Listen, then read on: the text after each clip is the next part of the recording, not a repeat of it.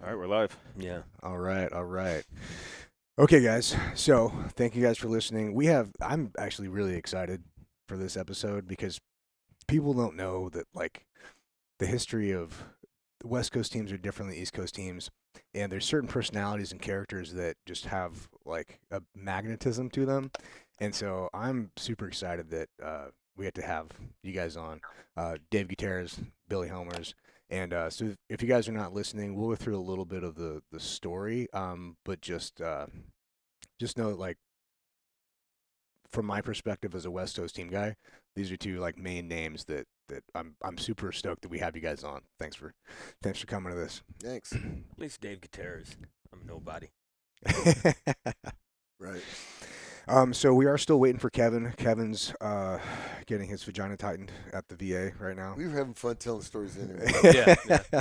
Yeah. He won't see the edit till it comes out anyway, so he won't know. He's going to be joining in probably half hour or something like that. So we're going to get the shit talking for Kevin out of the way till he joins us. But yeah, we normally kick it off with it's really just regular conversation, and then this episode we'll focus on you, Dave, just talking about start to finish what's going on in your life now. But I always find the most interesting thing is, like, the nature versus nurture piece.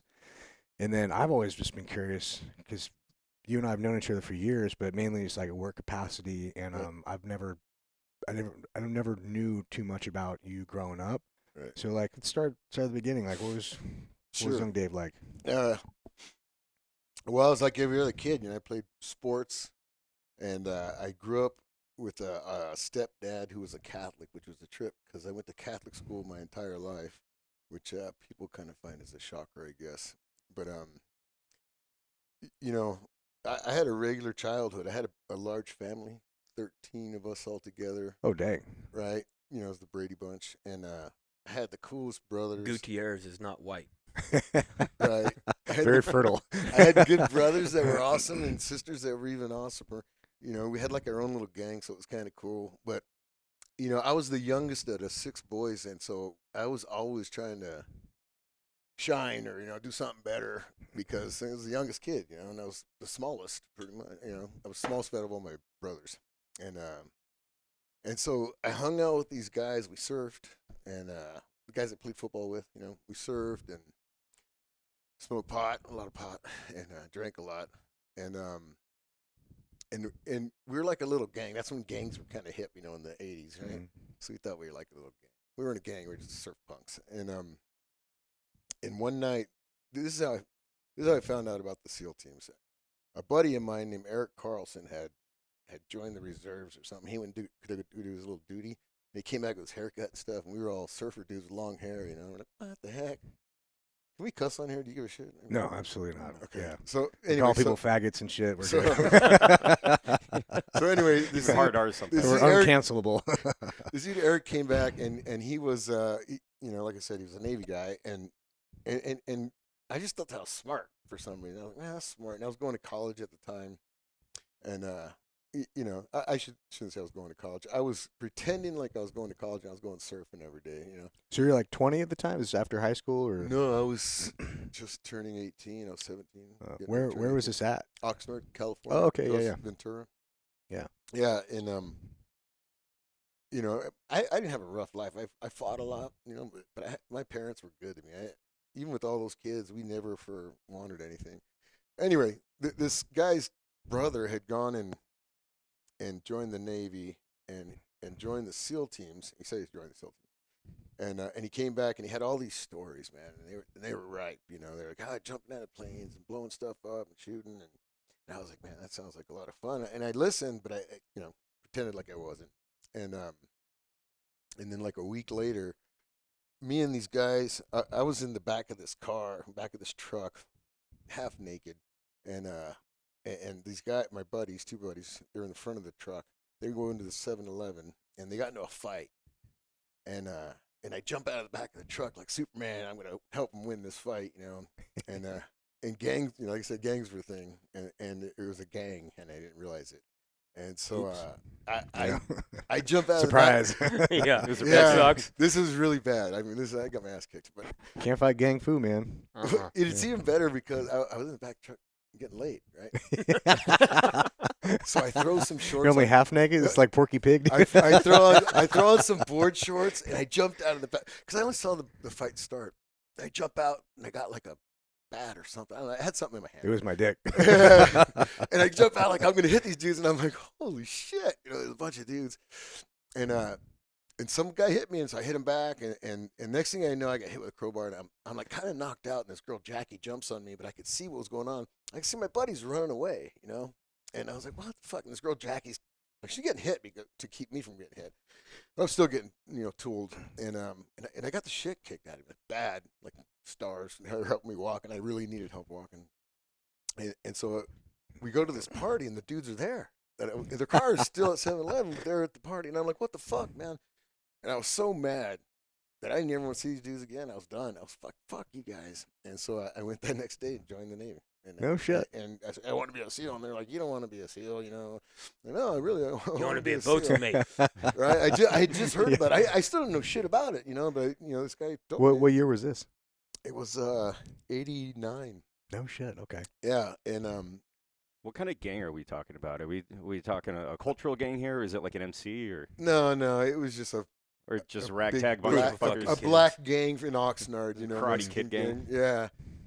They were they tooled me good, man. And yeah, God. If they're carrying a crowbar in a 7-Eleven, I'm sure they're ready for it. Yeah, that's like one of the worst beatdowns I've ever gotten in my life. I was hurt. Yeah, it doesn't sound good. No, man, Yeah. and that's how mad I was too. Like I did beat up one of the guys, but I was so mad at my friends because there was a whole party going on. Like the cavalry was a block away. Like, thanks, guys. And I got my ass kicked. We walked to this guy's house. One of the guys the guy who started the fight, we walked to his house. There's a party going on. Everybody's there, like all the guys I play football with, all these dudes, and no one came. It was just me and two chicks, and I was like, "What the fuck, man?" So I was done. I was like, "I'm out of here," Anyway, and so I joined the Navy, and I didn't know anything about the SEAL teams or anything. They put me in for gas turbine systems electrician school, So I went to that, and I was trying to run in the snow, but I couldn't run in the snow. Was that a SEAL source rating at the time? No. The recruiter didn't want me to be a SEAL. He's like, "You're never gonna make it," And so he put in a dive fair program, which I lucked out getting that.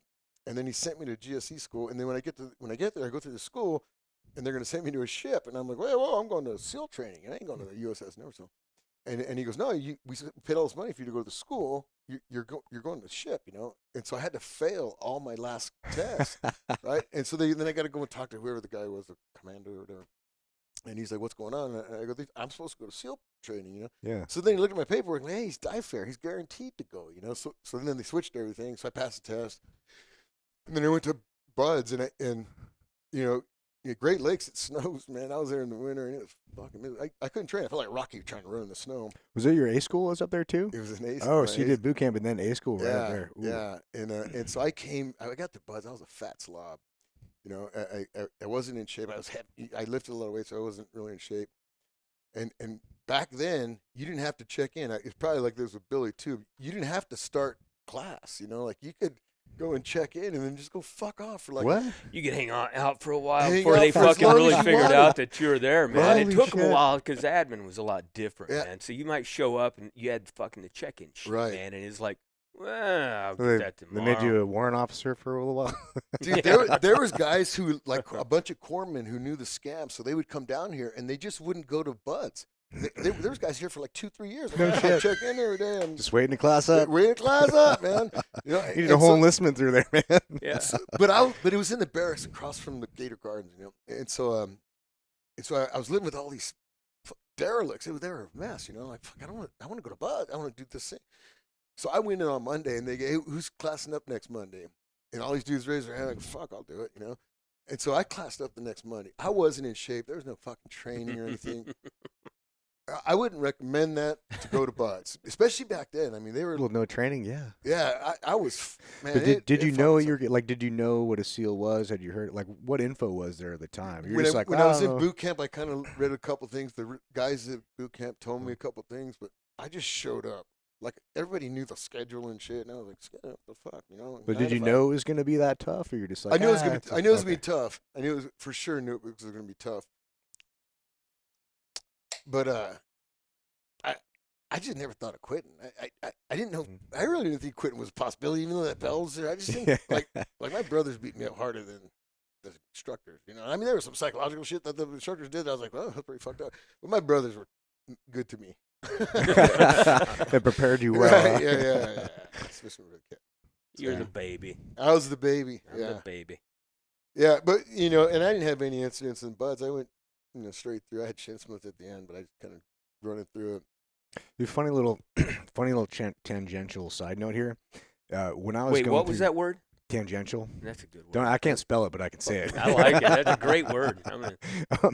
So when I was going through third phase, you were one of my instructors, Mhm. and I think you might have come in. I only remember you at the island. Maybe it was one of the first classes you taught. Right. And but you definitely like came in with a big personality. I'm like, I remember this motherfucker, you know. Right. And then when That was a good time, Bud's instructor, man. oh, Fuck, dude, good I time. had a great time. And then when I came back later as an instructor in third phase, you were a senior chief at the time. Yeah, so you're a Right. senior chief in charge of the phase. So I was again under you Right, as an instructor. That's That funny. was a wild time, man. Yeah. But yeah, anyway, I want to throw that in there because it's just a cool little anecdote. Right. Man, I learned how to be a professional drinker as a Bud's instructor. 'Cause I got away with so much, man. Oh my God, dude! I Right? definitely You were out there. We used to take like, what are those cases that we used to carry? The boxes, you know, we used Cruise to boxes. cruise box things. We used to take cruise boxes. Our students would take cruise boxes. Booze yeah, out we're not there. carrying anything. Well, they'd bring it out for their party, and we'd be like, yeah, it's for your party. They could tell there'd be one fucking bottle in it. Oh, that's right. Yeah, yeah. Sorry, guys. Sucks to I suck. don't know if I did that or everybody else did that. No, it was good. And then Mikey Sowers was Right. instructor. We had some wild times. I don't want to take away from your story. Let's No, let's, that let's was go good. chronological from there. Right. So you know, Buds is Buds. It's uneventful. You know, I didn't get rolled back. I made it through. I got fire in the gut in my class. Well, that's cool. I think Oh, it's did because my ya? name was Gut. You know, it's easy. Ah, made that's it easy to put on. It's better than Honor Man, though. You know, Right, right. Because people think Honor Man's an honor, and then It ain't an honor. and then you hear about the what's it called when something doesn't go well, like the Shitty? dubious honor or something like that, Right. where it's the opposite of a good thing. Where you You end know- up, the Honor Man curse. Oh, right. Yeah. You know, when I got fire in the gut, I was all stoked, man, because the way they explained it, it was like I motivated people, and I was that fire plug.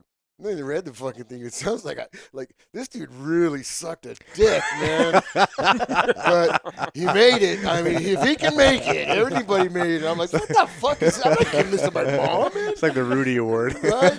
I'm like, fuck you, guys. Rudy Award. But when the instructors came, hey, you know, the guy who really motivated everybody, and I had a good time in third phase. I mean, it's Buds. Everybody goes through Buds, you know.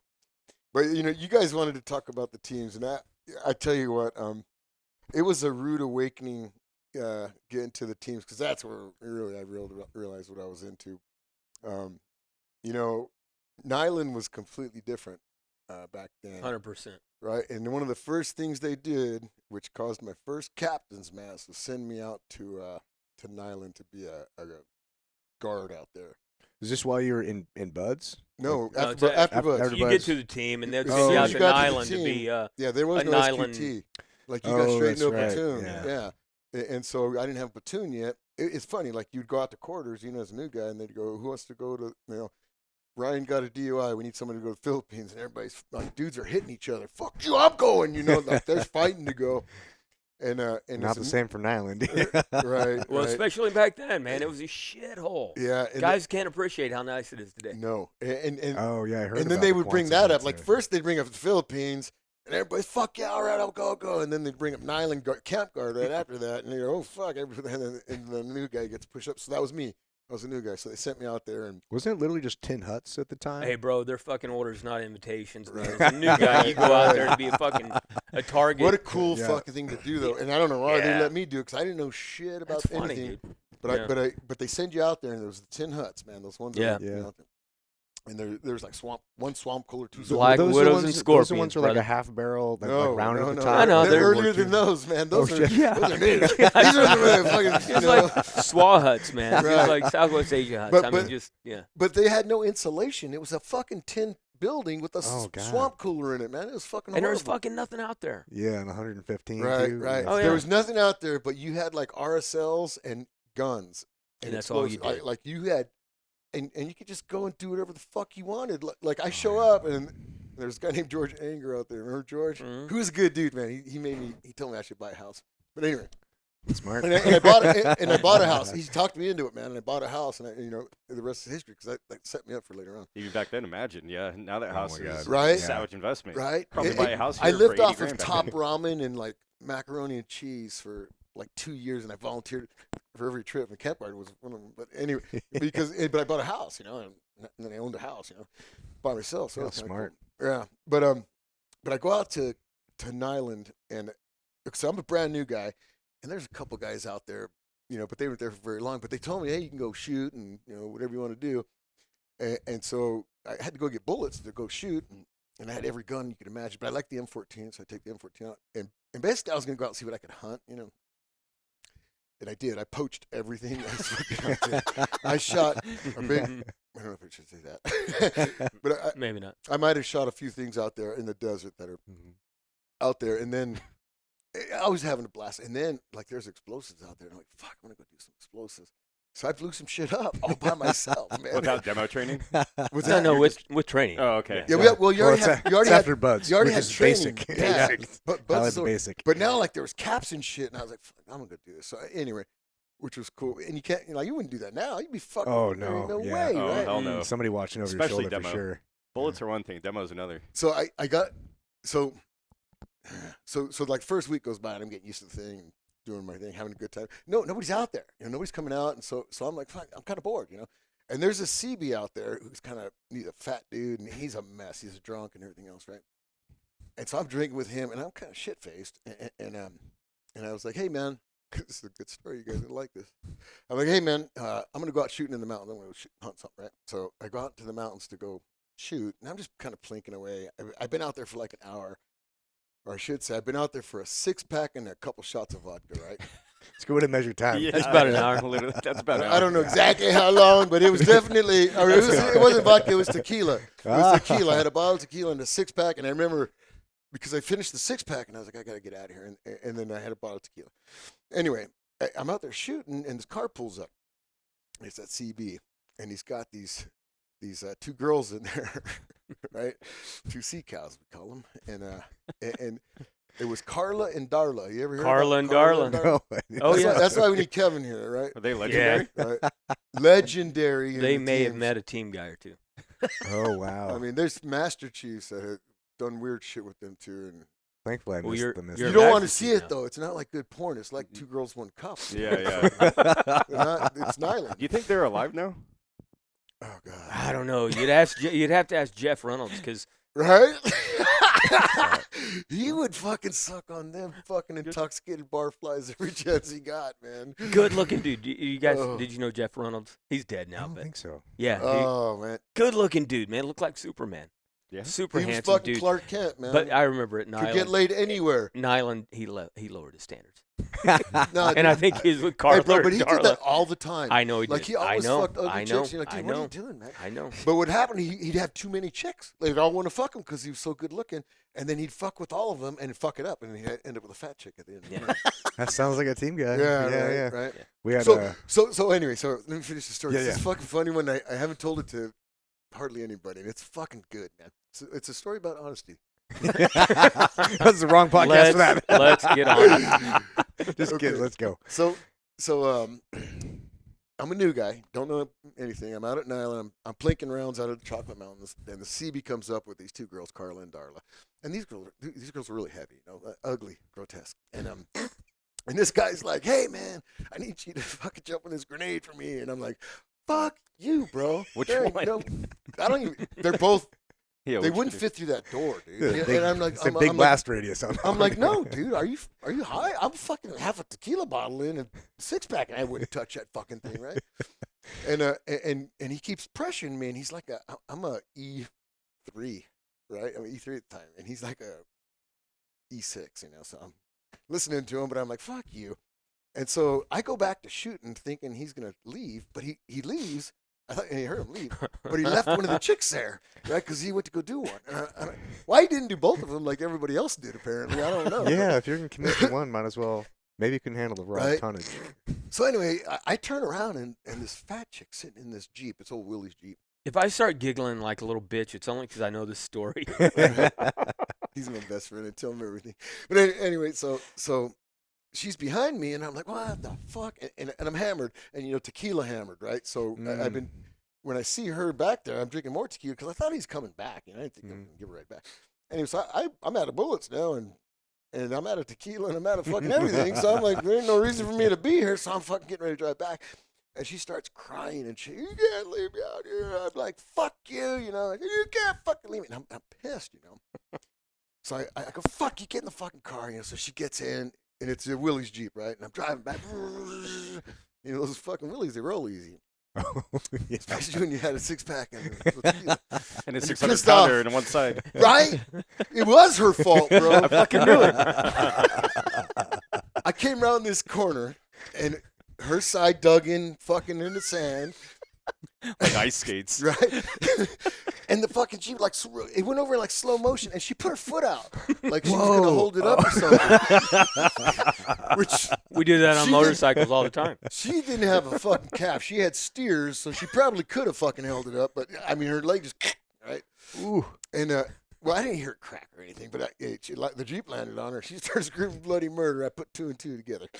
And and so I walk around, and I'm like, you fucker, I fucking told you. I push the Jeep off, and I'm pissed, man. And so I look at her, I'm drunk, I was a drinker at the time. And I'm like, I fucking told you, goddamn. I take off, and I go back. I go back to camp. And I didn't take the way that You're leaving her at the. I left her in the middle of the desert, bro. Gone. No umbrella, no water. And Is And this it's shattered nighttime? Is this leg. nighttime or daytime? it's almost dusk. Okay. But here's the fucked up thing. I didn't drive a straight line out. I don't know how he found me, first of all. I didn't drive a straight line out, but I definitely didn't drive a straight line back. You kind of see the camp, you're trying to stay on the, anyway. So I fucking go back, and they had a TV there that you could put a VCR, picture, and you watch TV. And so I'm watching TV, and I'm getting more drunk, just drinking. And the guy comes back at 9 o'clock at night, and he's like, hey, where's what's her face? And I'm like, fuck, I don't know. I forgot, This is horrible. And, She's definitely not alive anymore. That answers that And so- question. and so She's he's for the like, coyotes. he's like, what happened to her? What happened, whatever. And I'm like, I fucking told you, I'm not taking care of her. That's your fucking problem. She's out in the fucking desert. I left her in the desert. He's like, what the fuck? And I'm like, he's like, come help me get her. I'm like, no, fuck you. Go get her. I gotta watch a camp. So I'm a responsible person. I didn't watch the camera. So he fucking takes off, and he finds her, which I don't know how he fucking found her. And he wakes me up at 2 a.m. Again, I don't know why the fuck he woke me up, But he's like, hey man, she's okay. I'm like, all right. Thanks. Check. And then he started he made up this elaborate story about she was jumping in because there's no ambulance out there, so he had to get her in the car and drive her to the fire station, and then hit the fire alarm for the locals to come get her. And so the locals grabbed, and so he told her that he made up this whole story because he had been boning these girls and was doing all kinds of weird shit. And so he made up this whole elaborate story about her jumping in the canal and breaking her leg and everything. Oh, yeah. So I was like, okay, I'm a new guy, whatever. So I go back to work, I never thought about it a second time. And a couple months later, I think it was Tilly at the time. Somebody says, hey man, they want to talk to you in the office. And I'm like, okay. And I go in there, and they're like, hey, you roll a Jeep and crash it on somebody's leg? And I go, uh-oh, I'm sober now. that was drunk me. That's a different person. Yeah. And so I didn't know what to say, and I was a fucking new guy. I thought I was getting shit canned from the team. That was my main concern. And so I said, I said, well, I did. I rolled a Jeep on a girl, but I don't know if I should talk about this. I pretended like I had a lawyer. My lawyer said don't say anything about it. E3s ain't getting lawyers. Right? At least back right? then. Right? And I think I was talking to some legal officer who's supply or something. So I don't think I should talk Some to sea him. lawyer, yeah. Right? So I got my fucking lawyer, and so they made me go to captain's mast, right?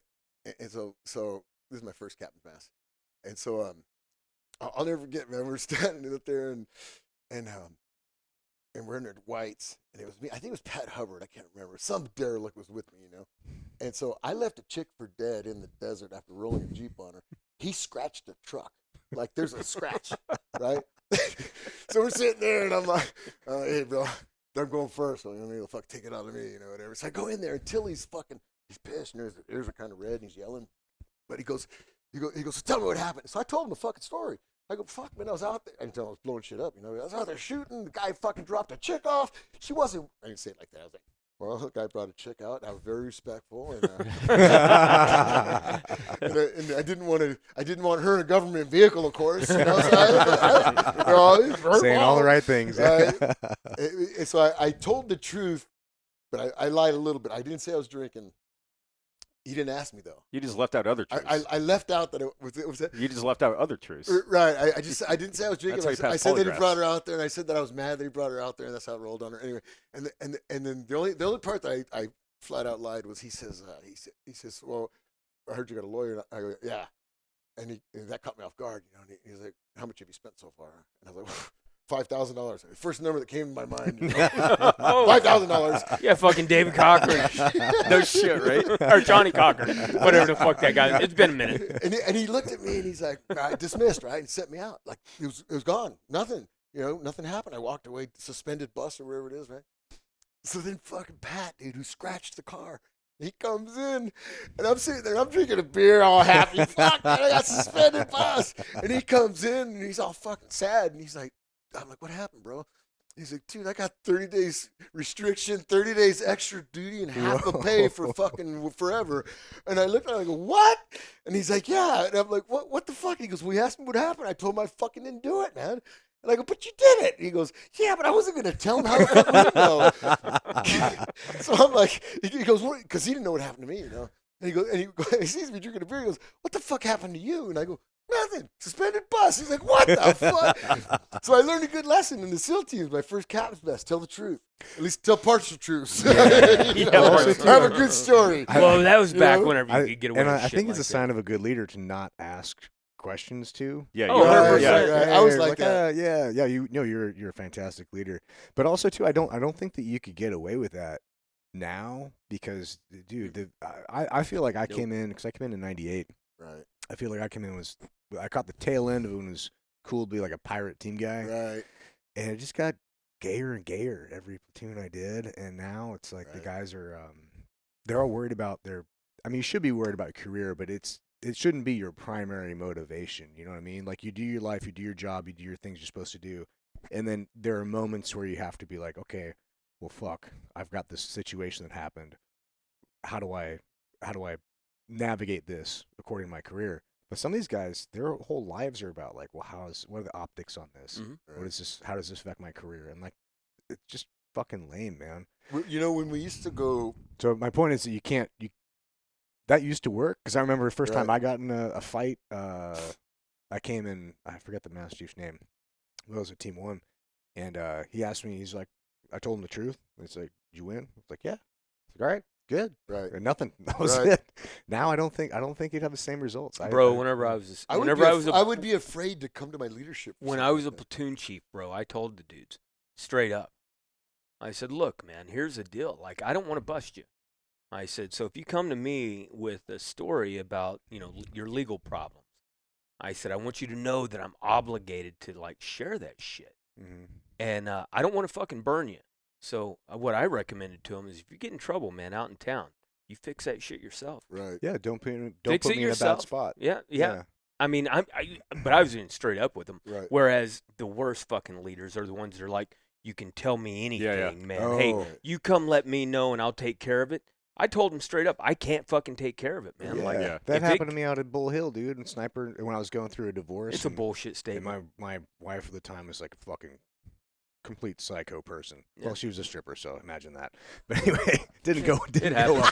It happens. But I'm out of Bull Hill, which is the sniper training course. Like a good deal training course you brought that for. You're hunting out there. It's a good thing. Yeah, but I'm not a hunter, and I didn't want to go. And I told him, it's like, hey, man, I'm going through like a fucking pretty nasty divorce. Like, it's pretty bad. Like, I want to stay here and handle this. I can't, like, I'd really rather not go to this course. And my head chef at the time was like, no, you got to go for whatever fucking reason. So I went. You were the sniper? Yeah. And there was open bar at Bull Hill. So I was like just drinking at the bar, and there's nothing to do, and I was like, all right, fine. And then I was getting wasted, and this one guy, I think he was like the chief or the senior chief that was up there with us, was talking to me about it. And like, he's like, yeah, it doesn't seem like you're really interested in all this stuff. I'm like, man, I'm not. Like, I'm going through a nasty fucking divorce. I got all this shit going on. Like, I don't even like hunting. Like, I'll shoot whatever, but like, I don't even fucking like. I'm not trying to bag a deer. I'm trying to get my fucking divorce handled. Right. And he's like, oh, tell me about that, this and that. And I started fucking bitching about shit. He literally had a notepad in it. You know, red flags you don't realize at the time. Right. I think, he's here to help me, whatever, you know. He's taking notes, he's a therapist. Yeah, right. He's going to help me out. Man. For sure. Yeah. Dr. Phil right here. Yeah, I didn't think about it. And then I had to go to a fucking Chiefs board.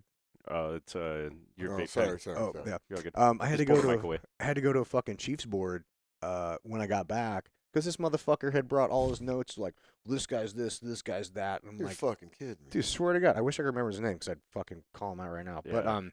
But anyway, there was some other chiefs on the board were actually asking questions. So like, well, did you tell your head chef that you didn't want to go to the Bull Hill? I'm like, yeah, I told him I'm in the middle of a nasty fucking divorce. Like, I'd really much rather stay here and do this. So it ended up being that they were like, I didn't get any trouble for it because I didn't do anything wrong. Of course. But they're like, it came down later that they were like, they had to have a conversation with my OIC. It's like, bro, the guy's going through a fucking divorce. Like, let him handle it. Yeah. Right. But anyway, fuck that guy that was taking notes to try to fucking get me served up to a Chiefs board. What a fucking piece of shit. Well, that's the difference. I mean, dudes get hemmed up for shit, man. And I was going to say, I think it started when we became our own rate. Well, it started before them. It got worse. You always had Blue Falcons, man. You had Blue Falcons all over the but when we place, became our own rate, like, then dudes were fucking stabbing each other in the back to make rank, you know? Yeah, it was 04, 05. I think that was about. Yeah. Well, it started in Y2K. And then it went, and I think it was kind of codified in like 03. Something like that. Yeah, I remember because I came over to be instructor 03, maybe in 04, and they changed the schoolhouse because the Buds was before that it was a school, but it wasn't a rating. Right. So there's a lot more lackadaisical. Not lackadaisical. It's very regimented, but not nearly as much as like when Big Navy came in. No, NETSI came in. Yeah, shit. yeah. I mean, it's a full course of instruction now, man. Yeah. But that's when team guys started. Like, dudes bro, were like, I gotta get an LPO slot. I gotta. Back in the day, how many fucking conversations did you have about becoming a source rating, like the Army? Mm-hmm. You know, they were all talking about that shit. Yeah. I mean, it started with uniforms, man. At Team 5, you know, we used to walk around the compound just in fucking UDTs and flip-flops. And then we got a chick on board, and then you had to start wearing a T-shirt. And then you had to start wearing a fucking your cami top with your UDT shorts. And then you have to fucking roll your sleeves up like the Army. See, that wasn't the Army. That's Marine Corps. Dude, we used to let our balls hang out because we wore these fucking Daisy Duke fucking UDTs. Yeah, the UDTs. Yeah. And this dude, remember Luck? He had that fucking crank on him. Yeah, he had a dick. This He dude can was like suck this his own tall, dick, I think. but he had a fucking crank on him, so we do circle Couldn't PTs. he suck it? I can't remember. I know Chance. No, that's one of them brothers. Chance Hughes fucking did the cargo strap to win a bet. Yeah, tried Wait, he cargo strapped his dick? his around his body. legs and his butt. So He tried to get. He never sucked his dick. Bro, it was like $20 a head So for the platoon. it was a bet if he could suck his own dick, and he had somebody cargo strap. No, him he so did it could get himself. extra. Yeah, he got himself in and He's cargo strapping himself to try to suck his own bro, dick. he couldn't get out. Did it work? He couldn't get out. I don't think he didn't get his dick. No, he lost the bet. He never got his dick in his It's mouth. probably because he got to do that and get hard at the same time. I don't He was fucking know. That's close hard, from what dude. I heard, but he couldn't get hard. And then he was stuck, and they wouldn't get him out. We could probably call Dano right now, and he'd tell us. Right. Fucking Right. Should have just removed a rib. Man, I had a good. I thought of a good story right before. What were we just talking about? we're talking about fucking the SO rate. No, That Sorber. fucking Sorber. Oh. The first chick at the SEAL team. Oh, This Luck. is great, bro. So they fucking they built bathrooms for her, right? And like nice bathrooms. She had like 8 stalls. I just realized you're at fucking Team 5 when she showed up. Yeah, Okay, yeah. all right. First chick. Was this the first chick at a SEAL team? Yep. Yeah. Well, I don't know. interesting. Was it a SEAL team or just SEAL Team 5? I don't know. Team 5. Yeah. I mean, I But don't know we if used to shower they may out- have had him at we 1 or used to 3. shower outside. Dude, we walked around naked. We didn't care. Yeah. And people would drive by. It did. Team 5 was a volleyball matter, team, man. you know? Like, Yeah. we fucking had shit to do. But then they had this girl coming, right? So they built this bathroom for her. So I had to clean out that whole fucking room, by the way, where they built her bathroom. They had a bunch of cool shit in there. I might have taken some of it, but it's like Marcinko posters and shit. Yeah. Kind of cool. Anyway, That's cool. so they built this bathroom for her, and we're pissed, man, because our bathroom was like, oh shit, about this size right here, right? Right, and we had 6 Yeah. showers in there, Yeah. and everybody like you're fucking I showered touching, outside, bro. You're touching dicks trying to fucking shower, right? And It's like a that's closet. where we man. hazed the guys, you know. Anyway, and she had this fucking big ass fucking shower, and it was nice. Yeah. So every morning, me, Frank Embry, Tim Tafauti, Frank Embry. and all, you know, we were meatheads. We're always lifting, you know, in there Yep. early in the morning. And our toilets sucked. We had 5 stalls or something, but they fucking sucked. Piss all over them. Anyway, so we go in her stalls, man. They're nice, Yeah. pink, brand new, and we take these big fucking heifers, man. So you guys are the first transgenders in the team. First Pretty one. much, yeah. Well, no, I no. guess so. I only Chris I- Beck I ain't only jumping on this. Nothing on it. He's a I only dude again. became a girl to use the bathroom. And we would have that's- used her shower too, and her showers were nice. But anyway, we'd leave the shits in the toilet. So, you know, It's payment. big fucking, like, so 8 Welcome. stalls would have 8 big heifers in it. And poor girl, man, she'd come in to go to use the bathroom. They're just full. And so she finally ends up, like, Anaconda staring at her. yeah, from the right? toilet. So she ends up ratting us out to the dude who married her, Thompson, right? XO. He was the XO. He ended up marrying her, yeah. Fuck, you're But then, right. anyway, she rats us out to the XO, and he comes out. He's like, "God damn you, motherfucker! Don't use that shitter anymore." And we still did it. Like we knew he was fucking her, so we didn't really care. Yeah. Kind of negates it. yeah. So we kept shitting in there. Negates and- Shit Like about it, yeah. we take showers in there, but you don't really leave pubic hairs. You'd have to pull them out, leave them in there. We do that shit. Like, throw them all over the place. We were dicks, man. We were total dicks. Bro, women in the team Right. areas were the fucking worst, man. Yeah.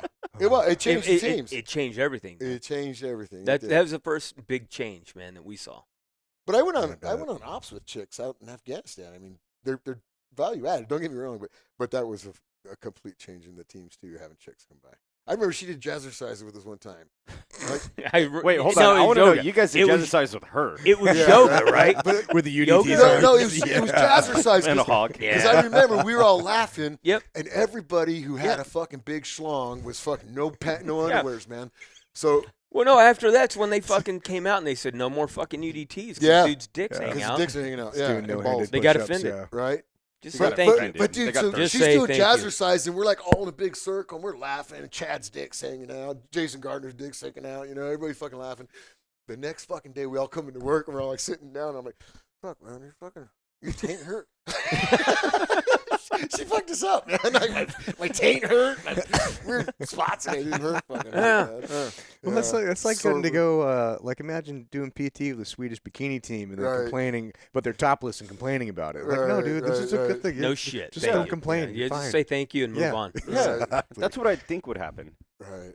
No, man, they changed up everything. It fucked up everything. But we were bad to the girls too, man. Like that one girl worked in the supply. Everybody, not only did everybody fuck her, but you know, Yeah. everybody was fucking dicks to her. Dude, this is a good story. So I was staying with the guy in Imperial Beach, and I don't want to say his name because he's around still, but I'll never forget, man. I go to walk in. Remember the IV place that Daniel Gerhardt stayed at? Everybody lived there. Right on the beach, always floated every year. Anyway, The old plank? it's right behind the old plant. Oh, okay, yeah. It's Yeah, where that's where every- Jeff lives. He I think still every li- team he- guy yeah. lived in there one place Yeah. at one point. And I go to pick this guy up, and he, you know, a guy comes to the door and he's like, whoa, you know, hey, yeah, let's go, yeah, let's go. And I'm like, what's the fight, bro? No, we're cool. You know, and it's like Wednesday, you know, so I'm like, let's have a beer. He's like, no, man, we gotta go. I'm like, no, bro, I knew something was up. You know he's got a fat chick in there. I knew it, bro. I Yeah. knew it. And I wanted to see you, right? So I go inside and I'm talking, making small talk, and I'm trying to get to the back bedroom. He's like full cock blockula, you know, not gonna do it. And I'm like, oh shit, I'm gonna check this out anyway. So I go in there, I bust in, and there's no chick in there, right? But there's this fucking wet spot on the bed. It's like fucking as big as this table. And there's fucking pubes in there and shit. And I'm like, dude, what the fuck? And he's like, oh yeah, some chick from last night. And I'm like, dude, you knocked the bottom out. I'm all proud, you know. And then we were getting ready to leave, and I heard a noise. And I'm like, whoa, what was that? She fit in the closet. No, she didn't. She did not fit in there. I fucking grabbed that door. Wow! So I wanted to see her naked. Didn't want to get a chance to They were a fire time to that react. sucker open. Yeah. And Oh, and it was at Teresa. Was that her name? Remember Teresa? I thought it started with a fucking L when you said it. Yeah, I got got a it damn down. I don't good remember. memory. Black curly hair. Yep. Big. Yeah. Kind of big girl. Yeah. Anyway, yeah. And Yep. she like She hit the fucking gold mine, man. yeah. Oh yeah, yeah. Yeah. She walked out, put her stuff on her head. Sorry. Or Welcome she to the peed on his teams. bed. So Okay. wait, this bar, it was behind the plank. Yeah, no, it's a No, house. it's a house. right It's next still to there, the man. Oh, Right about, okay. go to the plank. Look behind there towards Okay. Ocean. That's where it's at. That's where all the team guys Yeah. live. That's where at one Jeff point. Payne fucking lost his boa Like, constrictor in his his fucking house snake? because big old fucking snake. What He- is a hippo hiding in the Oh, bathroom? he- and is then it a that boa same constrictor place swimming where- around. Steve Hines cut his Dr. in half? Doolittle over there. No, Steve Hines was living over here, dude. When he cut everything, he cut his Did fucking. you know Steve Hines? Oh yeah, he was the crack commander at fucking Island. No. Oh, yeah. Yeah, he the was. crack guy. Oh, this is a great story though. Tell the story. This is Yeah. awesome. He was Oh. getting a divorce from get his that mic wife. up. He was getting a divorce from his wife. And he came home and she was telling him how she's going to take half of everything. And he got all fucking pissed off. And his snake was in the aquarium. And Well, he goes, took a fucking chainsaw and Yeah. started cutting all his furniture in half. but he did this. But he did the aquarium with a samurai sword. Or No something. way. For a fact. Yeah. I did a platoon with Steve, man. He- Yeah. Dude, I heard a story about Steve, and let me know. I'll tell you a story, and then let me know if it's true or not, or maybe parts of it are true. So I Is he heard. alive? Yeah, Oh, I don't dude. know if I should tell some of the story. I know. Me too. Oh no, this is not a bad story. This is No. My this is a good story's on him. I got some. So the story I heard, because we're at an island and this dude is like famous for making people clean. We all know this for the Well, see, listeners. that's not Steve Hines that we know. No. right. Yeah. No, No, yeah. I'm sure. That's Steve. But Hunt, my interactions with Steve, He's a Nazi. we all know how fucking huge this guy is. He's fucking what is he 6'3", 270 or something like that. Like Yeah. maybe I was He's a younger big and boy. smaller. No, he he's a looked big something boy. big, but he's He's a pretty massive dude. And he's always got this stern look on his face. He's just like, you don't know if he's going to say hi or kill you. It's Yep. like, oh my God, that's Steve Hines. And so he's got this lore about him. And I remember I heard the story about him, and I don't tell me what's true and not true about this. So I heard that when he checked into a team, That's true. he had not gone through buds. He was a tech. That's true. And he's checking into a team, but because of the way he looked, they just assumed he was a team guy. So Yeah. they put him in a platoon, and he had gone through a couple weeks or couple months of all this stuff, and they were up in the bird getting ready to jump, and they're like, No, They're that okay. Go ahead. okay. I'm not gonna So stop. you tell until- me, tell me after I know the story, tell me the parts Yeah. of this are true and not true. So the story that I heard was that they were up in the bird and circling, and they're like, not free fall, but static line, and they're like, all right, we ready? He's like, how do you do this? They're like, what are you talking about? Like, didn't you go to jump school? He's like, what's jump school? Like, Yeah. wait, Close. when did you go through Close, buds? yeah. Yeah. He's like, what's buds? Yeah. Yeah. They're like, hold the fuck on. It's- So they're like, hold on, this guy that we've been training up for this long has never even gone through buds. So they basically That was in a fast- platoon. Yeah, That's it's a in team. platoon. Yeah, This is then they- probably why they created the S shops. yeah, But he- then but they he already- then they fast tracked him and then put him like, motherfucker, you got to go to buds. But So he had did, already went through. jumped. He had No, already, it wasn't jumping. It was diving. Was it no, diving? But he had So what- so already what's the jumped. real- He'd already he already jumped. had jump The- wings. Sorry, I was gonna move my No mic. way. Yeah, he'd already gone out and jumped. They Jumped put him on a Nyland? fucking. He was my free fall But instructor. how do you get jump He wings? told me this story. How do you get jump wings without going through Because he did Benning? 10 jumps. Benning? No, No, with the not team. at Benning, dude. At the team, it used to be Yeah, different, you just bro. get at your team. As a team, you do your 10 jumps. And Yeah. Yeah. No shit. So free he fall, actually the free did all fall, that. the free fall course. So it was free fall school that he nay, did. nay. No. No. Okay, so tell No, me the real story. What he of was- that story is wrong and what's? It was Yes, combat sir. swimmer. Yeah. They were doing combat swimmer, and But everybody he, but he actually did go through 10 jumps at the well, team he without had his jump being- wings. That was Yeah. That's they were fucking laughing Yeah, about that. He was able So to he jump got out away the with fucking- all that. He figured that shit out. He's like, oh, this is Yeah. cool being in a team. Right. This shit ain't hard. All right, Yeah. so the No, story, he thought he was a SEAL too. Okay. yeah, all the right. story I got that he's like, he just was checking in. He's like, man, they really demand a lot out of guys. Right, This right. command. Well, so He, Go ahead, he, Bud. he couldn't put the dragger together. That's what Yeah, it was. right. And his chief was like, "What the fuck, man? What Bud student does know how to put a dragger together?" And he was like, "I'm not a Bud student." That's Yeah, how that's they how it fit- went that's how down. they No fit. it, Combat very swimmer. similar. But yeah, he showed up. He's a fucking tech. He ended up Yeah, being shit. fucking hanging out with dudes, Right. getting like thrown into training or a platoon or whatever the Right. fuck. And yeah, no, he made it through jump. He went out and he jumped with the guys. I that really like hope a he whole rectified his DD-214 before he got out. He had already fucking done that, man. No, Oh no, he went back and became a team guy. Yeah, he It was went to like, Bucks. Okay, and he's then- another Yeah, legendary. Did, no. he, did they even have to go through the schools? Or did they just Yeah. sign him a fucking diploma? No. He went to Buds. Yeah, he they, went they to sent Buds. him through buds. Yeah, no, they went. He's a crazy dude. Maybe been stabbed like 20 times. Yeah, and he's just a fucking. Yeah, He's a wild man. mean. He just. I hear he's not like that anymore. I heard he's like See, you. isn't that Is crazy? he on the ayahuasca did he train? find God? I think he may have. It's either Shut God or up. ayahuasca. There's no way. Yeah, Found yeah. God? He may have. That would be the weirdest thing. He may have, and he That may would not be be the weirdest drinking thing. anymore. Holy He's shit. fucking a nutcase. Man. Isn't He's that fucking, cool though, he's dude? a beautiful He human. needed But it though. whenever I was going through jump school, he was one of my free fall instructors. He's like, one time I had a goddamn opening and it's so hard, ripped my fucking tattoos off. I'm like, ooh, that's a hard opening. Hey, so I was living in the Philippines, right, with the SEAL teams. We were deployed out there, and you know the town, right? And there's this little guy who walks around, especially when the ships are in, and he's got this monkey.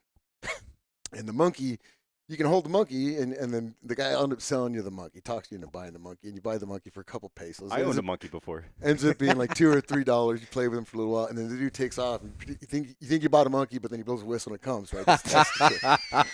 Right? But Hangover. I'd seen this dude do Yeah. this thing a million fucking times, right? So I'm like, okay.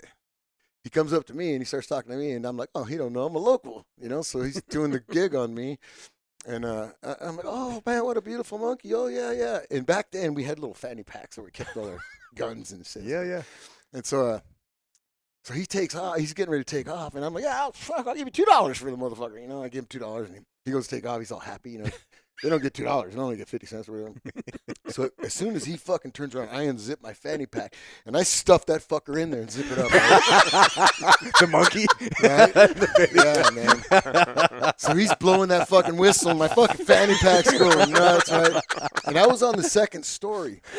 So he had gone downstairs, and this bar, the Rock Lobster, it was the Rock Lobster. The Rock Lobster. It had Oh, a- that was in Barrio. It Yeah. had a fireman's pole. Yeah, so that's you, Barrio. So if you got in a fight, a team guy on it. So if you got in a fight, you can go and get out the No fireman's shit. pole, slide down, and get out of there, right?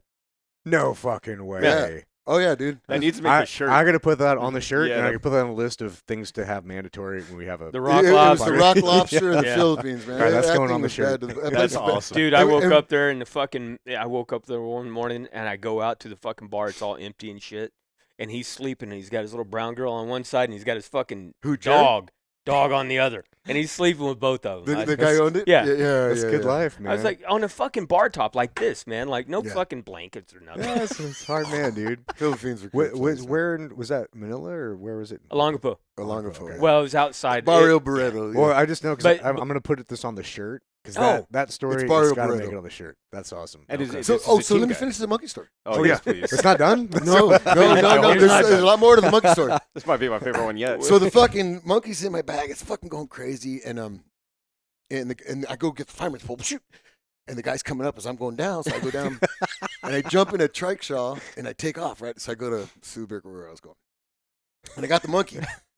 I'm into the town now, right? It's a couple miles away, so. Is the monkey freaking out the whole time, or is he? No, it like, calms calm down once a you little bit? can't hear the whistle, you know? Oh, okay. So now I think I went to McSci back to McSci because Yeah. I remember I was in a bar down there. Anyway, so I got the monkey, right? It's fucking cool. Everybody's like, I'm hip, man. I got a monkey, my own monkey, right? I got a couple of monkey stories. I'm gonna tell you another one after this. This is good. But anyway, so you know, everybody wants to hold the monkey, but the monkey is I'm its boss now, right, or whatever. You're the monkey commander. So it won't leave me, right? But it'll leave me like if you had some food, it'll come get the food and then it'll come back, right? So everybody's feeding the fucking monkey, Oh, I love right? You see where this is going? Yeah, the I monkey's do. got a shit, it. I right? do. So I'm like, fuck. Take it to Team 5. So I got it in my room, and like the first night, it doesn't shit on my bed. It sleeps with me, right? It's our little nest. But it'll go shit on my roommate's bed, right? So I don't want to tell you who it was, but it shit on his fucking pillow, and I'm like, fuck. Because I saw that it was like a white pillow and a perfect shit right in the middle of it. Right? Soft serve. Perfect little emoji. So I get rid of the shit. This is how fucked up it was. I get rid of the shit, and then I just flip the pillow over. Problem solved, dude. That's it. So, I don't want to Oh tell you my because God. Steve Hines is still alive. But anyway. Anyway. Just show Sasquatch. I'm texting him right now. We're Arms underneath. So So this goes on for like a couple days. And I keep shitting on his bed, right? Not on the pillow, but on the bed. I'm putting a diaper on it. I got a little 550 on its foot so it can't get off the bed, but it's got fingers. It ties a shit. Anyway, so it's shitting everywhere except for my fucking bed, and so this goes on for a couple days. And finally, I come home and I'm gonna get killed by my roommate. He's fucking pissed. But I want to take this monkey home, I'm thinking, I'm a new guy. I'm going to get this fucking thing in a cruise box and get it home. So, because it's a cool little monkey. And so I come home. So we worked out every day. You went to work from 9 o'clock to like 10 or 11. Yeah. And then you went and worked out. Oh, and then you went and partied all fucking night. There was nothing going on. And so that's what I did. I came home and I noticed that the monkey wasn't there. I'm like, fuck. I looked all around and I looked for shit, and there was no shit on the bed. So I'm like, fuck, what happened? I figured my roommate finally got pissed off and got rid of it, right? So I take a shower and like get dressed, and then I go to the fridge to get a beer, and out runs the fucking monkey, man. And this fucker's cold, so he's running all over the room. He ain't going any part of me now. He's fucking heat me up, man. And so I grab him, and he's still alive, but he's fucking hypothermic. He's like, what the fuck? Blue lips, blue little monkey lips. Right? So this poor fucking monkey. Can they get you for cruelty to animals? No. Okay. No, statute of limitations. Right, So it's in the Philippines. Right. A So long anyway, time ago. so then the next day, same thing happens, and I'm like, okay, he's in the fridge again, right? So I look in the fridge, he's not in the fridge. And I go to take a shit. I got to take a shit. And so I lift up the fucking toilet, and he's all fucking taped up. Like a new guy just sitting there. He's in the fucking toilet with, They taped the monkey up with his hands behind his because, back. Oh my God. because if he was by himself, he'd untie himself and shit everywhere. Then Mount Pinatubo went up, so all bets were off. Well, they put him in the right spot for his activities. Dude, I never heard that story before. I love that. The monkey That's story? I crazy. never heard that before. So hold on, Or what it's really ended up fucked up. happening to the monkey? And also, what was his name? I know you had to have named it by now. I don't even remember its name. I think I just called it monkey. You remember everybody else's name from 40 years ago, except Bro, for your pet monkey. I have the worst memory on earth. He's I don't know just- about I that. don't even know He's what I just called monkey. that monkey. There's only one Just monkey. monkey. So the It dude, wasn't a real long the relationship. dude never came back or anything. The for him? monkey? No, the guy. Oh, he didn't know where he was at, probably. Yeah, the whistle. Oh yeah, I saw that guy. He had more monkeys. Yeah. He never asked you like, hey, bro, what about I Where don't, happened- think, what I don't what think happened he to George? recognized me. I don't know, man. I don't know why. All you white people look the same. Yeah, right. Same out there. Fuck you, yeah. round eye.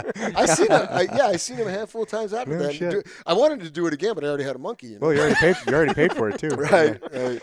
So That's what another happened? thing. I couldn't leave the monkey in the room when I go out partying. Oh, You would shit. have got another one. That's how Planet of the Apes 1 would have gotten Right. started. Right. Just against the SEAL teams. They're like grabbing MP5s. Get You're just issued- like, fuck you. get You want to lock issued- me in the fridge? Right. Get issued. Bro, more these monkey. guys, these guys, when I was at the certain time in my career, I was in charge of these guys, and they had a monkey in their camp in the Philippines. I was somewhere else. I went to go see them later, but anyway, they taught her how to smoke. Pretty cool, So, I think I've heard about right? this. Did you? And then Do you know Rob Smith? Smitty. Yeah, I know Smitty. He Rob told Smith? me. He told me. I guess he used to wear 2 watches. Now he owns like Resco. But he told me this story about a monkey smoking. So carry on. Right. I hope it's the same one. Well, this has a tragic end. I know. So does it. Right? So you do know? Yeah. no. Okay. Yeah. Oh no. Yeah. Well, they taught it how to smoke, but then the fuckers taught it how to light a fucking cigarette, and so it knew how to do matches and a lighter. So like, I get this call, and they're like, "Hey, man, camp caught on fire." I'm like, "What do you mean the camp caught on fire? What the fuck?" And then so I hear through the grapevine, fucking monkeys walking around, this fucking arsonist, And I'm like, and I don't get mad about a lot of shit.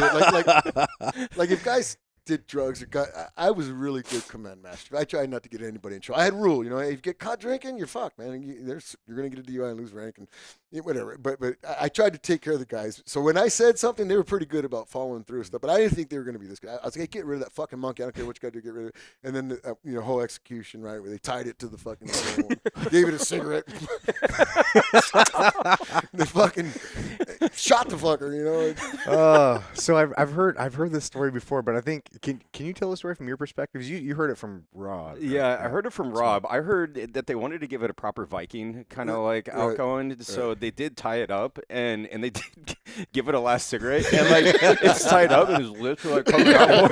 Right. Yeah, and they light it up, and then they just push it out like on the water. And then he told me, I don't remember if they added in any demo, but I think they shot it like with a 338 or 300 or something like that, and just like hosed it out there, and then just let it disappear. Right, yeah. This is quick. Yeah. That's probably. I heard they shot it out, and they tied it up and shot it in the cigarette. I heard all that. I didn't hear about the sitting it out. But that's Mr. Kent sounds is like here. what they were going on. That's a good. That's a good. Man, that's a good fucking story. Okay, so yeah, so it sounds like Kent's here. Yeah. So you guys want to take a break? Because our turkey. Yes, Yeah. let's take it. Yeah, I got to let's take a do it. piss. Take a break. All right. Perfect. All right, so we're back from the break, and Kevin is back from the gynecologist. So ready. You should put that on the other side so that this camera gets your good side. No, I don't have a good side. That's my fucking problem, dude. I'm just waiting to lean back on this thing and just go ass over Right. fucking Tico. we in a second. reinforced it. It's good. It's, Yeah. Happened. Look, it's reinforced. I with a don't want to say fucking- it's Kevin proof, but it's better than it was.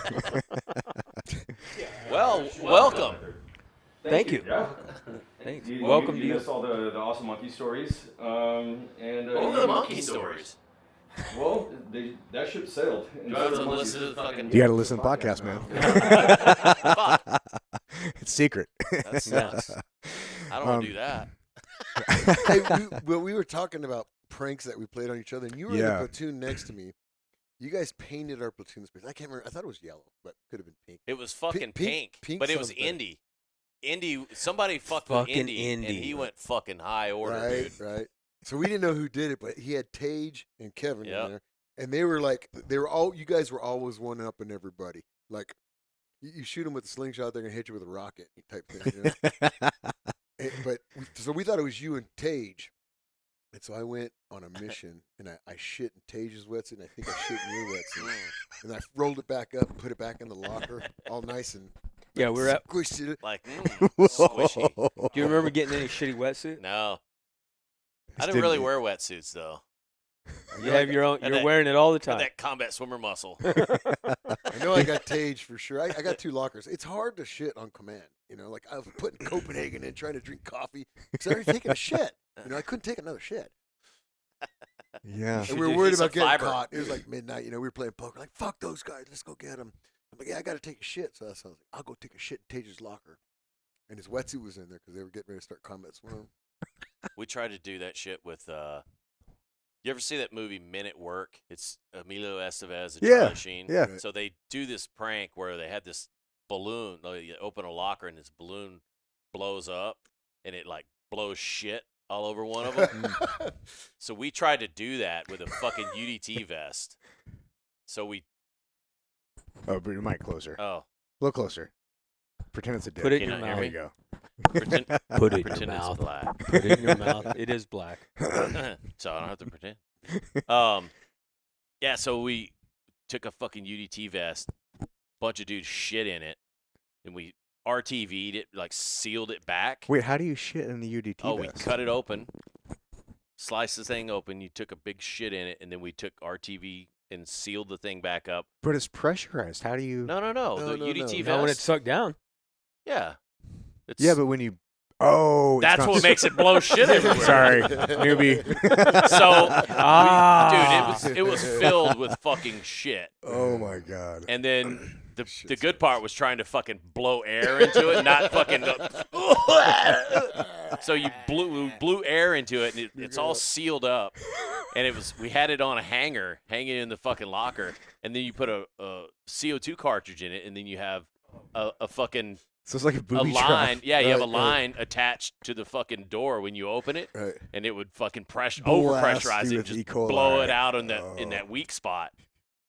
Oh my god. And I'm trying to remember who we did it to. It was somebody in our platoon. It was somebody that went to free fall school that didn't have to like do combat swimmer or some shit. It was like a good deal. And It's a fair trade. yeah, Yeah, always. it Don't never ever leave a platoon and leave. Ever. it never Fucking worked though. ever. So I actually no, I think we had to go. That's what it was. It was a trip to Kodiak. It wasn't a combat swimmer. So we came back from Kodiak, and the dude had never been in to like check his locker or anything.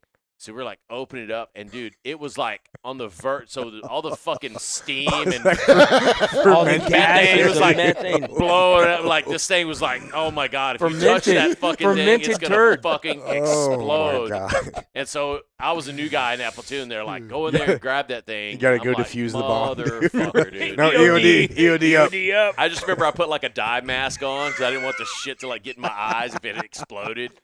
Well, like, Get a sty. dude, I like took the thing and like threw it in a like dumpster.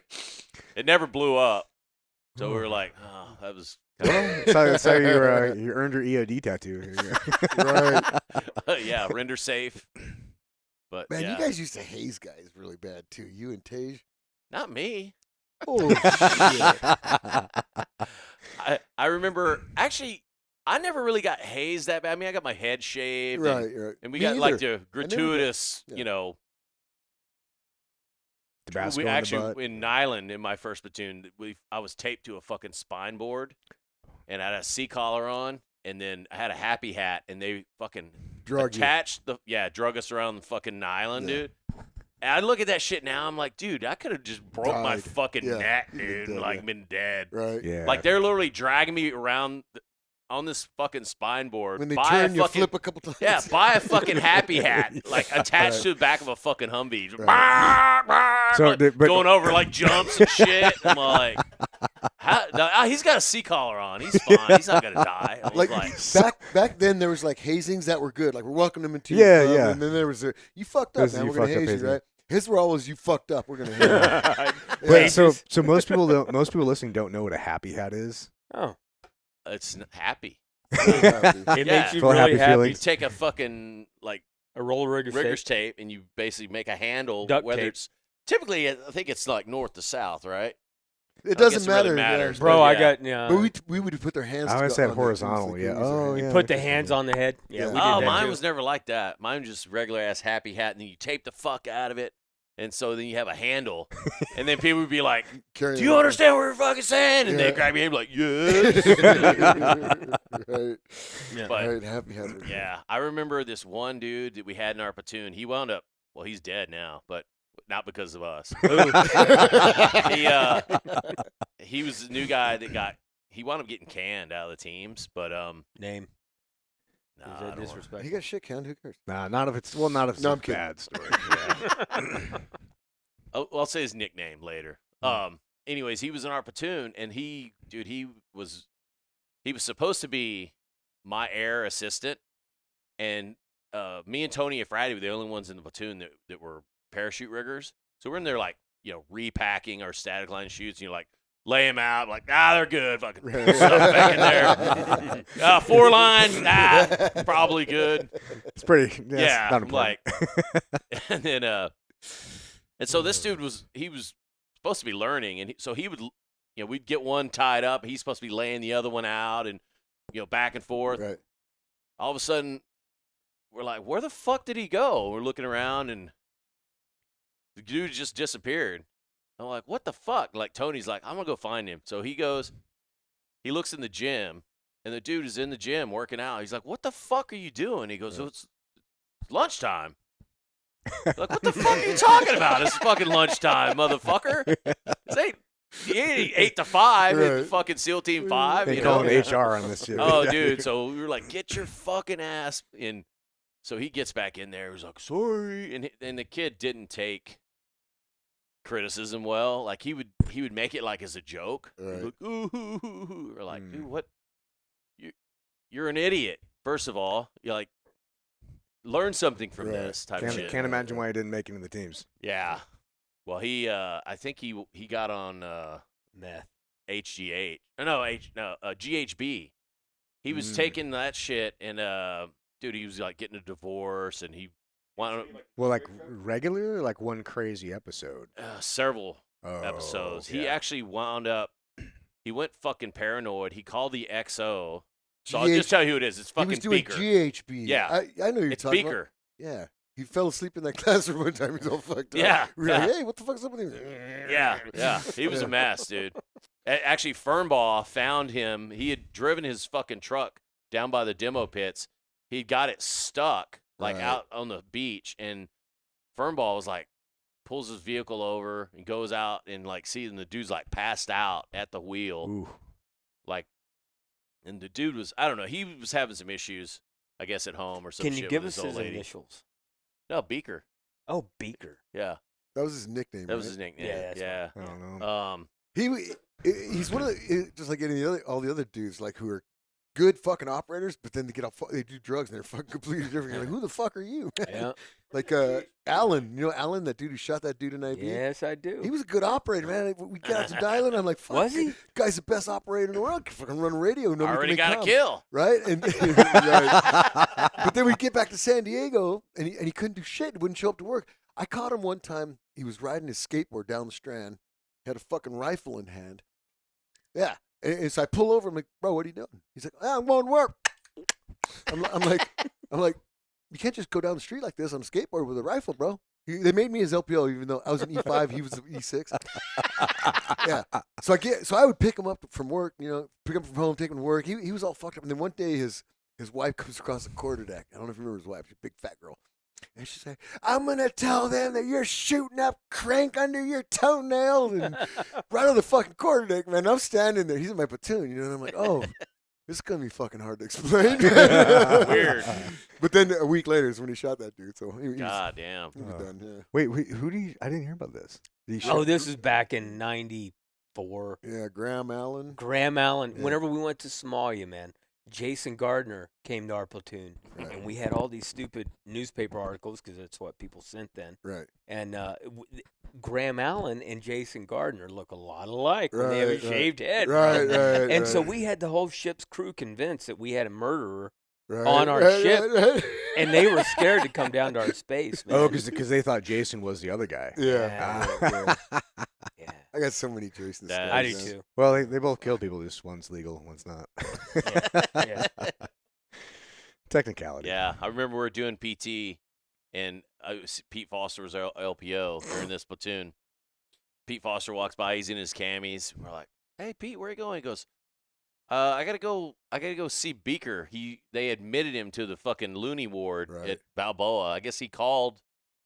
I'm trying to remember who the XO was at the time at Team 5. It Right. was it wasn't Washable, but it was who was after Washable. Anyways, doesn't matter. Hmm. Calls the XO and goes, "Hey, I know you've been spying on me," and like went like full paranoid. And they Right. literally they sent him to the loony bin at fucking Balboa, and Wow. Pete had to go like visit him and was like, and then that started his downward spiral of Right. okay, he's not going to be in the teams anymore. Yeah. Yeah, that was a Not rough good- one. It's not a good look. But Dudes go then hard apparently when they he do that went shit. and fucking he did a bunch of contracting and shit and was overseas like crushing it. Like Really? nobody ever told him that his bird got pulled and or maybe there was no follow through. I mean, I know team guys that would get shit canned and they're like, well, we don't really need to document it. Let's just kick him out of the teams. And, Right. But Wow. Yeah. they get out and they're like, no, my bird was never pulled. Here's my Right. DD-214. They're like, Yeah. okay. Right. Not- That's the difference between teams back then and teams now. Yeah. It's a big difference, Yeah. for sure. Well, not knowing, there was gonna be a war a few years later Right. where dudes are Right. gonna be like chomped the bit to go down range. Like, oh, this dude said he's a Navy SEAL, he's got the DD-214, Yeah. but Tage actually ran into him in Oh, really? Afghanistan. He's like, oh, dude, same old Beaker, man. He's Really? just like, you fucking moron. Well, now he's got more money to fucking piss away. Right. And, Yeah. less oversight. He was a train wreck. He I don't know how he died. He died somehow. Oh, I guarantee it's probably no D. Yeah, I'm not sure, but So we need another intro. what's that? I said we need another intro. Oh, to Kevin? Yeah. Oh no, we're continuing this one. So I wanted to get into. We're not on Bill yet. We're gonna do maybe 1.5. Nick, what do you think? You're the producer of this fucking show? Ryan's just like, waiting "Oh, me." No. So I was thinking we can do whatever, but I was thinking we'd continue on some of these funny stories now that Kevin's back, and then because I know there's a bunch of stuff we want to talk about as well, and then once that winds down, then we do Billy, so we can start from like the ground up on that. You got to start from the really, very beginning. The where I very start, ground up. where I start talking about you. But You're I gonna know- come back up, buddy. Nice. Yeah. From the ground up. So it might be a good time to segue where because how long has it been since you had a drink? 7 years. Almost 8. Yeah. Man. So in this podcast, we do a lot of drinking. Liberty Risk. I mean, our logo has a fucking bottle of Jack in it. It's a big part Speaking of booze, kinda what we're it's doing. like the- Oh yeah. Get yourself a glass there. I teased you. Kevin Kent is the reason I quit drinking. Probably. Hey, you know, it's actually a cool story. It's about Bill Moulder, and I don't. Oh, shit. I don't fucking ever tell the story. Yeah. So that's actually a good one. It's a good segue. I hope I don't cry. I love Bill. Oh, Anyway, I got something for you. so Bill Moulder, you don't know him. You know Bill. I just met him the other day actually. Yeah. No, he's dead. No, he's Oh wait, dead. I met a Yeah. different If you met him, good luck. So, Last oh, time I saw you, you gave me that. you were crying. He was crying. Bitch, No, baby. Bill Moulder, I did a platoon with him, and he was in my sister platoon with Kevin. And we were always working together. I recruited him from my platoon, and we did a couple. Who the fuck did I meet then? I think we did. I think me and Bill did 3 platoons together, so we're tight, and real tight. Anyway, I loved that dude, and even as a SEAL, and I thought I was pretty talented. I always looked at Bill like he was a bad motherfucker. Because he was just G.I. Joe, built for the shit. You know, his body, the way he thought. He could fucking shoot, move, communicate. He could do it all. This is not the guy I met. So And dude, the dude was always fucking squared away too. Right. He was a little older. I mean, not older than you, obviously. You're fucking old, but but he was older than the average guy coming through. yeah. So more mature. But Yeah. he was just a fucking stud. Like, if you ever imagined a SEAL being a SEAL, you'd go, that's a SEAL. You know, he was that guy. And this is the fucking crazy thing, right? So I'm home. I've been boozing for fucking ever, you know. And I'm definitely at this point in my life a professional drinker. You know, like I would drink a fifth and, you know, tumbler in the morning. I was pretty hardcore. like every day. You were like, good at it. Every day. Oh wow, yeah. Or Yeah, bad. I went to Admiral's Mass, shit faced. I went to, yeah. Dang. I was I drunk. mean, at even getting to Admiral's Mass is pretty good. Like, Right. that's a whole other story. right. And I got to Admiral's Mass for drinking. It Uh, was because I poured more than I should in a drink, and that's why I went to interesting. Admiral's Mass. Okay. Well, one let's of my Admiral's let's Mass. revisit that one. What? I might have had another one. That's a whole nother story. We don't want to talk All about right, we that. gotta his revisit most favorite, his most favorite Admiral's Mass. Yeah, Tom Green, man, Eddie Gallagher's buddy, right? Oh, shit. Yeah, you know, I was gonna beat up Tom Green.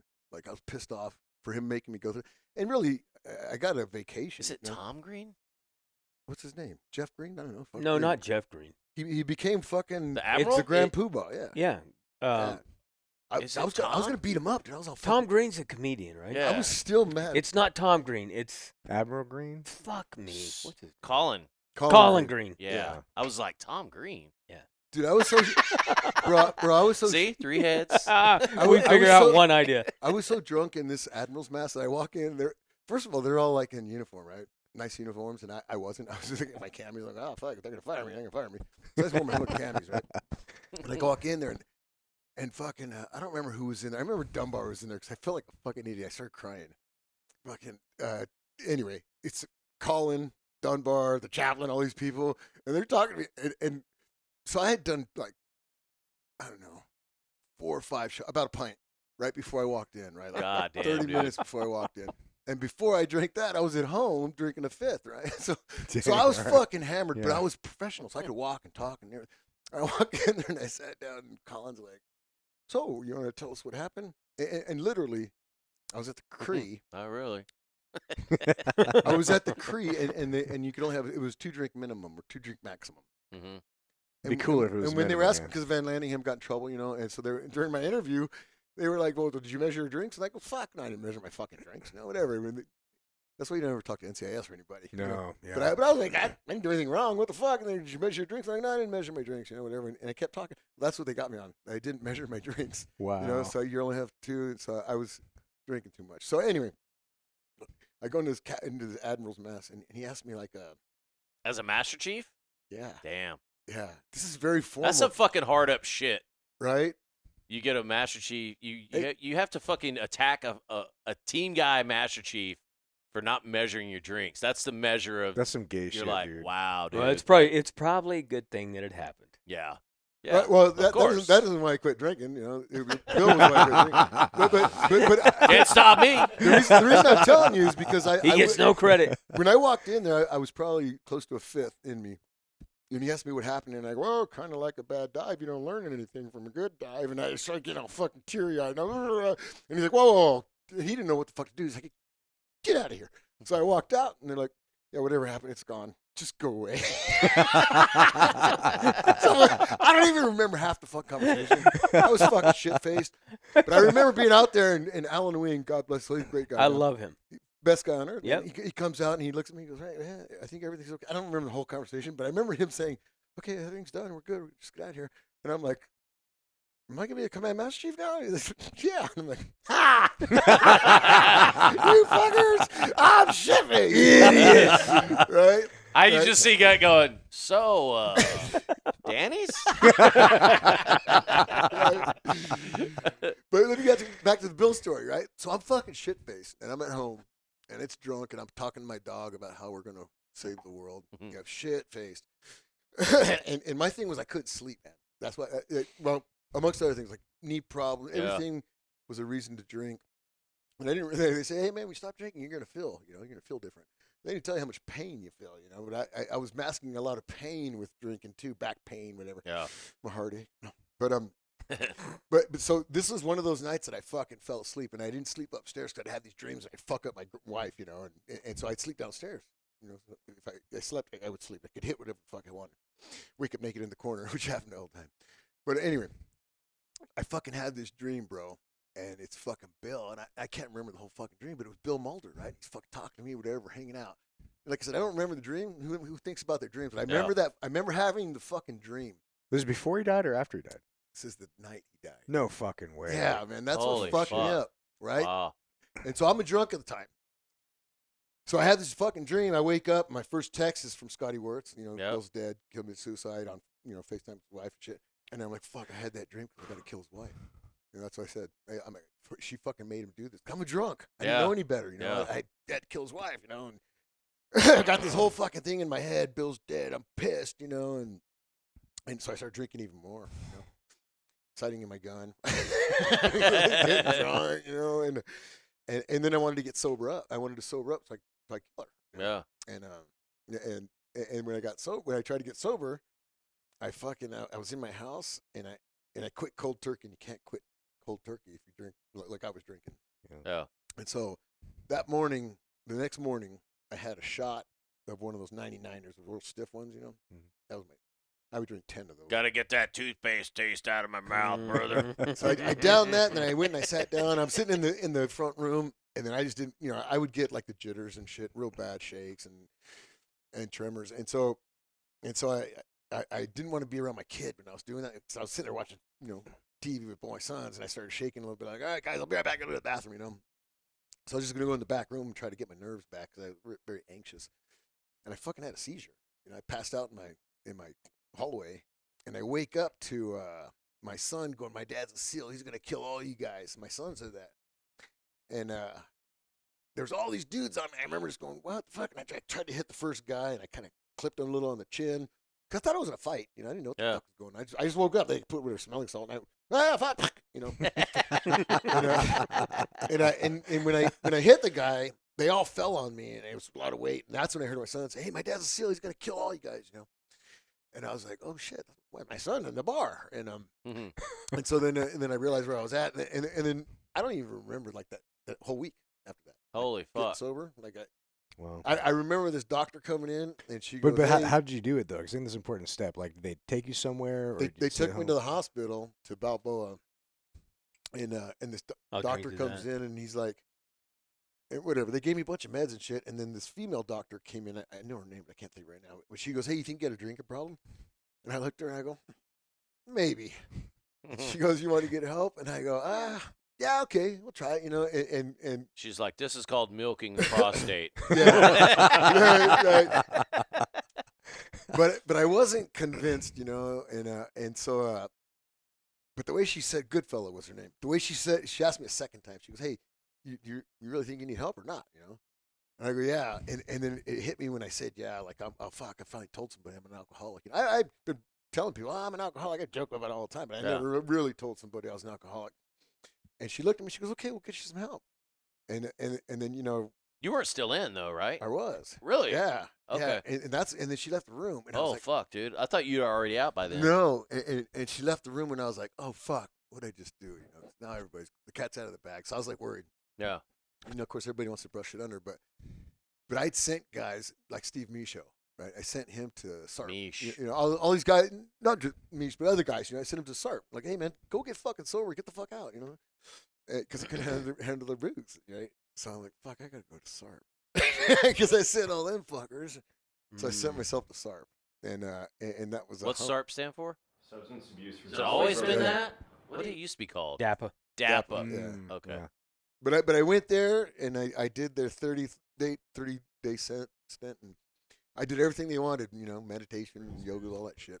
And I still I wanted to quit drinking at that point because for about 4 years. Once you stop operating, man, like once you start actually operating, like when I would go on ops with guys, I was the third wheel, I was like a senior chief or a master chief. Yeah. I'm the guy out there trying to get some kills in, it was just, for me, it felt ridiculous. Like if I had a master chief coming out there, I'd be like, fuck you. And I would take the shit jobs too, man. I'd be like, hey, Yeah. I'll be your fucking sniper. I'll go hanging out over there and let him shoot somebody, but I still feel like a shitbag, So that's what really started my fucking pounding beers because I was like, it's over. Like, especially when we were new guys. Yeah. That was a good time. I mean, when there wasn't a war going on, we had fucking fun. The Philippines, Australia. Dude, that's the shit that kills me. Like, Right. and I'm not trying to disparage like any of the team guys that are in now that Right. that feel the need to get out because I think there's a level of at least being in. I mean, when I came in the teams, like you guys, Right. you, Dano, fucking. I mean, all the older fucking. He's calling us older. We were like a year older. Yeah, you were, Like 6 yeah. months. I was 157. He's like 5'9". Woo! Fucking old guy. Notches in my back. Oh, but guy. there were team guys that I was like really looked up to. You Right. fucking, I remember because Dowling was my roommate, Mm-hmm. and he was in that platoon with you guys Mhm. in hotel platoon. And dude, it was like, I remember he would always be like, dude, let's go down to IB. I'm like, IB? I'm like, fuck that. We lived in PB. Right. I'm like, why the fuck do I want to go down to IB? Right. And he'd be like, no, man, we go down there and fucking hang out with all the dudes from my platoon. We'll go down there and drink and shit. And I remember I never wanted to go down there because, like, from one of the biggest things was where we parked in front of our fucking apartment in PB. Like, we'd get there, do the cannonball run back to PB at, like, noon on Friday. Right, so you get a parking so you spot. get a parking spot, and then your Yeah. vehicle will sit there all fucking weekend you're gonna because lose it. you're going to lose that fucker. But I just remember Payne came out drinking with us one time, and it was me. To PB? To PB. Wow, he's outside his Oh, element. dude. Right. And it was like He's me. an IB boy. Remember Darren Locke? Of course. Darren, like, So Darren, Dowling, it was a whole bunch of fucking dudes. We go out in PB. So, of course, we're trying to impress fucking Payne, the old guy. right. And, dude, we're just fucking drinking, buying beers, doing shots and shit, like, doing the same old shit, Yeah. fucking. And I mean, we're probably fucking passed out by fucking like 8 o'clock at night. Like, Jeff's you just know. And Jeff's just getting warmed Yeah, up, yeah. motherfucker. Well, dude, I just remember. Hey, butthead. Yeah. I just remember coming out of my bedroom. It's like, probably wasn't even, it was probably early as fuck in the morning because I probably still got like 8 hours of sleep. Right. It's like 6 in the morning going, what? Fuck, man, we must have went to bed really early. And I just remember Payne's crashed out on the couch. And he's sitting there. Well, he's not crashed. He's sitting at the fucking couch. And there's this shitty coffee table we had. And there's a bottle of fucking Jim Beam sitting on the fucking table. Oh, he And moved he's up? sitting there and he's, He moved up. yeah. Well, it was our house. Roger that. Yeah.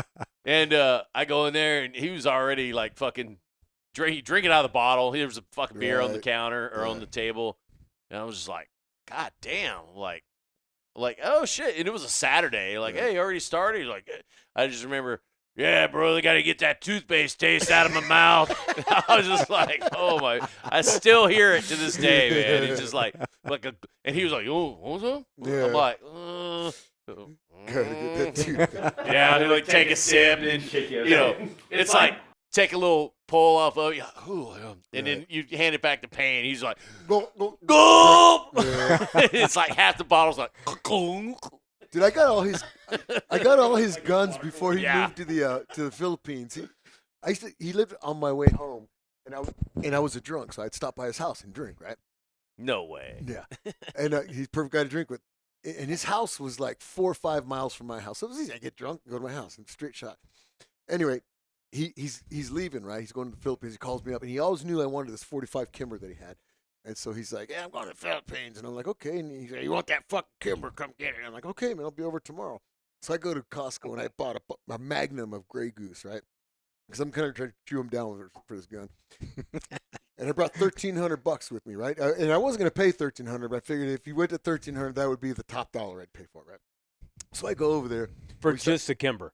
Yeah, it's a good gun. Yeah, I know. Oh yeah. So we're out there and we're drinking, and this Magnum was halfway gone by now, and I'm like, okay, he's got to have at least a buzz now, so I'll try to start working him. So are we gonna do this deal or what? He's like rah, rah. And he takes me in the back room, and he has all of his guns laid out: shotguns, rifles, pistols, compound bows, everything. And Slingshot.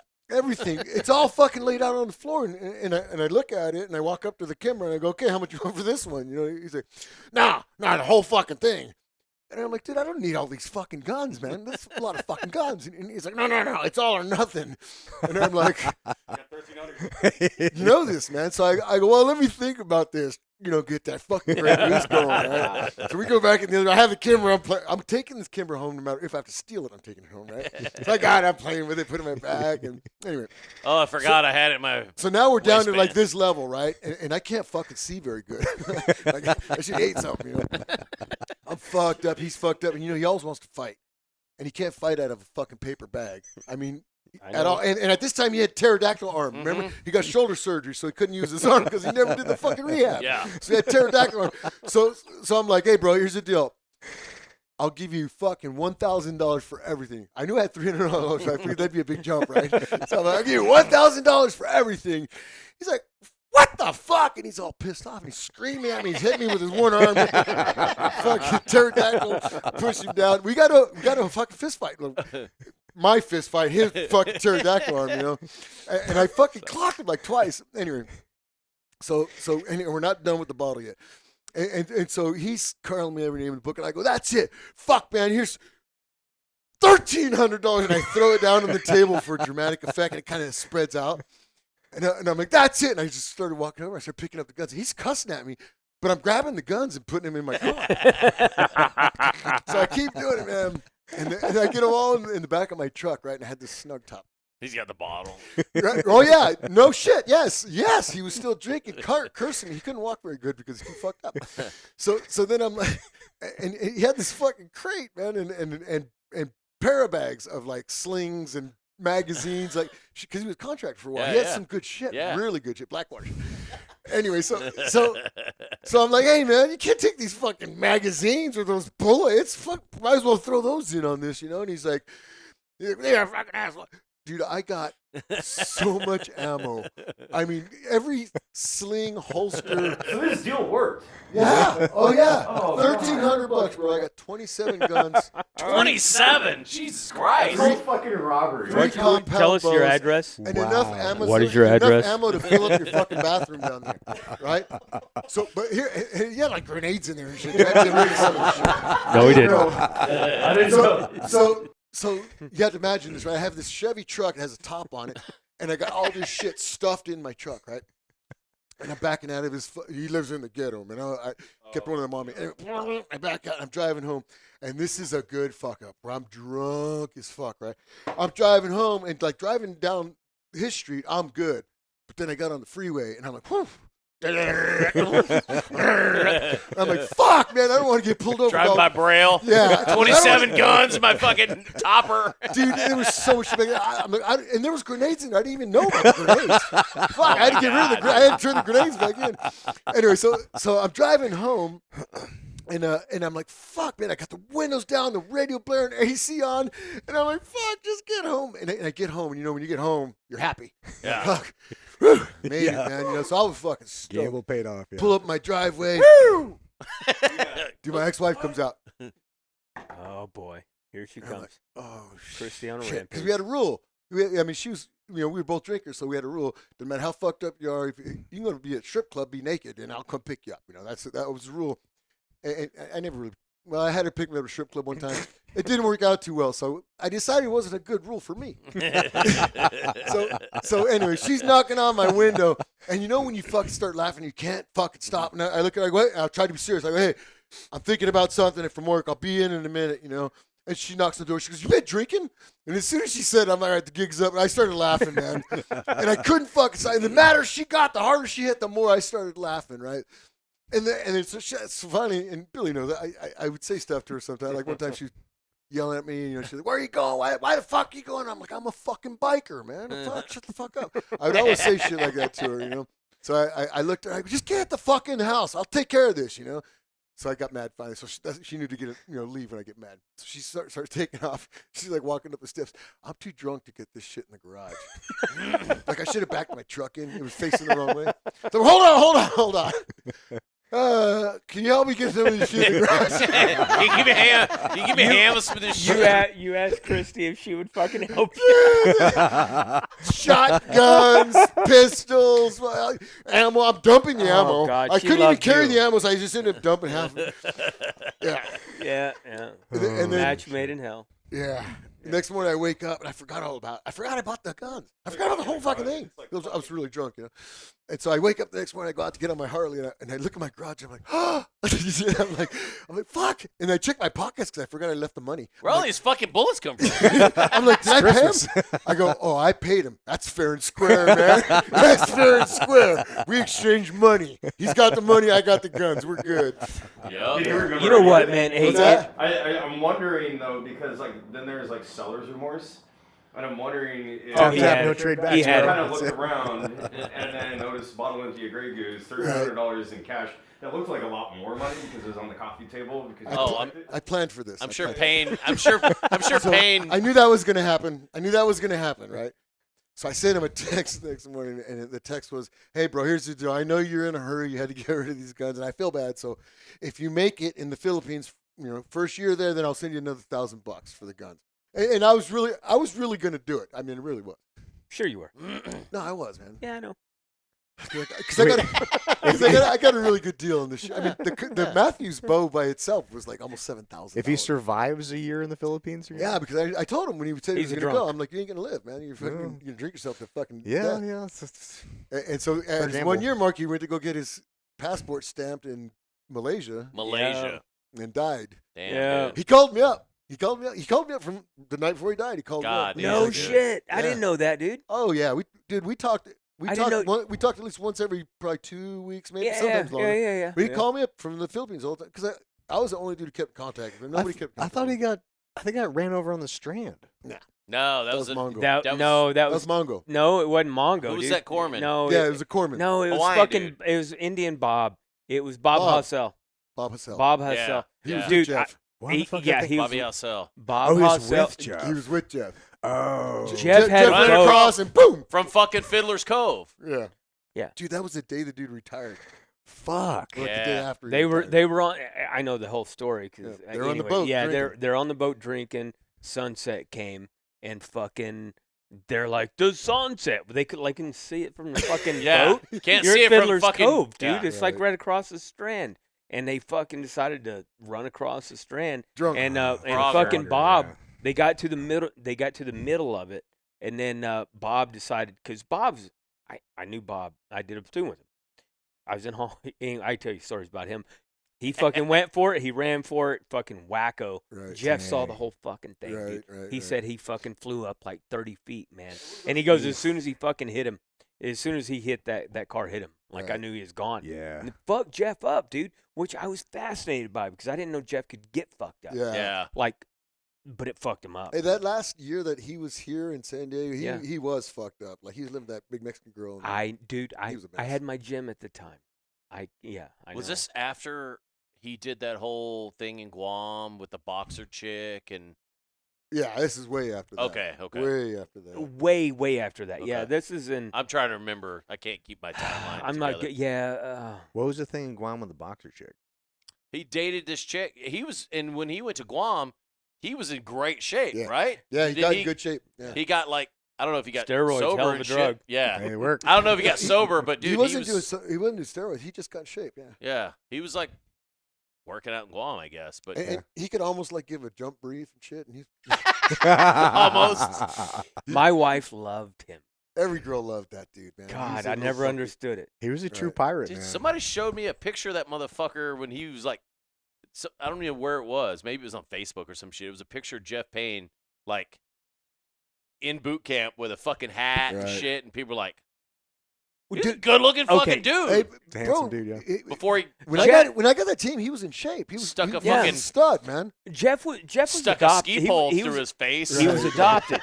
He was Yeah. adopted. His family's fucking like a squared away normal family. When I met, well, I'll tell you later on. but Yeah. When Jeff was a fucking pirate, but like the DNA runs deep, right? Like Yeah. no matter nature how versus good your nurture, family yeah. is, like he was adopted, Right. and he's a fucking. Hey, you guys.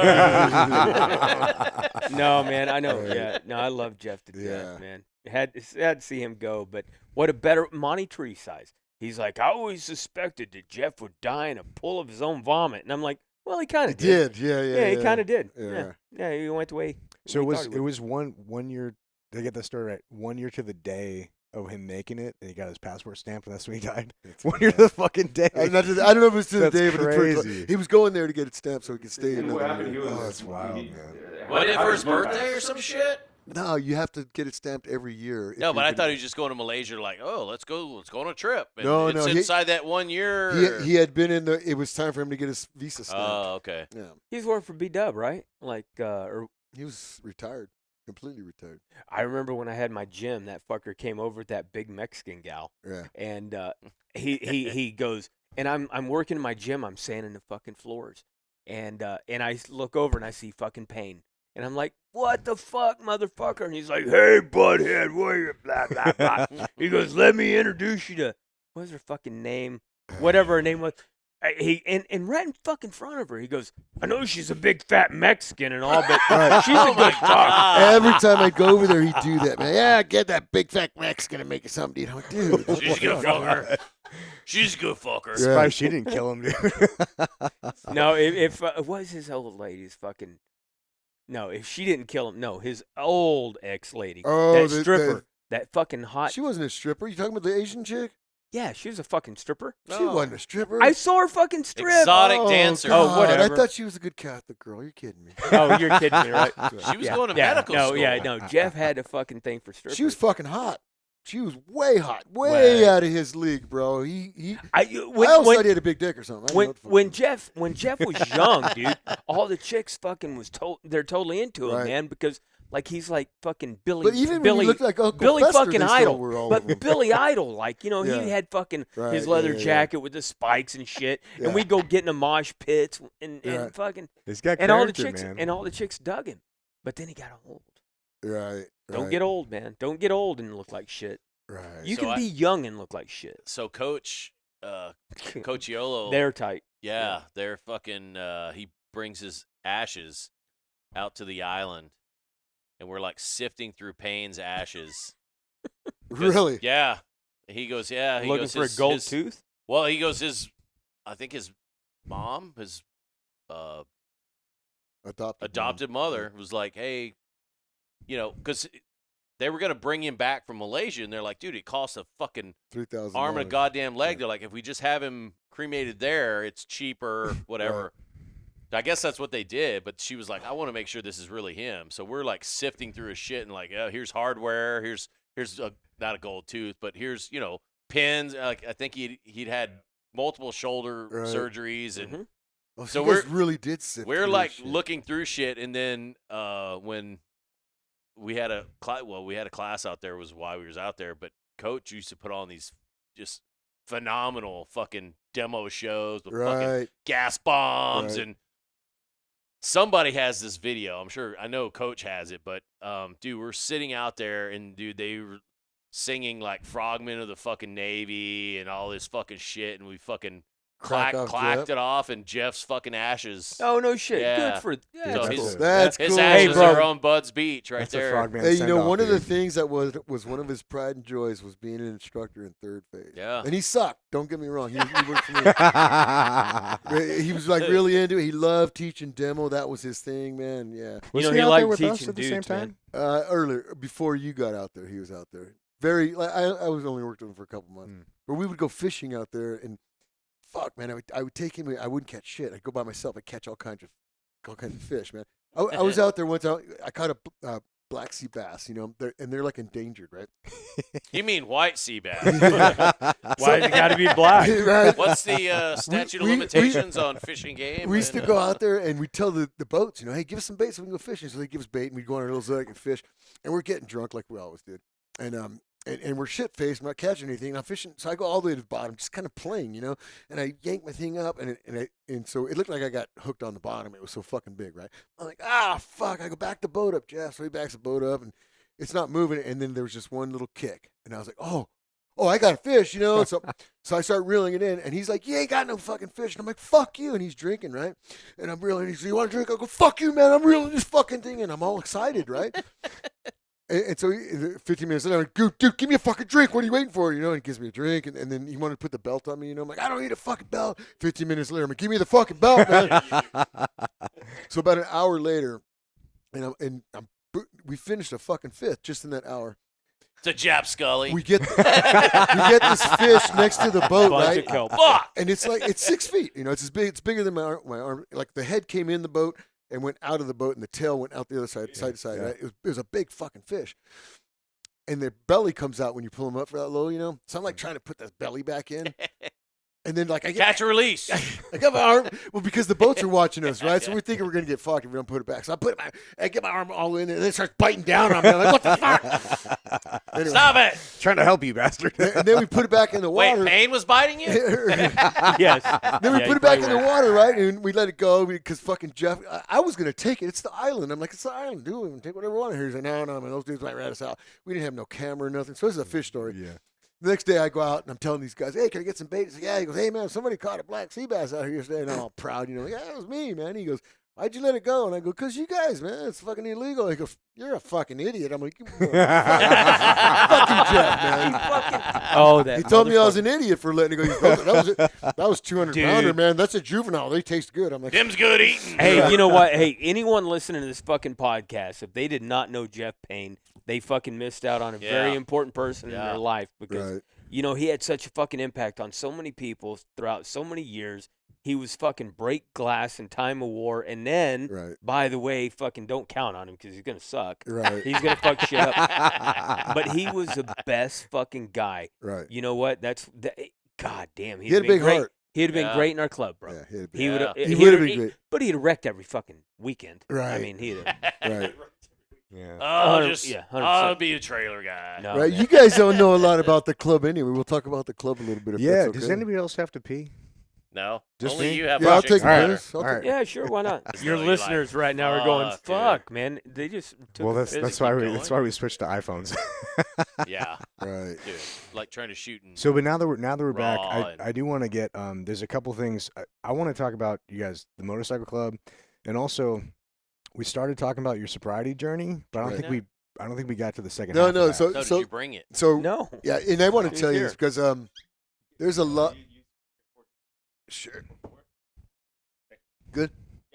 There's a lot of guys in the teams that have problem with drinking. I mean, look at Kevin Kent. No I don't have a shit. problem drinking at all.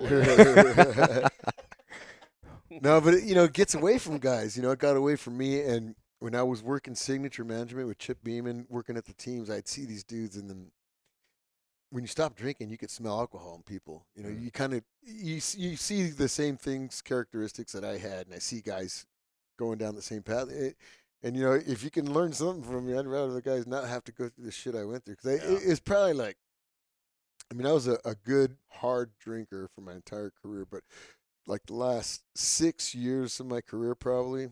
Because right after I was a buds instructor, that really taught me how to drink. Poker all night, Yeah, the Hellbox will do that to you. Right. Yeah, but the last 6 years, it sucked. It was really fucking hard, and It was a miserable existence, and my life is so much better now as a sober guy.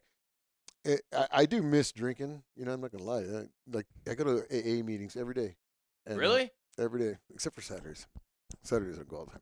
Sometimes on Saturdays, but I go to the AA meetings, you know, and people be like, "Man, I wouldn't give a drink my best day drinking for sobriety," and I look at him like, "Motherfuckers, I had some good times drinking, man." I mean, I remember flying from from one country to another country, and we brought all the entertainment with us, and we were drinking on the pallets, you know, while being entertained, and we brought these folks from one country to another country and left them in that country. I mean, that was a fucking party. You know, we've partied like rock stars. This is the epitome. That's of what awesome. This podcast is all about. Yeah. Bro, No, but bro, when you're on a C-130 and girls are dancing on the mill vans and you're the platoon chief and you're just like, "Oh, I'm gonna burn in hell, man." You know, how are we gonna pull this off? But dude, that's what I was saying before. I didn't mean to cut off your story, but the fucking stories before. Why am I yelling?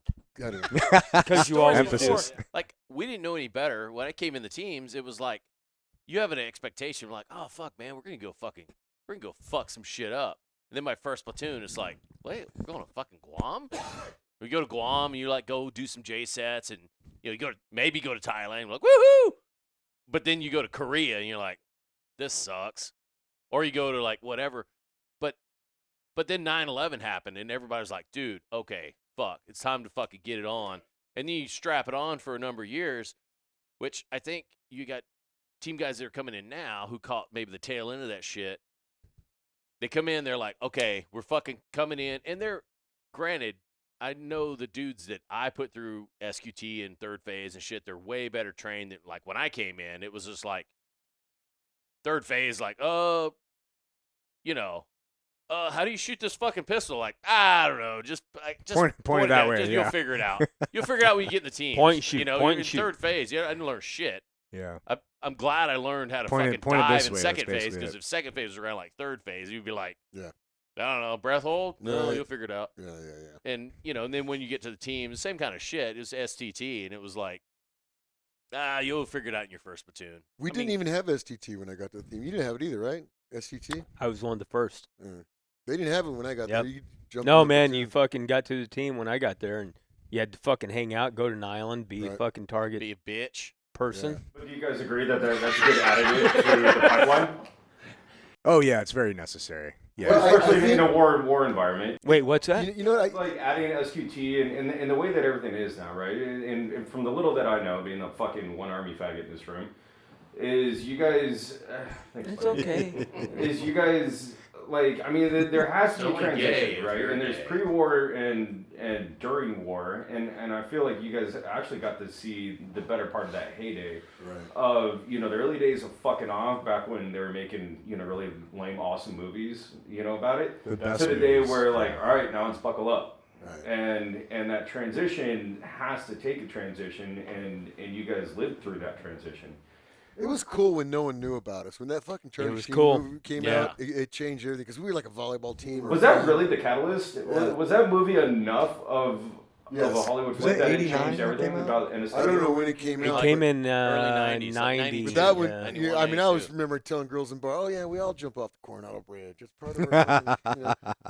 But that was the catalyst. Early yeah. 90s, because I remember I showed it to the guy that I joined the Navy with, me and my best friend from high school. I showed him Navy SEALs, and we joined the Navy after that. And Right. he wound up, they could only give the Die-Farer program to one of us, so they gave it to me because I had like one less speeding ticket. he's like, okay, what's the fast way to get to Buds? They're like, you know what?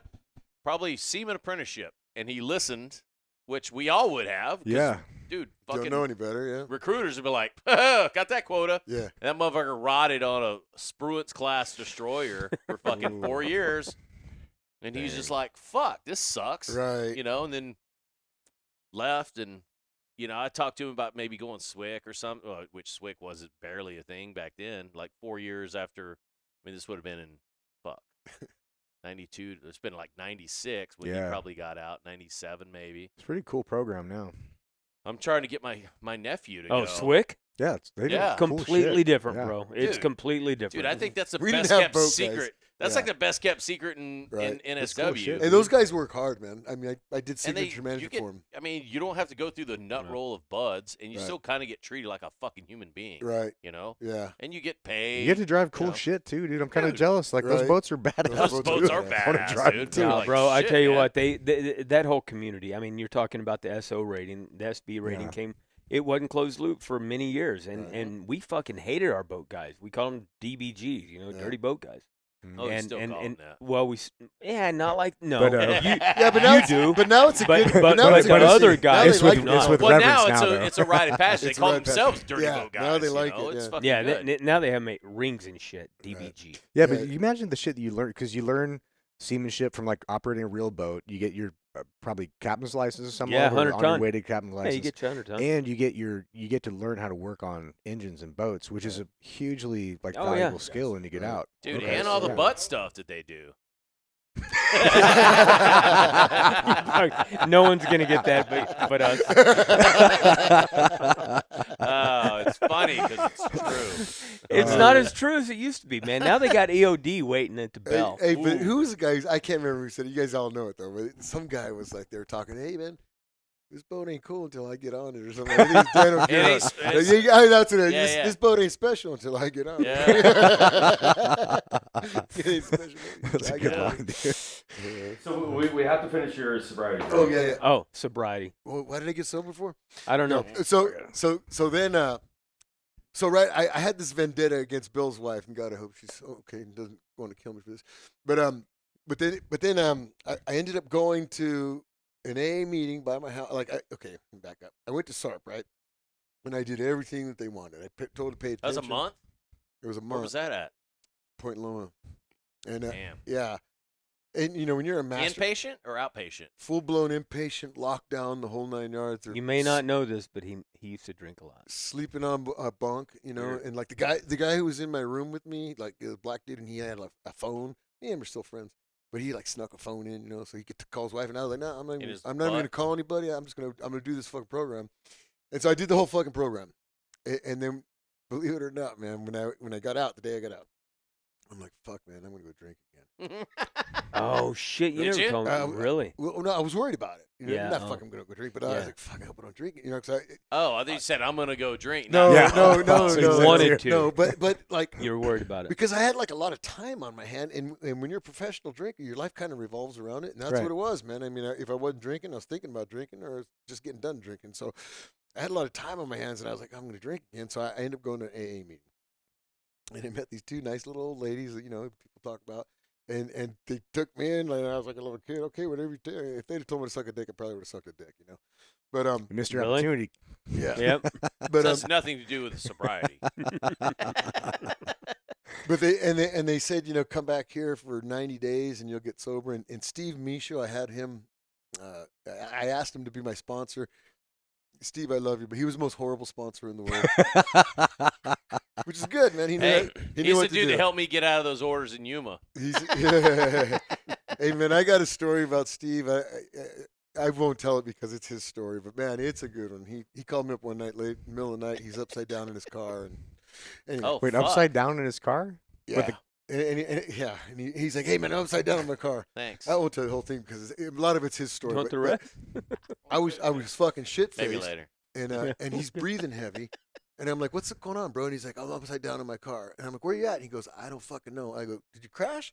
And he goes, yeah, I rolled a couple times, and I'm like, bro, undo your seatbelt and get the fuck out of your car, So he does, Run away. and I can hear him. Like he really, and he gets back on the phone. He's okay, and I'm like, just run, dude. And he's like, where? And I'm like, any direction. Run for like an hour and call me back. I figure he'd get at least 100 yards away. He's pretty fat at the time. I'm an hour. Yeah. So he calls me back, man, and he's like, hey, I'm away from my car and everything else, and I'm like, you figure out where because he didn't know where he was at, and so he figured out where he was at. And Mike Bond, I don't know if you guys know Mike Bond. Yeah. I called up Mike Bond because he lives right by him. And Mike doesn't even know Steve. And I tell him what happens, and full-blown SEAL shit, man. drives up, flashes the light twice. Yeah. Steve gets in, he takes care of him. What's your bona fide? Right? Cheese, They call him quesadilla. They call it. So the next morning, I call Steve up, and I'm like, Steve, so how'd it go, man? Were you good? He's like, yeah. And I'm like, you going to jail? And he's like, no, I got a lawyer. The lawyer said for $3,000 we can go to court and get this fixed. And I'm like, "Are you gonna do it?" And he goes, "Well," he said, "for $5,000, this whole thing can go away." And he goes, "So I paid him $5,000, and the whole thing was gonna go away." Nice. He left his wallet and everything. The only thing he took was his phone. Oh, Everything was in the God. car. No, it worked out okay. The cops Oh. gave him. They went to the fucking police station, gave him his wallet back. No questions asked because his lawyer was with him. Oh, Yeah, fuck. and Really? his car was only worth $3,000. He got $7,000 for the car that he fucking He crashed. made money Yeah, off he the made deal. money. Dude, I need this guy's Karma. I need this guy's number, dude. So Steve got sober before me, and me and Steve were drinking buddies, but he was never a drinker like me. Like, we were over in the war zone doing stuff, and we would drink together, and I would notice he'd start slurring after a couple drinks, and I wouldn't even be buzzed, so I didn't want to drink too much with him out there. But anyway, That was like Cremens. Dude, he starts slurring after a fucking 1 Coors Light, but then it's like 300 beers later. You're like, right. you're the same. Right. Well, Fuck. Moriarty's like that, dude. Moriarty can drink beer until the sun comes up. I told that fucker to come over later. Give him a thimble of booze in there, though, and it's all over, man. He turns into a fighter. He's gonna start fighting things, yeah. Yeah. Start He's the punching only people. guy I ever put on restriction in my entire career. Like, as a Master Chief, all the way up through Master Chief, I put him on restriction in Thailand. Oh. In Thailand, of all places. Probably saved his And- life. So Nah, he snuck out. 100%. So anyway, I get out of SARP and I start going to these AA meetings, right? He told me to go. Steve told me to go 90 meetings, 90 days. So I went, did the 90 for 90, and I was gonna start drinking again. My plan was to figure out how to do it like a gentleman, and then get back on it. And something happened, man. Something changed, and I started to feel really good about not drinking, And the only thing that sucks is like hanging out with team guys. Going out with team guys, they're always fucking passing me shots, and sometimes I tell them, most of the time I would just fucking shoot it behind my neck, and throw it on a chick behind me. She get pissed off. That happened like a million times. Sorry about that, But I sneezed. but that was the hardest part, not drinking around team guys. Like, that first year sucked. I didn't hang out with a lot of people, but I did start hanging out with the club, and like one of the first things was I don't drink and drive, Before the Frogman Motorcycle Club. Yeah. You guys listen. yeah, so before the club, Hey, keep it down over there. I would drink and drive. I didn't care. I'd come home sometimes with my motorcycle, be on its side in my garage when I woke up in the morning. I just put the kickstand down. But ever since being And in then the you club, beat I your was wife, good. of Right, course. Right. Yeah. Yeah. And so I guess that's it. I mean,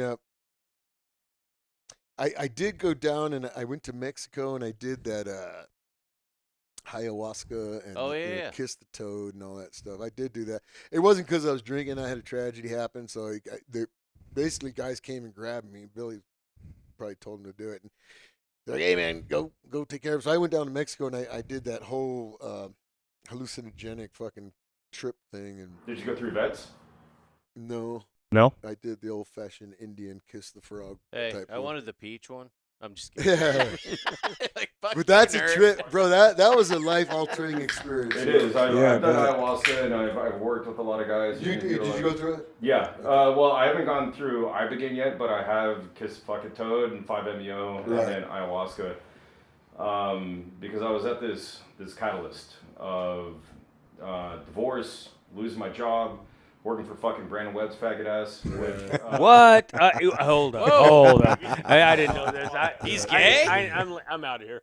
Wait, he's gay? Yeah, well, as a token army guy, I was completely unaware of, status and all of these things. And it ended up biting me in the ass just like it did everyone else that worked with him. Right. It was me $180,000, never saw a dime from it, which was the catalyst. Did you say 180?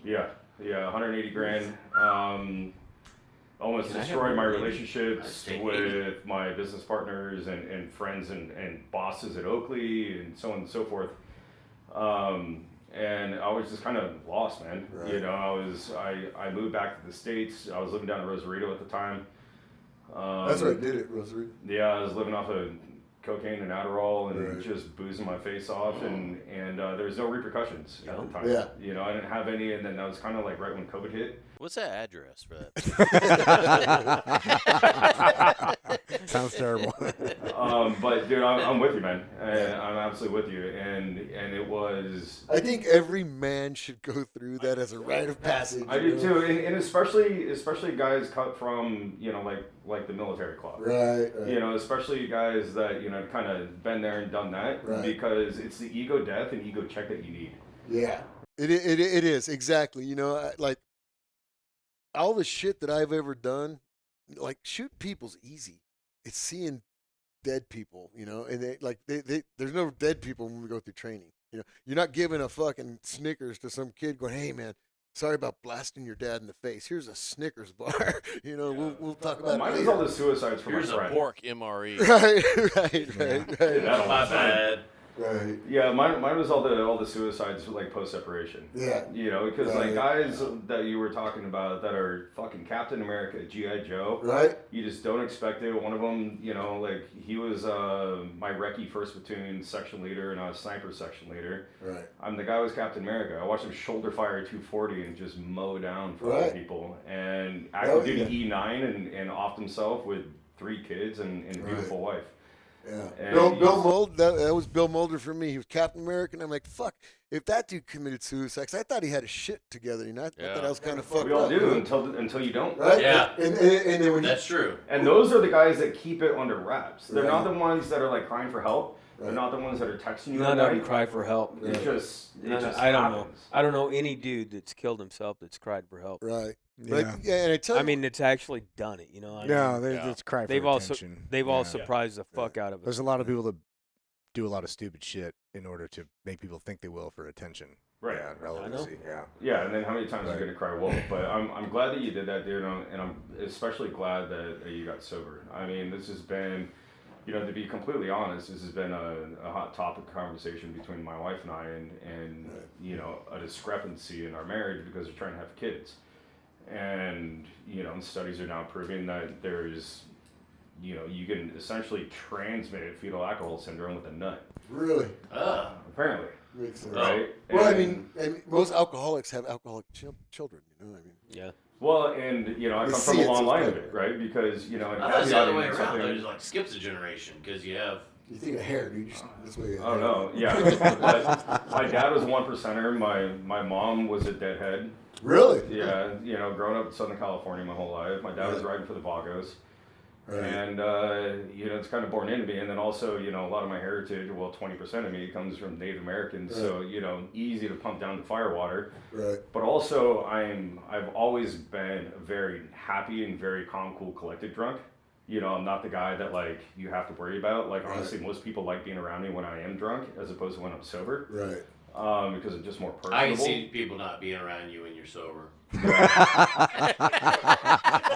Dude, it's a weird transition. I mean, like, cause girls get fucking hammered drunk, right? And I'm not drunk, and they would throw themselves. Sister was getting divorced. They'd throw themselves at me, and I'd be like, oh fuck, it's like taking candy from a baby right now, man. I mean, test it. I mean that. People lose all inhibitions when they're drunk, and they'll do some fucked up shit, man. I like being the sober guy, though, now. It's not a bad deal, Well, Really I'll jump on that bandwagon, man. Like, I like you sober. Right. So Yeah. probably you guys know, but like, I got extremely violent, like I would drink and be happy, and like he's saying, everybody was having a good time, but then something would happen, and like Ryan would say something, and I would somehow make it to. Well, no, I would. My thing was I would say, why don't you shut up, stupid? Shut the fuck up, stupid. I'd say, shut up, stupid, and that normally. Like if I told you shut up, stupid, you'd be like, motherfucker, I told my old lady one time, I said, if you hear him say anything, because we went to lunch or something, I said, if you fucking hear him say, shut up, stupid, yeah, walk the other way. jump out of your fucking seat and move. Yeah. Because he's about to punch him in like 3 seconds. I did it in a Code word. casino one time, man. That was really bad. You did what? I did it in a casino. Oh. This Guido was like, Hey, why do you tell him, shut up, stupid? I don't know. Just one time I did it, and It's it was that nervous tick. It's like Tourette's. one time it was just I did it, and it was so calm. I felt like fucking. I was just cool. I go, hey man, listen, I'm done talking with you. Why don't you just shut the fuck up, stupid? And this dude went all fuck. Who the fuck you calling stupid? And I slapped him like a bitch, like open hand. Bam! And I go, that's the motor. You stupid. and because I slapped him and no one had ever done that to him, he's a big dude, you know. He was like, "What the fuck?" He's like, okay, fuck, I'm just asking. He didn't know what the fuck to do. It's like That's this. the best part. He was bigger than me. He was a lot bigger, not a lot, but he was big enough and heavy, you know. And so I wanted to get the first punch. Like length or width? and when I fucking like as he was talking to me, I could see my hand developing on his face. Oh, fuck, dude. And I was like, this is a good time to punch him. You know, and I bam, and I dropped him like a bat. And then I walked out, and it was the coolest fight ever. Like, I was so cool about it. Like, hey, why don't you just shut up, stupid? Yeah. Bam! I'm calling you You stupid. you told me one time, you go, I tell them fucking shut up, stupid. Because when I tell them that, they go, what? And they open up. That's what you told me. And I was like, that's fucking Opens so that smart. mouth up. It's dude. a good Genius. tactic, dude. Yeah, It's a yeah. good Yeah. tactic. Oh, shit. But I mean, I would be drunk and we'd be driving our bikes handlebar to handlebar 90 miles an hour down the road and come to a stoplight. Someone would say something to me. I'm like, oh, fuck. You know, get out and punch. Dude, you still get in a fight, though. Not as much. Still- Not near as much. So I'm a much nicer, gentler yeah. person than I was. Agreed. Yeah, but people. But it ain't but there's out. Still, If you guys there's are still trying a to lot of dumb promote the people. club, you're not doing a very good job. Yeah. We're not trying to promote No. shit. Oh, Right. fuck it then. Right. We're trying to promote it for the You right know, guys. the club isn't a violent group. at Well, all. how did it come about though? Because I remember. Do we want to get there? Do we want to go there now? Hey, I'll tell you how I came into the club because he should explain that part. But Well, is actually it pretty tied fun. in with your sobriety? Because I know there's a lot of people that are gonna watch this that are hanging on this because they're struggling with the same thing. Well, So I want to close this out for them. I'll tell you. I joined so I got sober, and I joined the club right when I got sober, which was a good thing because there was a bunch of bros in there, right? But they all fucking drank. I think Mike didn't really drink. He kind of drank. You know, Mike but didn't drink. He didn't. Mm-mm. Yeah, I Is don't this think I ever saw him drink. Mike Martin? Yeah. And He gave that I shit know up. that he appreciated that I didn't drink because every time I'd see him, I'd go, hey, how you doing? I'm pretty good. And you know, it just seemed like he appreciated that I didn't drink. And so that, you know, obviously when He's the club sizing you up. when the club was first starting up, there was a bunch of stupid shit like, you know, they wanted chicks and all this weird shit. Girls, you know, they wanted In the their own Frogman name and shit. Motorcycle Club. Well, no, these guys, a bunch of old guys, want to give their girlfriends rides. They want to have yeah. girls that they wear a cut, and their cut says that they're, you know, part of the club. And it was just a bunch of drama and shit. And I didn't really like it. And I think my sobriety helped me to be level-headed enough to talk to the club. Because a bunch of team guys. It's hard to talk to them. I tell them, shut the fuck up. We're not. They're chicks. We didn't bring them. They weren't issued to you. Fuck them. We're bikers, you know. And long story short is they made me the sergeant at arms after that. So I'm kind of like the master at arms for the club. But Mike, you came and approached me, right? You came and approached me because I was always riding a motorcycle. Mm-hmm. Ever since I've been in the team, I'm sure you always remember me on a bike. So Yeah. so he came and hit me up, and I told him, I go, yeah, my brother used to ride the club, but I don't know anything about it. And they're this is actually fucking funny shit. So they're like, oh, come on, join up. Oh, okay, whatever. And then we go to this thing called the COFED, right, where all the biker groups come. Let me back up a little bit about my sobriety before I get to that, 'cause this is a funny story about Billy. But so I was one of the only guys in the club that didn't drink, besides Mike. Mike was the president. But and that was easy. It didn't really matter, you know, because nobody wants to get all shit faced when they're driving anyway. But one thing that happened is guys started seeing me not drinking. A lot of my friends, you know, realized that I wasn't drinking. I'd hang out and whatnot, and guys in the club would see me not drinking, and guys in the club stopped drinking, like on their own accord, not AA meetings or anything, just stopped drinking and Like it's stopped or throttle back or both. No, man. stopped, Some Just guys said stopped, fuck it. yeah. I'm fucking stopped completely. yeah. Yeah. A couple guys, I don't want to name, I don't want to them out, but there's guys that just completely quit drinking, and I blame it on me. You know, they saw me not drinking Fucking asshole. and still having a good time. You know, Ruining it for me. right? I use other medicine, of course, but you know, it's not like something that is a habitual horrible thing like you would think. You Well, know? but I think that's a good thing to because I think a lot of people are afraid that they can't participate in social activities if they don't drink anymore. And that's Yeah. the point I'm trying to Yeah. make, man. Like I thought they were going to be a glum lot, a bunch. Like they're not people I would fucking associate with normally. Like if you go to La Jolla, you have a bunch of doctors and lawyers. Yeah, there's doctors and lawyers go to Riva, we go too. But it's just a weird bunch of people that I would never talk to. But I go in there and I never go in there as a SEAL. And like when I'm wearing I ride my bike a lot. When I go in with my cut on, You're talking about the AA meetings? yeah. When I go in there with my cut on, my jacket, right? I take it off and I respectfully fold it up and I put it in the corner. Nobody's allowed to touch it or look at it, but that's my spot. Because I go in there as a drunk. I don't go in there as a biker or a SEAL or anything else. And I don't talk about a bunch of SEAL shit. I talk about my girlfriend peeing on me. I don't know. Whoa. Catherine does that? But I go in there and I do relate stuff to the Do you military. record any of these any of these peeing conversations? But one of the crazy things is guys will call me up and ask me how I did it. And there's no magic recipe to it. I people laugh at me because I say you go to fucking AA meetings and you get osmosis. Fucking absorb it. But Wait, you get what? osmosis, sitting there, you're gonna absorb. It's like something. osmosis, but gay. So I think when Go ahead, tell him. Shut the fuck up. I think when that guy gave me that 90 meetings for 90 days, it was the best advice, Steve, that somebody could give you, because it didn't start a habit, but like when you're working out and you got that good routine and you're seeing results and you're like, man, I'm fucking looking great, and you want to go and work out because you're not working out for tomorrow, you're working out for the 6 months down the road. And that's what AA became for me. Oh, Like shit. I would go in there I didn't know we were supposed to be doing that. and I would fucking feel better. Working out, that is. I would feel better and mentally feel better. And, there's it's not a God thing in there, but there's like a power greater than yourself, which, when you go through that fucking MEO 500, man, you come out of that and everybody gets their own thing out of it. Me, I got that I'm not alone, Do you think that helped with your sobriety, or like it was synergistic with it, or you could have Yes, for done it sure. without that, or like? how do you think they played I together? was already sober for a couple years. But did it make more sense, or was it just like Nah, but just whatever? But it's like cool. when I was drinking, my best friend was me, myself, and I, and then my dog. Like I didn't talk to people. Me and my wife had a horrible What kind of dog is it? pit bull. Cow? It's But- not a pug. Me and my wife didn't talk about shit, and I didn't want to talk. I didn't talk to anybody about anything, and so I drank by myself. And I'd gone party with people. I remember I'd all see Kevin at fucking Danny's, and I'd do a shot, and I'm like, fuck, I gotta get all the way home, and fucking hurry home so I wouldn't get a fucking DUI.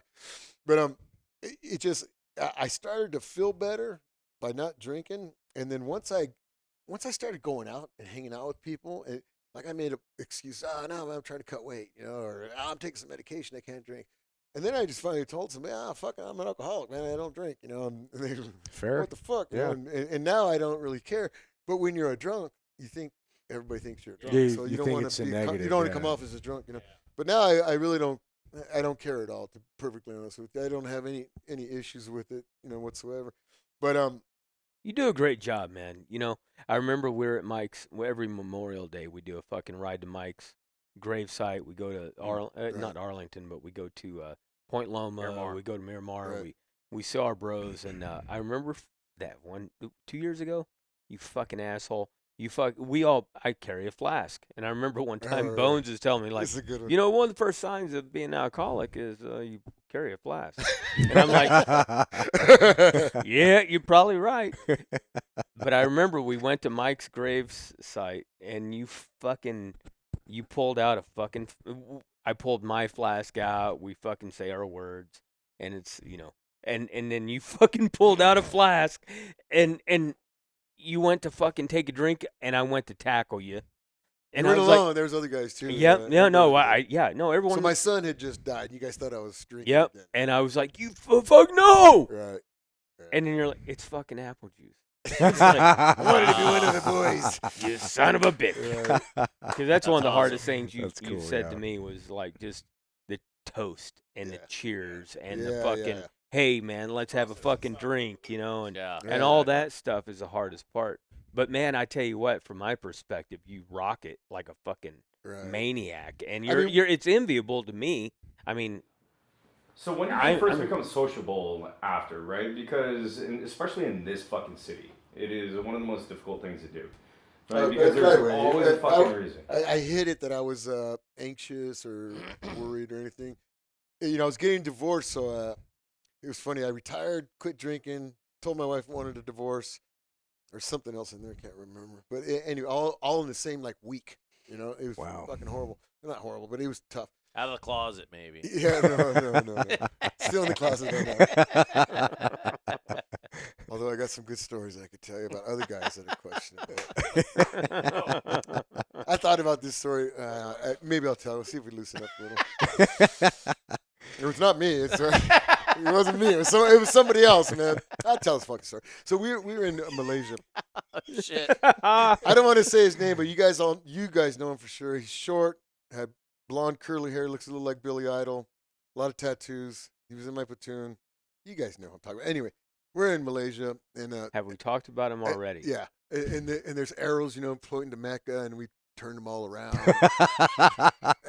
But there was nothing to fucking do there. We were partying our ass off, but really there wasn't a lot to do. And we gotta find something. So I'm looking through like the tour guide thing, and there's this place called Sin City. I'm like, our name's right there, Sin City. Let's fucking go, man.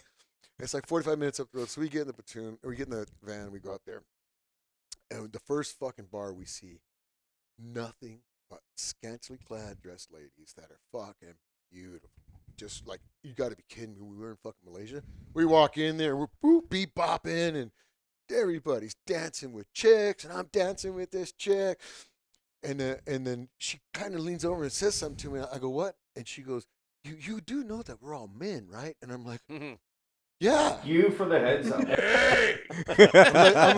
I'm like, yeah. I'm sorry. Actually, I was like this. Yeah. With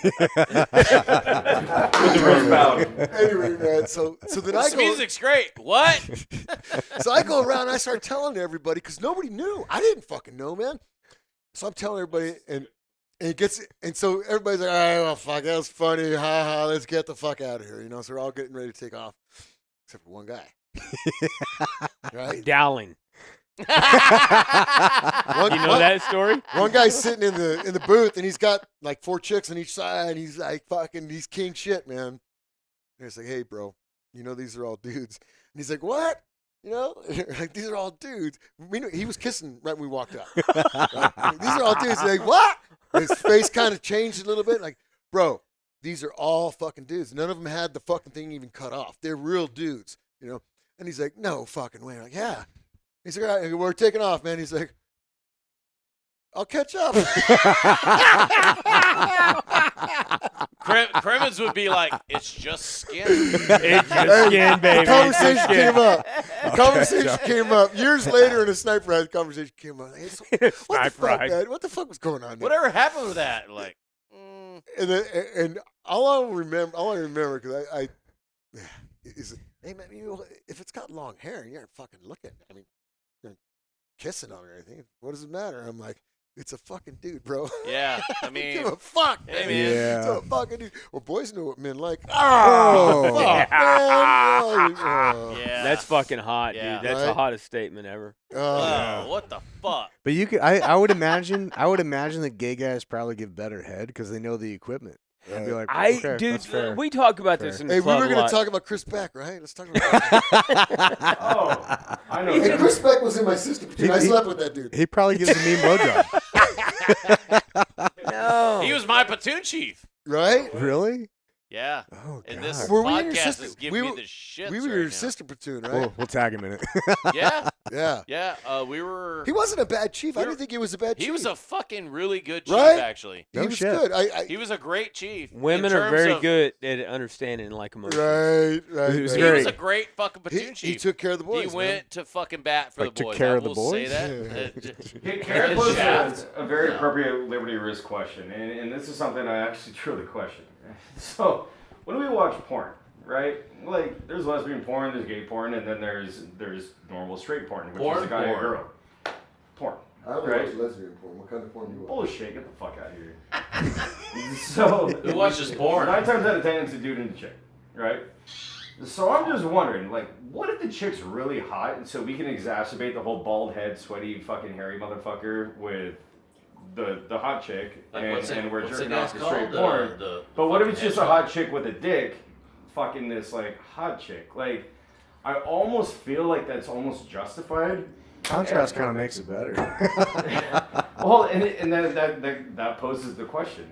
I'm like, I don't know, dude. Because it's still just awkward. Hang on, It's I still think just I weird. think Like, the I tried question. giving it a shot. I'm like, well, this ain't working. right. I think the question you're really asking is like, is every dude a little bit gay? And No, here's every a woman's a little little bit bit gay, test. but no dude is a little bit gay. Here's a litmus I wasn't test asking that that. I think. No, I'm pretty No, sure. he was asking, would you watch a hot chick fuck another hot chick? If No, chick was a dude. a hot chick Oh, with a no. dick Hot fuck chick another dude. hot chick. Hot dude chick. Yeah, yeah. A tranny As fucking. opposed to a dude and a chick. Yeah, No, and listen, the chick no, was- no. and both the chicks were hot. Okay, I'm gonna Wait, give you is guys. that what you're asking? I totally misunderstood. Yeah, no, what so you're asking. Just give me the shit. So, like in normal sex, right? It's just a fucking dude and a chick. But what if you replace a dude with a hot chick with a dick, and then That's a chick? dude. It's a dude, yeah. I know, but it's still a dude when we're watching straight porn. But It's- what if it's just yeah, like a no, You fucking mean a different. hot dude? Okay, all right. A hot So chick. A hot chick dude. Yeah, Yeah. I know what you mean. See, Yeah. you know what I Hey. mean? I wouldn't watch it. I Like, couldn't what, watch what it. if they're wearing lipstick? I've and seen they- that shit before. I've been tricked before. Where you're sitting going, no, man, I you're worked with sitting this. going, oh, that chick's getting fucking railed by a fucking dude. Look at the size of that fucking thing. And then like, But then it you goes can't- out, and they're like, But oh! it's a beautiful woman. And then my penis goes, you tricked me. Does it? But it doesn't trick Does you when it? it's a bald ass Yeah, sweaty fucking sometimes. porn star. You know. No, man, listen, I was fucking Yeah. working. I was doing this. I did a job for a while teaching heavy weapons, and I'm talking to this fucking dude. He's a team guy, but he got Heavy shit canned. weapons. Guns. We brought the child in. On a All right. boat. This guy, he's like, he's a team guy for a minute. He got shit canned for I don't know why, because he wouldn't. I'm sure he never told me the real reason. And he's telling me, His he's name like, Beaker. he maybe. No, he goes, hey, so I'm on the fucking boat. We're going out to sea to do this fucking weapon shoot, and he comes back to me, and no, he's got the whole crew, and he's telling the story about how.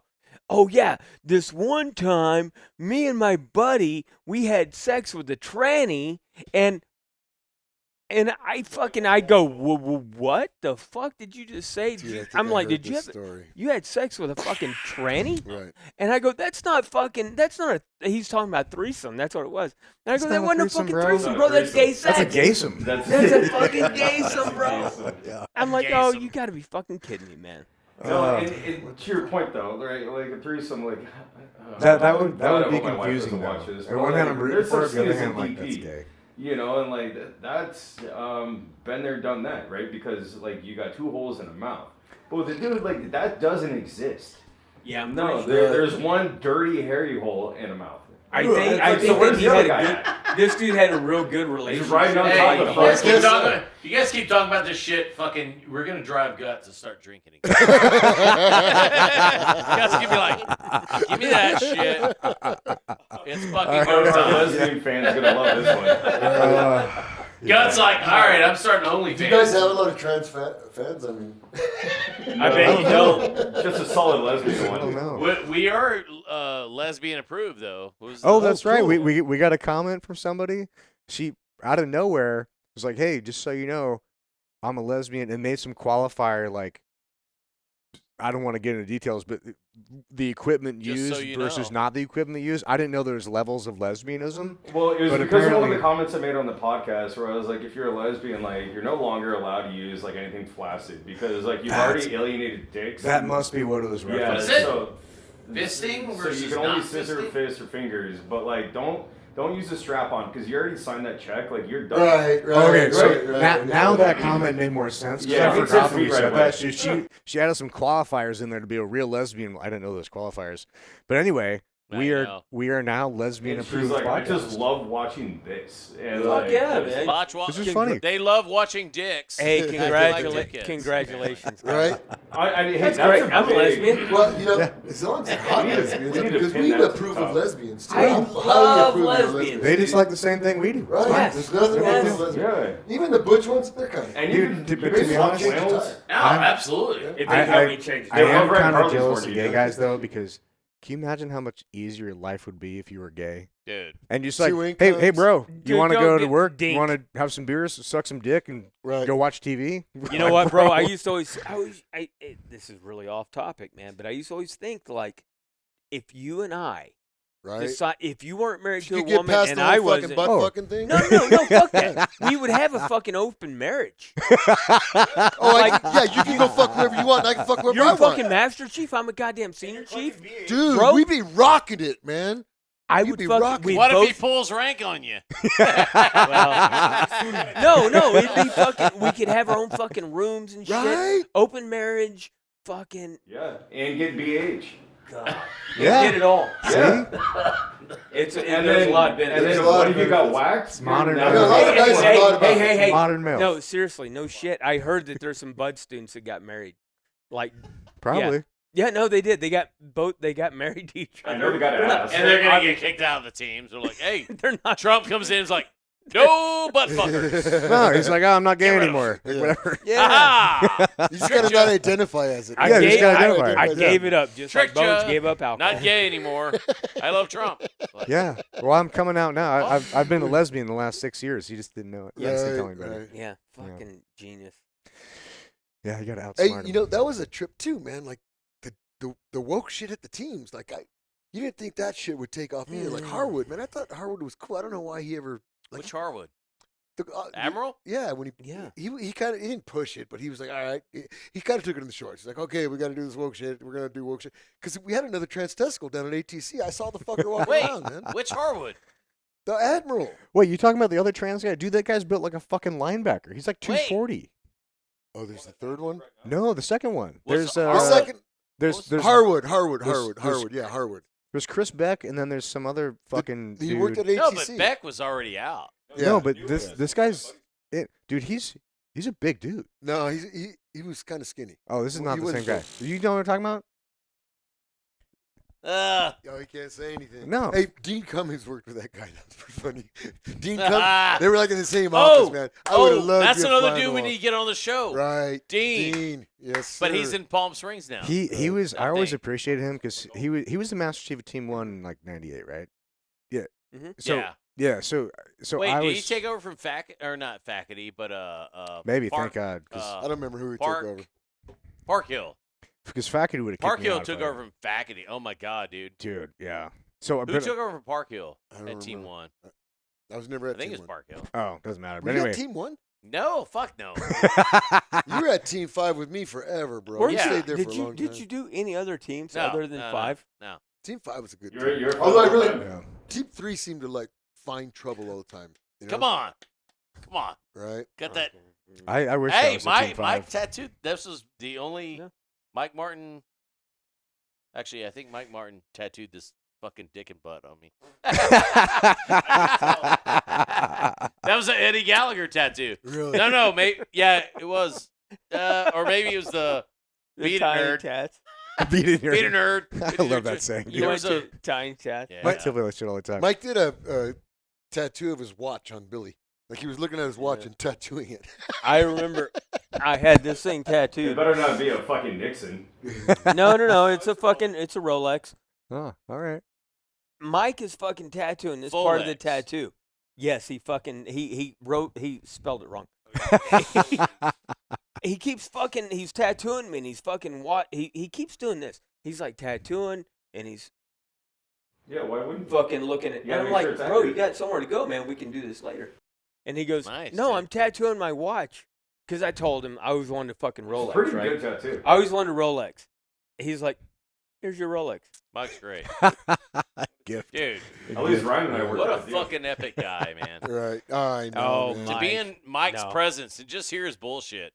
You know what Not always amazed bullshit, but bullshit. The way he talked, man. Yeah. What always amazed me about him was the most fascinating fucking point of Mike was his leadership and how he didn't try to fucking be a leader. Right. Like as a master chief or Yeah. a senior chief or a chief or whatever the fuck, man. Like, Yeah. you know, he was a leader. He didn't have to try. no, he never tried, bro. Yeah. He Yeah. that's the thing. Like in our club, we'd get together and we'd Right. start having these fucking meetings, and guys get emotional and they start fucking raising their voice and yelling and fucking, hey man, this is the way it's got to be. And Mike would be like, hey guys, and he'd raise his fucking finger. Hey guys, have we thought about this? Yeah. And fucking somehow, man, he had the fucking ability to just draw everyone's attention Yeah. to, okay, what are you gonna say, fucking Yeah. grasshopper Yeah. or sensei? You know, like Yeah. he Yeah. was You was know, exceptional, man. It's a special he was, power, man. He was a special When we man. formed up the club, we had to go to. I was going to tell you guys this. We had to go to this thing called the COFED, right?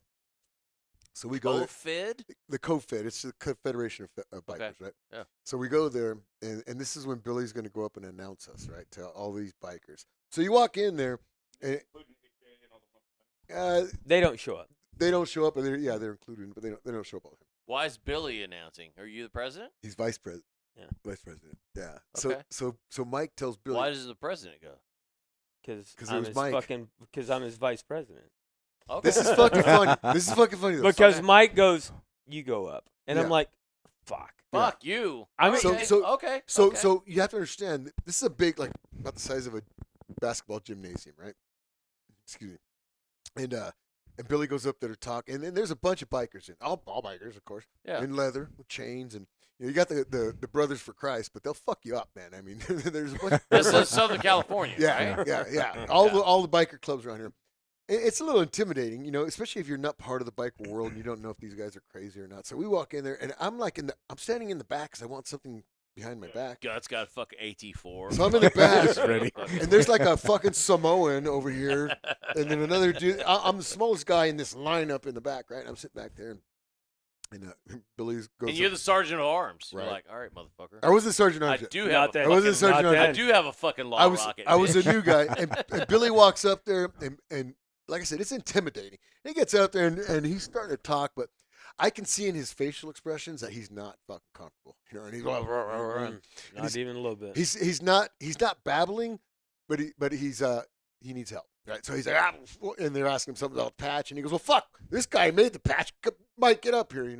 This is a good story. So Mike gets up there, and he starts talking about the patch, and these guys, it's a rough crowd, And they're like, "Hey, fuck you, man, fuck you, fuck bullshit. You guys can't just come in Who here the with fuck are you guys that show up with 3-piece Right. patch? Who You fuck haven't fucking been in the world like you normally start out Right. differently, and Like, what Did world? they- fuck are you? Did they know you guys background before this? So they just thought. some did, some didn't. Mm, The Right. ones that did understood. The ones that didn't, mm. We're running their mouth. We're Yeah, like, oh, okay. yeah. and Let's And- fuck and- with these Navy SEAls. And it was a hard crowd. Let's fuck with this Navy SEAL fucking Right. biker Also, gang. do you have Famous, to remind interesting them how words, fucking yes. AJ even started and how the 1%ers even started? Yeah. Oh, we know. You all know, that. like, because I feel like that would have been taboo. And, Right. like, I'm not patched in. My dad asked me to get patched in. Right. And I come from a long lineage of it. yeah, you but said Vagos. Yeah. maybe you should shut the fuck up, guys. Right. So Well- so it's not a warm welcome, Yeah. and And there have been multiple meetings that we had. we're trying to do it right. Mm. Although you don't go in there with a All patch. due like we do. respect, all that shit. Yeah.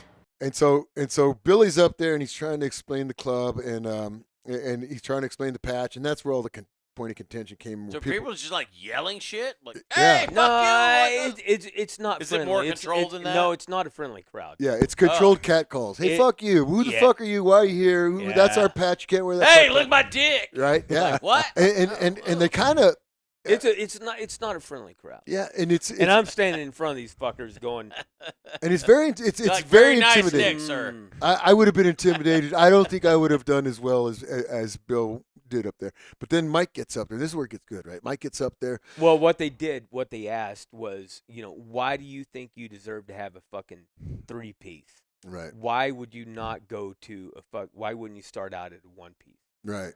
So one piece And- Is that when you called Right. Mike up? And that's and Wait, that's when I said, Mike, do you want to explain this? hold Right.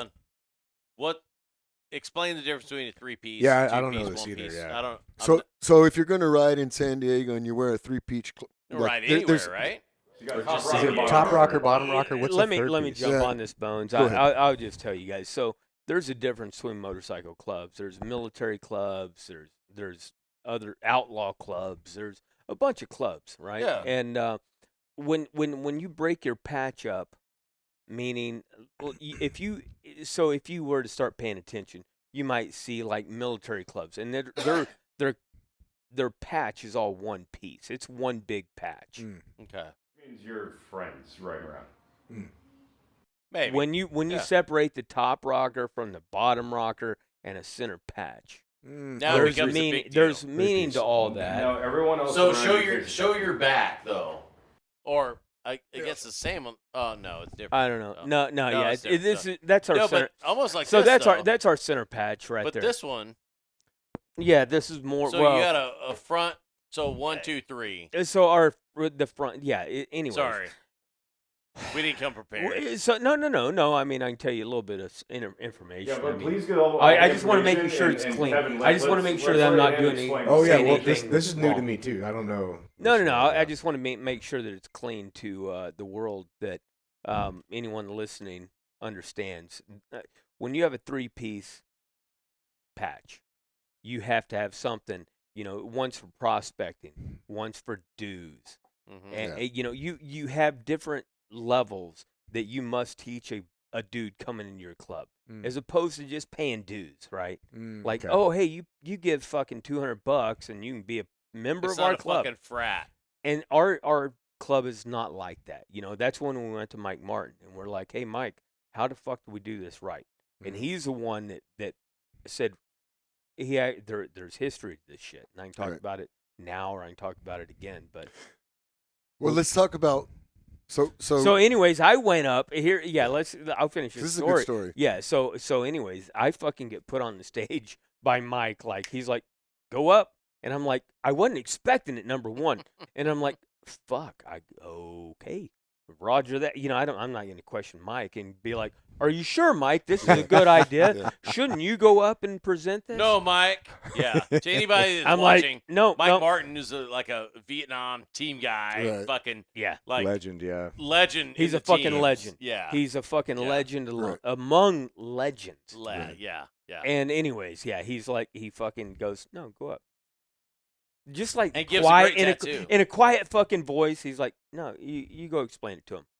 And I'm like, and we've already done other meetings, me and Mike, separately than the co-fed, and fucking hell, I'm like, okay. So I go up there, I start getting, I would say, catcalled. Yeah, catcalled. That's good. Yeah. Like, they start fucking shooting some hard questions. I was And I'm- standing next to these two big guys, and I'm eating some pizza, and they started giving cat calls, and I'm like, oh shit! And I put the pizza down. I'm like, this is gonna hurt, man. I thought So it was you gonna get just have mashed. random dudes going like, "Hey, why the fuck do you deserve to fucking have 3 pieces?" They want to know, right? Yeah, Why do you but got they- you but got they- fucking cops in your club? No, we don't have. Well, don't you have master? Like, they defend it. It's like, don't you have mastered arms in the SEALs? No, we don't. No, And we- they weren't saying it like that. They were saying, "Hey, don't you have fucking cops in your club?" Yeah. No, Yeah. What the fuck? Why you wearing that fucking patch? They were very Yeah. aggressive. Okay. So Yeah. so it's Pointed kind of a funny questions, thing, yeah. man. And there was 4 of us there, or four guys. Yeah, 4 or 5 of us. Yeah. Who was there? You two? Myself, him, Joe Lambert, and Yep. Oh, I know Joel. Mike. Yeah. And Yeah, Mike, Joel's a good I know fighter. I know Joel's great. Yeah, I know the 4 of us were there. Anyways, Really soft hands. yeah, really. Yeah. No, man. So, anyways, it got to a point where they started asking, like, why they asked the most difficult question, which was, hey, why the fuck, or why do you think that you can come into the world with 3-piece patch, like, Yeah. off the bat? Why didn't you earn it? Yeah. Seems valid. And I was like, wait. Why didn't you earn it? And then Yep. some dude in the back goes, "You motherfuckers just can't come in here. We earned our shit in blood." I'll never forget him Wait, saying earn? that. well, and What do you so mean by so earn? no. They're So cut. so no, this is Cut the jacket. this is kind of the violent part, Yeah. So they good. they said something about, like, so then Yeah. they fucking You're not mine. they so then before that though, I said, they want to know about the 3-piece, and I said, Mike, do you want to come up and answer this for me? I think you'll answer it smarter than I will. And Mike came up and he started to explain, like, we prospect, we're nationwide, we pay dues. And they're like, would you bleed for that patch? And fucking Mike, without a fucking point of hesitation, goes, Like, Never He- looked. no. He never looked at the guy either. He just looked around goes- everybody else. if it comes to that, and that's the fucking point that I'll never forget, dude. Yeah. That was, in my mind, it's indelible. It's like, that's when the room went Quiet. quiet. Yeah, it was a trip. When Mike was like, if it comes to that, and everyone Yeah. knew at that point in time, like, don't fuck with these guys. That's a Doc Like, Holliday line, Yeah. man. Don't fuck with these guys. We had some confrontation with this other club, and they came out right after that meeting.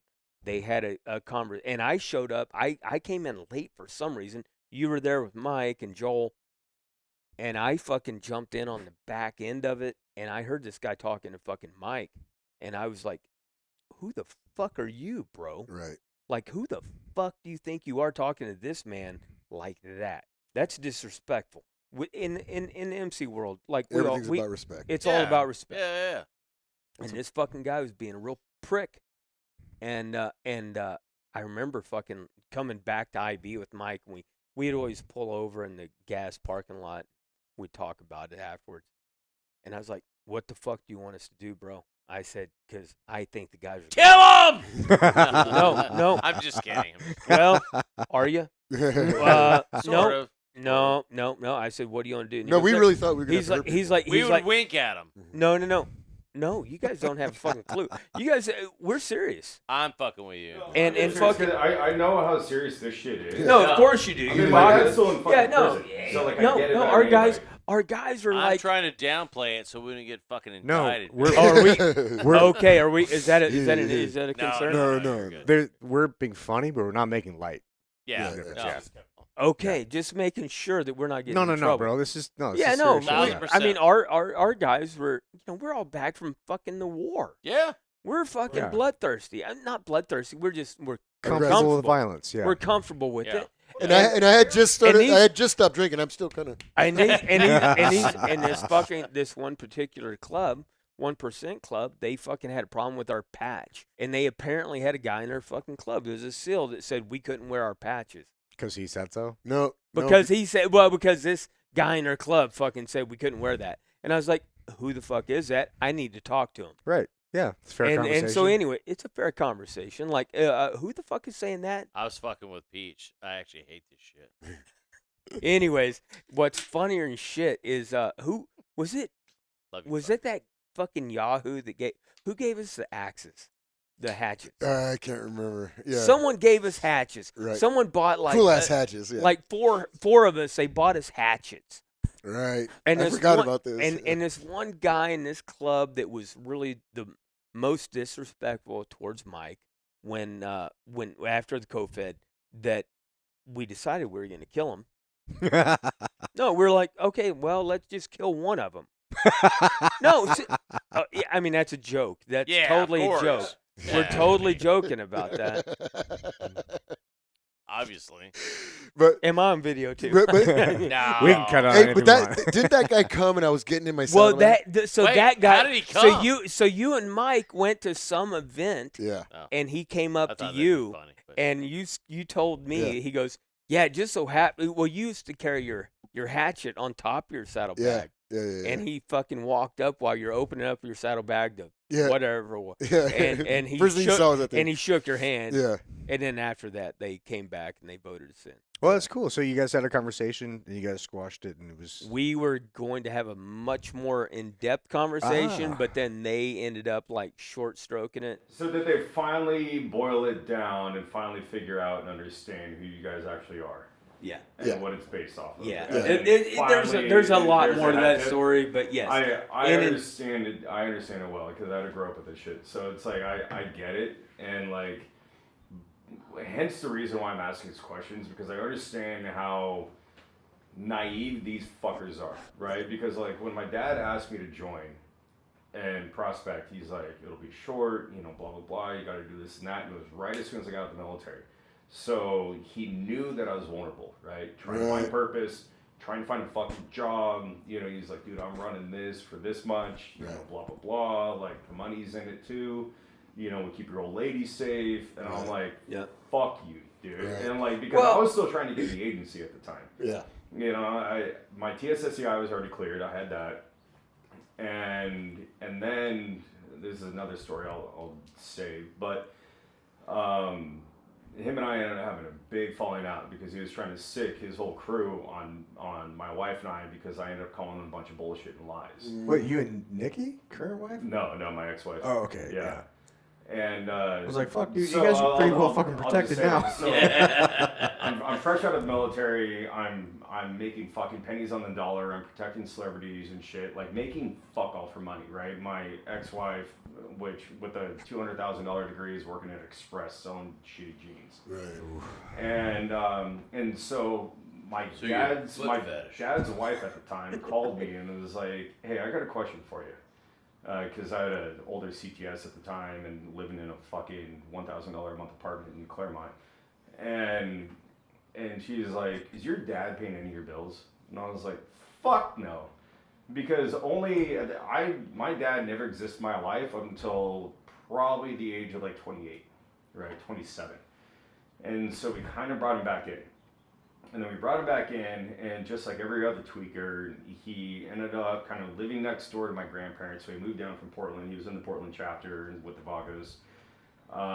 Then he went to the LA chapter, and then Damn, dude. And then moved over to the Tucson chapter. And as my grandpa was on his deathbed, he robbed everything from my grandfather on his deathbed. Damn. And the last words that my grandfather ever spoke to me, see if I can keep this shit in touch, is like, "Do not let this family, like, don't let this family dissolve because of this fucking piece of shit." Right. And my grandpa saw what he was doing, but he couldn't do shit about it. Right. And I was like, "Roger." Damn, dude. And so that's when I went in, like, dude, like, fucking red. Yeah. And I fucking kicked him out because, like, dude, he was slinging meth. He was still riding for the Right. fucking club. He was stealing all my grandpa's fucking, like, his Rolexes. Right. Yeah, it's horrible, Golf man. clubs, tools, like, all the shit, dude. Like, tweaker mentality. And then, you know, fast forward fucking 3 years after my grandpa died, I get a phone call, because I was still active duty at the time. I had to take leave. I get a phone call from his fucking wife at the time asking, or saying that my dad is now saying that the reason why my dad's broke is because he's paying for all my shit. And like, dude, I've earned everything in my life. Right. And I was like, fuck no. So then my dad calls me and he's like, "Oh yeah, bitch, you wanna fucking die me out?" He's like, "I'm gonna come down there, I'm gonna fucking murder you and your fucking wife with all my boys." After like Bring it. a month prior, he asked me to fucking Join up, yeah. join the Please club. do. And I was like, "Oh yeah, you think you're the first motherfucker I dropped in the streets?" I was like, "Bring it on, faggot." and Good like, for dude, you, and I bro. antagonized it. And I was like, "Let's fucking go, bitch. You think that you and your little fucking faggot fucking Mexican friends are gonna come and fucking get me?" And I was like, "Let's go." Yes, they will. And so Not kidding. I told him an address fucking 2 blocks down the road. Smart. And I kicked my ex-wife out and I sent her to her friend's house. And next thing I know, my ex-wife's like, "Are you The sniper high, got the range card. serious?" And Yeah. I'm like, racking mags, dude. Right. I'm like, "Yep, bet." Right. Threw on my fucking ghillie top, my little sniper top. Went and got, I lived right on the other, right across my street was Tecolote Canyon. Right. So I went right on the other end of Tecolote Canyon, posted don't up tell your on that neighbor. fucking block. Right. And I sat there for fucking 13 hours, dude, Oh, waiting for him and you his were boys to serious. show You were up. serious. I was Yeah. dead nuts serious, dude. Yeah, well, if he'd have come for you, why not? Yeah. And also, I mean, the guy's, like, I know he's a fucking 1%er, Right. right? Like, I fucking know it. Like, I've seen his fucking crew. He'd always, like, mail me fucking, like, Vagos swag when I was down range. So I didn't know if he was serious, but I ain't gonna get caught slipping either. Yeah, for sure. And so I hung on the other side of the road, fucking 2 blocks down from my address, just fucking waiting for him to show up, and he didn't. And so last text I sent him, I was like, "Oh, your boy's too fucking much of a bitch." Right. And so then fast forward like Winking. 5 years, right? And dude, this would have been easy. I don't need no sniper rifle, dude. I could have fucking whacked him and all those faggots with a pistol. So then all of a sudden my mom fucking texted. And so he had been trying to, actually you guys are going to love this. And I have a photo for it. We need to post this up on the podcast. So then I get a Maybe friend not. request on Facebook from my dad. His name is Dallas Dutchnick. And he's in this suit with a fucking goatee looking like a 1%er with a fucking massive trident lapel on his fucking, Wait, what? on his fucking suit. What? What? I'm dead nuts serious, dude. Wearing a trident fucking eagle fucking pistol, like all of it on his lapel. So I screenshotted it and posted it, blasted all over my social media. And I was like, "Yo, everybody, any NSW dude that I know, this is my dad, hammer this fucking fat. Why did you fucking see him clean him. Because he's a wannabe, dude. Like, just like every other person in those, like, other clubs, like, they want to be a part of something, right? Like, they want a brotherhood. You know, like, they want some level of affiliation. And guys that haven't done shit their whole life are chasing that shit. You two don't have to fucking prove dick, which is why I kind of, you know, understood, like, your story and why I was, like, offended by it. And it's not even me. Right. And so with this dude, like, now you're trying to wear a fucking seal lapel pin. And so then, fast forward till 2 months ago, my mom texts me a YouTube link, and she's like, watch this. And it's a YouTube documentary by A&E about my dad, who's running meth now in Mexico. He's already been P&G'd out of the group. Wow. Out of the Vagos. So now he's living down in Mexico, and now he's running meth for the cartel back and forth across fucking country lines. That's a short lifespan. And He's still living. And so they go in the A&E camera crew, going in there showing my dad's tent, a shit bucket and a fucking water bucket, living in some bitch's house in like Bahia de Los Angeles, Baja LA, on the eastern side, on the Gulf side. And dad gets hemmed up, and he's like sitting there, and they're interviewing on the cop car. And Your old man. Yeah, my old man. And I haven't seen him since my grandpa's funeral. Wow. How many years? 10 years? Probably 15. Holy Yeah. Is that, Wow. Oh, yeah, wow. Damn, Yeah. dude. So now I watch my dad get fucking hemmed up and get sent away. So then my mom sends me like the prison transcripts. So my dad, running meth across the border, right, only got sentenced to 3 years in South Dakota State Penitentiary because he's on his third strike in California. Right. If he would have gotten locked up, like, he's gone for life. Right. So that means a plea deal. Right. So he's a fucking snitch now. Oh, So now not only is he a snitch for the fucking Vagos, now he's a snitch for the cartel. His lifespan's My fucking dad's lifeline is quick. about Yeah. this fucking big. That hourglass is getting younger, trimmed. And I'm like, good fucking God. Right. God So damn. yeah, that's my story. Well, Well, dude, you- hold on. Bro, Man, I am but really fucking proud of who you are today. Like, I've known you for a lot of years now, and I know what you've been through. I don't know all of it, but the stories you shared, I just gotta say, man, I'm No, really thank proud you. of who you are. You're a really good fucking guy.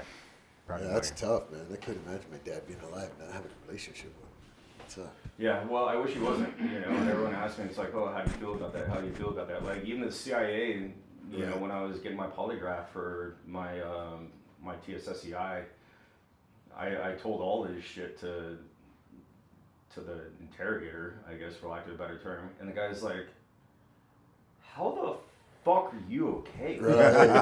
How are you functioning? And I'm like, That's the funniest thing. Compartmentalization. and fucking booze, I guess. Right. You know, for honestly lack of a better term, which is why I was going down the road of, you know, the psychedelics and Right. and that therapy, and it's helped out exponentially. You know, Right. and then also meeting a beautiful and amazing wife that I have now. You know, my last support one was fucking system. shit Yeah, man. stream. Right. That helps. So Absolutely. you know, our club is tight, and we do a lot of shit together. We did a lot more. We've grown apart. It goes in waves, you know, like a roller coaster. You know, we're real It's tight like a for a little platoon. while, It's like a platoon. and then sometimes where we loosen up, and then we get real tight. We're always hanging out. But when I first joined the club, we were real tight. We were always riding together, and that was a good support system. Even though they all drank, they knew that I didn't drink, and they didn't give a fuck. And they would get shit faced, and it would kind of suck, and I'd be like, "Fuck, this blows," you know. But I'd hang out with them, and that kind of got me used to being around drunks and not being so fucking anti-drunk, you know, because I was kind of, I don't want to be drunk, I don't want to be around drunks.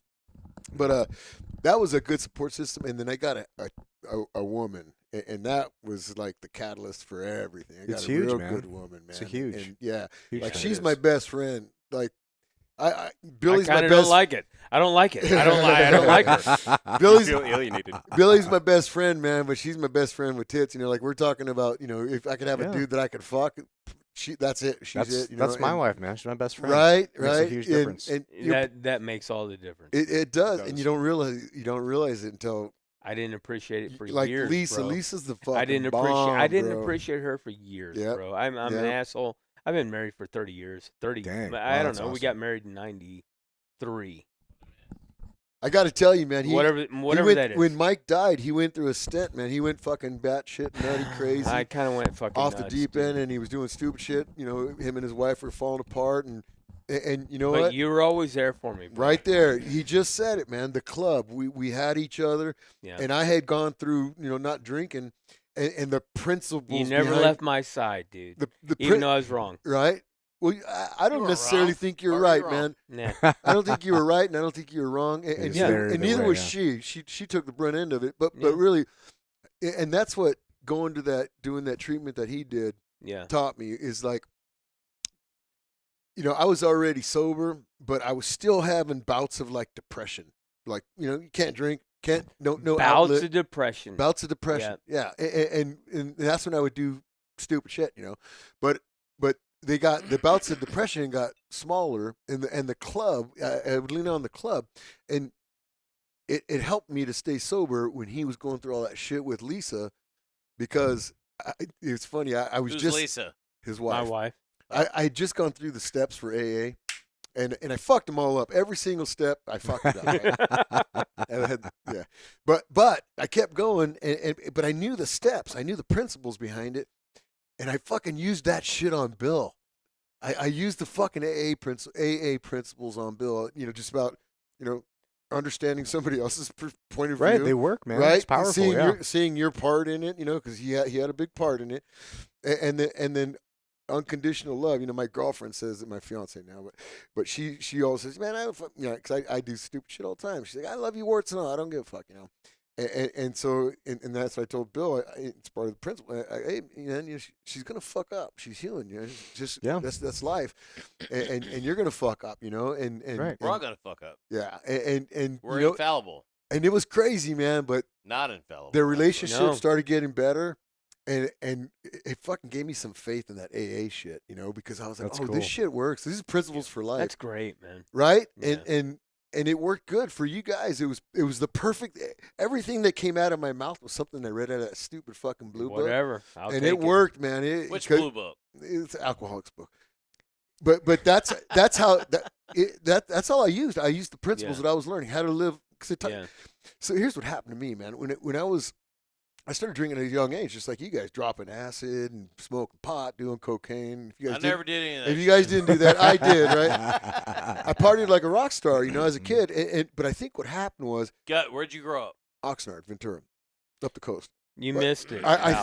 think what I happened. missed the first part. Sorry. I think what happened when I started drinking at a young age was you kind of stopped maturing. You know, like I had the maturity of a guy in high school, but I was an adult. I was a fucking command master chief, and I was fucking drunk. You know, so I never got past that high school stage. So I blamed everybody for everything, and you know, and so when I got drunk, I realized that, you know, I'm responsible for whatever I want to come out of life. Right. Yeah. And then I went through that ibogaine treatment and the MEO 500, and I don't talk about my experience per se. Like, I'll talk about it with him, with Nick, but not with you guys, because if you guys ever do it, you have to have your own experience. Everybody has their own experience. I'm a big fan of mushrooms, and well, Right. I'm a I big think fan of mushrooms stuff, are yeah. fantastic to really, like, I meditate, you know, for meditating and stuff like that.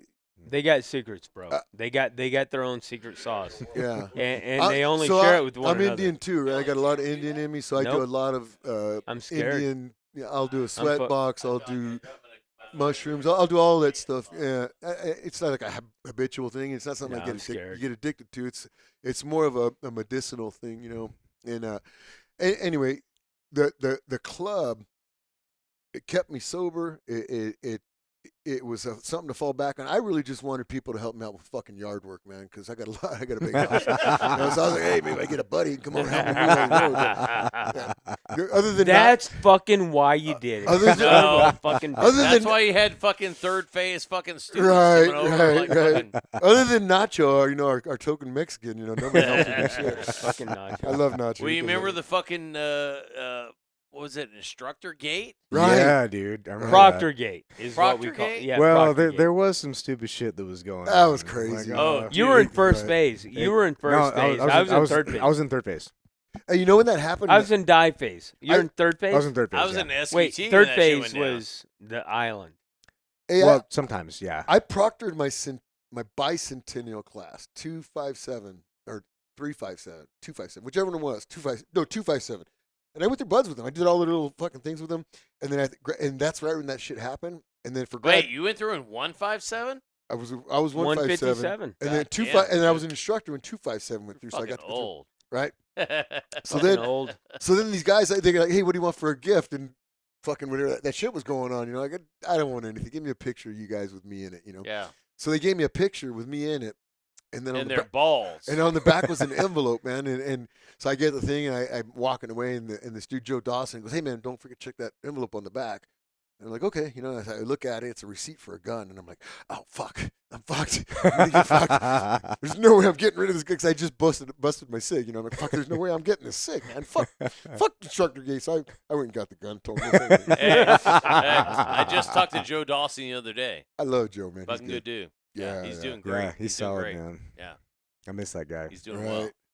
Right. Joe's Which good, is man. funny as fuck. He posted some shit on like 5326 fucking page, and I was totally bust his balls. And Right. he texts me privately on my, we communicate all the time. Well, I don't say all the time. We communicate. Yeah. He's got my number. Right, He right. texted me. He's like, "You motherfucker." We were talking about the fucking Panerai watch, Oh yeah. and I was fucking with him, and he was like, "Hey, He's a what's up, gearhead. motherfucker?" I'm like, "Oh, cool, man." And I started talking to him, and I hadn't talked to the guy in fucking forever. I put him through SQT in 26, whatever fucking class he Right. was in, Yeah, 250, 250 something. 57. Oh, Yeah. oh, yeah, there you go. Yeah. But it was fucking hilarious, man. Like I hadn't connected with that guy in forever, and He's an intense dude, man. dude, I look at people now and I go, they're like, yeah, class 364. I'm Yep. like, Yeah, it's wild, man. like crazy. 364. Like, Right. I'm sure you're. Well, I'm feeling sure you're fucking. old as He's fuck. he's feeling real. So- No, bro, we got a guy in our club, class 29, just one 29. 29. small club. Bob Yeah. Kelly. Bullfrog. Dude, Class 29. Dude, I was telling we this. call him Bullfrog. I was telling East or West? West. Well, because Harry Humphreys was class 29 East Coast. No shit. Harry Humphreys, I still fucking Ask communicate- Harry about fucking Bob Kelly, Well, and he'll fucking tell you about Bob Kelly. Hey, bro. they Bob, don't know each other. Bob, Hey, Bob's listen, got some one's stories. No, east and listen, one's west. Bob- we don't have no. shit for stories. You should have Bob in here. Bob. Yeah, if be you want to hear awesome. some fucking He's a West Coast sick ass guy. stories, Right. fucking, we're in the club, and Bob's in the club. There's a story, but he ends up getting into the club. Bob fucking, he's telling me one time, he goes, "Hey man, there's this." He goes, "I never really felt bad about fucking killing The farmers. guilty people." He said, but Yeah. the But he- farmers. But he said, I always felt kind of bad about. He was part of the Phoenix Project Yeah. and shit like that. Mm. He's like, In I kind Vietnam? of, he goes, Yeah. I kind of felt bad about like the innocent people. Yeah. And the way he fucking said it, Yeah. dude, I was like, it's okay, Bob. I wanted to give him Right. a hug, Yeah. you know. Dude, that's be not like- it though, man. He's got so like one time I was telling a story. I sniped at this guy, right? And the guy kept peeking around the corner. He'd go high and go low, and I'm like, I'm gonna get this motherfucker, right? So I thought he was gonna go high, and he went low, and I kimped, But the round ricocheted and got him, killed him, right? So I'm telling this story, and I'm all fucking proud. And Bob's sitting right next to me, like, hey, he's like right there, and he goes, yeah, I thought the motherfucker out of the blue. I just get done telling the story. I'm all happy about how I killed this dude, And Well, he's like, yeah, and he's just like, yeah, I thought the motherfucker was an anaconda. And I'm like, What? what the fuck are you talking about, Bob? And he goes, well, we were at this ambush one time. We were setting up, and I had my stoner right here, and I took my 45 out. I always had my 45 out. So I had my 45 right here, and I heard something, and I wasn't sure what it was. So I just grabbed that goddamn thing, and I rolled it over. Next thing I know, there's a gook right in front of me. Hey, if you guys want to hear fucking, we'll bring Bullfrog. Right. He lives in IB. Oh my god. He lives right down the street Right. from you. Yeah, and he's like, dude. and he 100% that Yeah. motherfucker needs to come Oh, in. you want him? And- Let's and- bring and Bob. 1,000%. And then he says how he goes, and I blasted him, and all hell fucking broke loose. Yeah. The goddamn tree out So I'm bragging about shooting a guy at 600 yards, missing, and fucking luckily hitting him, and he's talking about. Ricochet. With a 45. Jesus, man. Oh my god. That's a little better than my Luckily, story. Ricochet. Fucking one upper. No, you guys got to hear this. Bullfrog has fucking got amazing stories. Right. If you let him talk, he won't hear a fucking question you ask. Yeah, just let him talk. Let's turn the volume up on the Right. headphones. Yeah. You can hear it loud. But yeah. he might be good with He this. talks about Mike Bailey. You know, Mike Bailey had a German Shepherd. He ran dogs Yeah. in Vietnam, and the dog didn't know whether it was a bad guy or just a guy. You know, the dog alerted, but the Viet Cong thought that the dog knew bad guys. You know, Yeah. so they'd wrap everybody up with the dog alerted on, and then fucking Bob would interrogate him. Like, he's just a farmer, you know, but they'd have to Kill him. They'd have to track him. Oh, because shit. he couldn't. The Hey. Phoenix Project, they couldn't let him get back out there. So yeah, these guys are questioning everybody. That's how they're getting all the information. So they had to swag him. Dog alert. He's- Sorry, bitch. Yeah. No. Fucking dog, Yeah. man. Yeah. I Hope always, you like rice in the afterroll, bitch. I always saw this bullshit when I heard these stories about, they throw guys out of fucking helicopters. Right. They really do. Until I that talked shit. to Bob. Yeah. And Yeah, I was man. he's like, yeah, well, you know, we did that every once in a while. And he says it just like that, like you're like a regular conversation, man. Yeah. That's why I throw a guy out of a helicopter. No, fucking, he was a big. I was like, I haven't done shit, dude. No, I yeah. ain't done nothing. Right. Like, I just got into firefights, man, and Right. fucking shot people. You fucking executed. Right. Yeah. Yeah. Wow. Shooting that- fish in a barrel is nothing like shooting a guy at fucking point blank range with a fucking 45. That's part of the reason why I have these conversations too. It's just like, hey, all these old school stories, all these like legendary stories, and all these guys, nobody would hear about these things. Right. You know. Dude, the other thing too, like the whole Mike Bailey thing. Oh my God, when you brought his name and Right. like the old Team 5 I don't Mike know. Bailey stories. Right, of, he was a like, good holy dude, too, fuck, man. Is he not around anymore? Is he dead? No, he's not he's dead. alive. I don't know where he's at. He's around. I don't know. Maybe he'll hear this. Hey, remember don't when know. he did a chief slot at Team 5? Actually, no, that was your fucking chief. Who's that dude who would wear a fucking canteen and like one mag pouch? You know, it was a boxer dude. Fucking Crimmins. no, he's your No. chief. Mike Watts. Watts. Watts. Man. Watts. He'd be out at Mike night. Watts. Everybody's got all their Oh, shit on out to here, Dude. and he's got like a knife Vietnam. and a fucking one That's all he needed. 3 mags and then a canteen. You know.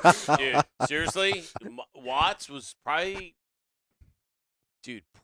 one of the best fucking platoon chiefs. Right. Dude, that I'm guy fascinated by that Dude. because I worked with him in training cell and I thought he was a total dork. Oh my God, dude. I was like, we this did guy's the- a fucking dork. He He was didn't seem very intelligent, but He I mean, seemed like a fucking hotel idiot. platoon. We go to do the what's the fucking combat fighting style Yeah. bullshit, CSC, combatives. and it's like, all right, we're gonna get in a fucking fight. I dislocated at least one of my fingers, and he walks up to me, he grabs my shit, he goes, "You're okay?" It's like, yeah. You're like, my shit's all a right angle, like Yeah. my fucking Right. pinky. He's like, "Oh shit, yeah, that's gonna be fucked up." He's like, looks I'm at it. He's I'm like, trying to create it. He's like, recreate. yeah. He's like, when we go do lunch, it's like, bang! I'm like, and it's, okay. But it was fucking funny as shit. The other thing that was funny as fuck is Vandergrift. Yeah. Vandergrift, I Van? went to, I don't know if you guys know. Obviously, everybody knows fucking Todd Vandergrift. Yeah. I went through buds with him. I know the name. Yeah. And he was the LPO of my class, and it was fucking amazing. But I just remember when I went through this fighting course, he was one of the fighters, Right. Instructor. Yeah. instructors. Dude, he's somebody. I don't remember who it was. You know, they're doing it's like, there was like a thing, and Billy, like, put your hands up, like this. Was this SAFTA like- stuff no, or is it'd this be like- the Dieter shit? They'd go through the whole. It was. It sounds like Dieter. Yeah. It was It was Dieter's, Dieter, Yeah, it was it Dieter. was Dieter's. He'd be like fucking, and then they'd fucking kick his fucking legs, and because you remember you used to have to do the fucking. Yeah, the stupid Yep. little gay protector And balls. I don't remember stance who it thing. was. So stupid. Somebody I looked liked at- it. I liked it. I loved it, dude. Hey, I thought guys, it it was was cool. good. Guy McDermott and Cheswick got into a fight with a bunch of Chamaros and won. They used that shit, man. I thought I was dead. I tried it in a street fight. Wait, It did wait, not hold work. on. It's fucking funny as shit. Right. When I got my fucking, anyways, somebody kicked the fuck out of. I want to say Vandergrift was like this, and they went to kick him, and it glanced up and hit his fucking kneecap. Because it was supposed to be like a Roundhouse. Yeah. like a founding phase. You know, Yeah, they're- but you're like, already hey, concave. Hey Chuck. guys, look at us! Yeah. Like you're gonna aspire to be this. And we were all, there were 2 platoons. I want to say it was like Golf and Hotel. Or probably your platoon. Probably was my platoon. Yeah. It was like, we were sitting there, and everybody's like, bah, bah, bah, bah, bah, like, fuck. We're like, pretty fucking cool. Right. And then at some point, somebody glances a fucking leg, and it goes right underneath. It was either Vandegrift's knee or Vandegrift was the dude that was kicking him, and he hit underneath his kneecap. And he's like, "Boo!"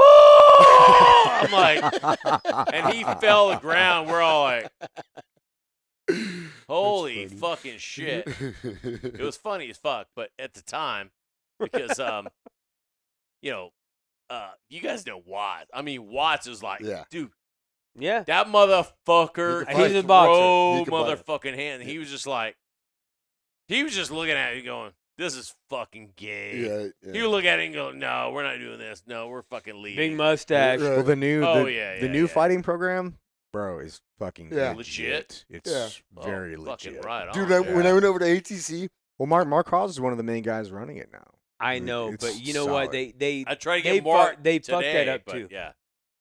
That's the guy that's trying to not Mark Hawes, but I was trying to tell you the name of the dude that he's an employee of ours, but he is a contractor. Our company has never wanted to fuck around with combatives because it's it a is weird thing. so Yeah. fucking weird, man. Like you Right. get like arena guys, you got like these. It's an ebb and a flow. Well, just We were trying to make the fighting a center of excellence is when I went over there. Hang on, MMA works. That's just how it is. MMA works. Hang on, let me stop you for a second. So after we took over for your platoon, we on Christmas Day, our fucking Team 7 were like, we need to go do an op, and we decided to go course. fucking take down a guy on Christmas Day just because hey, that's a Christmas gift, and I think So hard to get a NOP approved on Christmas, God.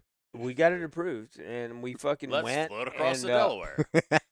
We had a Santa on our MRAPs when we went out, That's but it was awesome. hard to get fucking out. Anyway. No, man, no, we fucking ended up going out, and actually, I think I was up in Mosul. I was doing a site survey with Alan Wing and fucking Culpepper and that shit. But those guys, and I think it was Mikey Moe when he went out. Didn't he kill a guy on Christmas? Probably. That's when. No, I Like think, breathe on I could be Let's misspeaking. hook. I could be misspeaking, but I think it was him and Taco. The breach went weird, and they fucking ended up going in. And anyways, Taco ended up landing on a guy, and then Mike fucking shot a guy in the belly. Yeah, blew the body and up. Yeah. fucking and Mikey was able Yeah. to fucking turn him sideways. I don't know if that was Christmas, but that was and- definitely a thing with Anyways, they shot him. Taco. But Yeah. Well, yeah, I know Taco came back and he's like, Is that- "Oh, this is That's not the athlete who killed that guy with a toaster oven, is it? a toaster oven." Is the No. first You didn't hear time. that story? No, He Oh like my beat God. this No. guy to death with a fucking toaster. no. That was Anyway, wild. I mean, not Did he to re- death. Who did, but the Taco point, or Mo? but the No, point Taco being did. Taco. I mean, he was that deserved it, but you know. After this, it was like, well, fuck, we got to teach our guys how to fight on the ground. Right. Yeah. And that was that. Yeah. And Taco, I mean, I ain't saying anything bad about him, but he came back and he was a big proponent Yeah. of like ground Oh, yeah, fighting. yeah. He's Yeah, like, for we sure. got to Oh, learn to for fight sure. on the ground You do. because Yeah. Taco. Okay, so it was Taco that went in number 1. Fucking went on. He fell on a guy. They got in a fight. Yeah. Mikey came in, I think, behind him and shot him. What year is this? I feel like I heard about this like It's like 05? Yeah, Sounds 05 about or right. 06, Yeah, probably, Yeah. Yeah, Yeah. five. But I think Was Mike. Mikey Mo Mansour. Huh? No, Mike. No, Mo- Mike Moriarty. I think Oh, okay. I heard He Mo was had on his episode gun 5. and the gas like blew 6. the guy's body cavity up because the gases went inside his cavity. Oh, shit. That's what killed him. Yeah. You got too close to him with the muzzle. Well, wasn't trying to canoe him. I was on that. No, I don't think that's it. I think he just fucking Okay. shot him. Yeah, You know. maybe that's it. But the point being was that they came back, and before that they had Dieter, and Dieter, that's Dieter, what Dieter. fucking shut Dieter down. Well, Fire hands and shit. well, Dieter's. Yeah. If you have a weapon, Dieter's great. I can tell. I've tried it in street fights. I did not have success with it at all. But if you have a weapon, Dieter's great. It's great shit. I think Okay. Dieter's got a lot of very. I got to positive- tell this story, man, because it's fucking funny. I got to pee. I got to pee. All right, now we're back. Now we're back from the break. Hey, Hey, I was going to tell you guys about Mike Cheswick and Guy McDermott using Dwayne Dieter and winning a fight with a bunch of Tomorrows, man. It was pretty funny. Let's go. Let's Well, go with that. Yeah. well, So Well, that's the other one too. What's I that? was gonna tell a fight too, where me and Tage lost our ass. We got punched in the face by a fucking Chamorro. right. Not a Chamorro, a Hawaiian dude. We both got our asses kicked. By one dude? Well, it's We're because like- you're a pussy. Well, It's fine. yeah, You're big. we got our asses kicked. All right, well, let's start with his Good and stuff. we'll go to yours. Hey, there was Bullies, and then there was a bar across the street in Dude. Guam. I can't remember what the fuck it was, but anyway, Oh, yeah, No, yeah. bullies. Bullies, Guam, and then Guam. your platoon was in Bullies when this Was happened. Bullies the second story one? It was across the street from. I don't remember. No, it was ground. Oh, okay. But anyway, there's a Yeah. bar across the Yeah, way, yeah, and you yeah. had to walk through a cave to get in there. And I go in there, and that girl Theresa and the blonde girl, I can't remember her name, but they were in there. So I go up and I'm talking with them, and I'm already 3 sheets to the wind. Anyway, this guy starts some business with me, and we get in a conference. I pretend like I'm gay, right? And he's not having any part of it. And How do you Pretend. pretend? because I'm talking with these girls, and they're trying to pick. They were Navy You guys. start sucking his And they, dick. tried to, they were trying to pick up on him, So I was like, "Hey, man, it's just us 3 girls, leave us alone." And he got offended. And he got my face. All right, I'll tell you guys. I don't want to talk about beating somebody up, but he got my fucking face. And he was drunk. So I drop him, right, and he gets knocked out, but he doesn't get knocked out, and he's hanging onto my legs, and I'm just like. Boom, boom, just start socking him, Finally, he falls down, and the girls pull me off, and the parachute rigger who worked at the bar, he threw me in the fucking ice cooler, right? And there's nothing but booze in there, so I'm like, oh, okay. And he said he's gonna call, the cops are gonna come, because the guy was fucked Wait, up. you so- threw you in Hey, there to hide when you that from the happens. cops, or to did you hide just? me from the cops. Cops Yeah, come. dude, I hate. So I'm when in that the fucking happens. cooler. Yeah, I'm doing like and fucking 7 beers later, I'm like, fuck, man, I've You're been just here in for a the little while. cooler, Yeah, dude. the fuck's starting to get cold. I'm in here, fucking. And Guam's hot, so you're like, I cool, it's open nice. the door and I look out and there's nobody in the fucking bar. Everybody's gone. Like the whole fucking bar is empty. I'm like, what the fuck? So I walk out, but the 2 girls are there. So I go and Bar's talk. closed. So I go and talk with them, and the guy's gone. The rigger, the parachute rigger, he worked at NSW. He's gone. There's another bartender there. He's like, what the fuck are you doing? You work here? I'm like, no, man. Yes. They put me in the back, whatever. And so I have a drink with the girls, and I'm like, hey, let's get out of here. Let's go to Bullies, right? Because everybody was over there. Your whole fucking platoon was over there. Dude, where's that place? Was it Bullies? It's right across. It's in Guam on the main drive, of course, and it's right. The bar is right across from Bullies. Anyway, so Bullies. That sounds very familiar. So I walk outside the bar, and then before I leave, this big Chamorro dude standing there, and the bouncer, right? And he's like, hey, man, those guys are out there waiting for you. I go, really? And he's like, yeah. And I go, just them 2? And he's like, yeah. So I peek out the door, and it's just the 2 of them. And so and I had a fucking hair up my ass. So I go, who cares? So I walk out, and I walk up to the first guy the guy who I knocked out. He's still bloody, and there's no cops or nothing, And this is like maybe 15 minutes later. I walk out, and I walk up to him, and the guy sees me, throws his cigarette down. I go, you want to fucking talk again? And his buddy goes, fuck you, man. I go, are you the one I need to talk to? And I go to hit him, and Theresa grabs my fucking arm, man. So I miss, and I kind of throw her into him, and we get into like a little scuffle. But it wasn't anything big. But yeah, it was her fault. It was a scuffle. Fucking bitch. And then but all these Chamorros are walking into the bar that his platoon's in. And so they see us scuffling. Chamorros they all wanted to come fight, right? So they start talking shit, and I walk across the street because I know that their platoon's in there, and I'm like, oh, this is great. This is gonna be perfect, right? Mm-hmm. So as I'm walking over, I'm like, come on, you motherfuckers! And Just I'm like, walk him into the ambush. yeah. So I'm thinking I'm gonna get into a fight, and everybody's gonna come out and save me. This is gonna be awesome, man. They're gonna see me kicking the shit out of these dudes, right?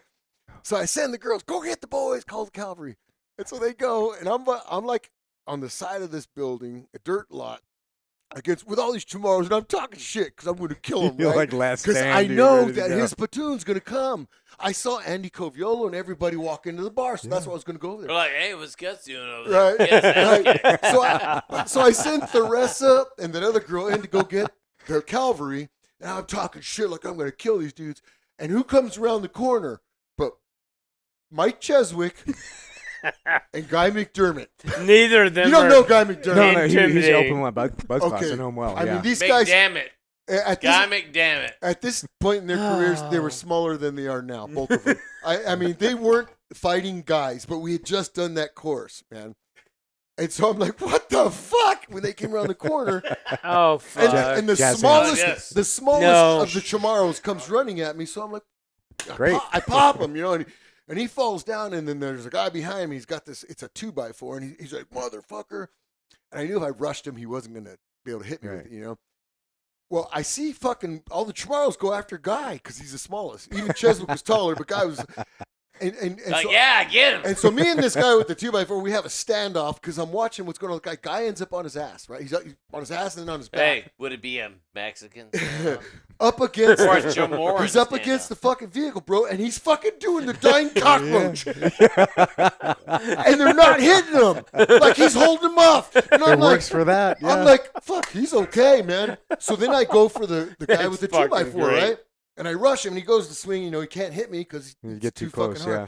So I fucking El Kabong him, but he doesn't get knocked out. He's a big dude. What'd you call him? Echo Bong? El Kabong, I fucking got him. Good, but he falls back and he falls down, but he doesn't get knocked out, right? We got to trademark that. The El And then Kabong. the little dude, right, who fucking started the whole fight, he came at me, and somehow I got him from behind, and I ran. And made sweet And love to I him. grabbed his arms and Yeah. I made him eat shit, right? So he eats shit on the fucking dirt, and I'm laying on him. And I don't know why, man, but I just decided to bite this dude, man. He was a little dude too, man. But Where'd you bite him? I'm biting him on the neck like I'm giving him hickeys, man. Just, "Ah!" And bro, I weighed 220 pounds. I was huge, man. And this little 120-pound girl goes, "Ah!" and jumped up and fucking ran with me on his back, still biting. I had trap. I bit his ear, fucking everything, man. And then I made him eat shit again. That poor dude, man. I had his arms, so I fucking trip him and he eats shit again. And then I thought the fight was over, at least between me and him. Like He was face done. dug into the ground. Face dug into the ground, man. Like I'm leaning on him as I'm biting. And then I get up and Mac is still keeping everybody off, man. I mean, McDermott. it Thanks, was all fucking right. working, right?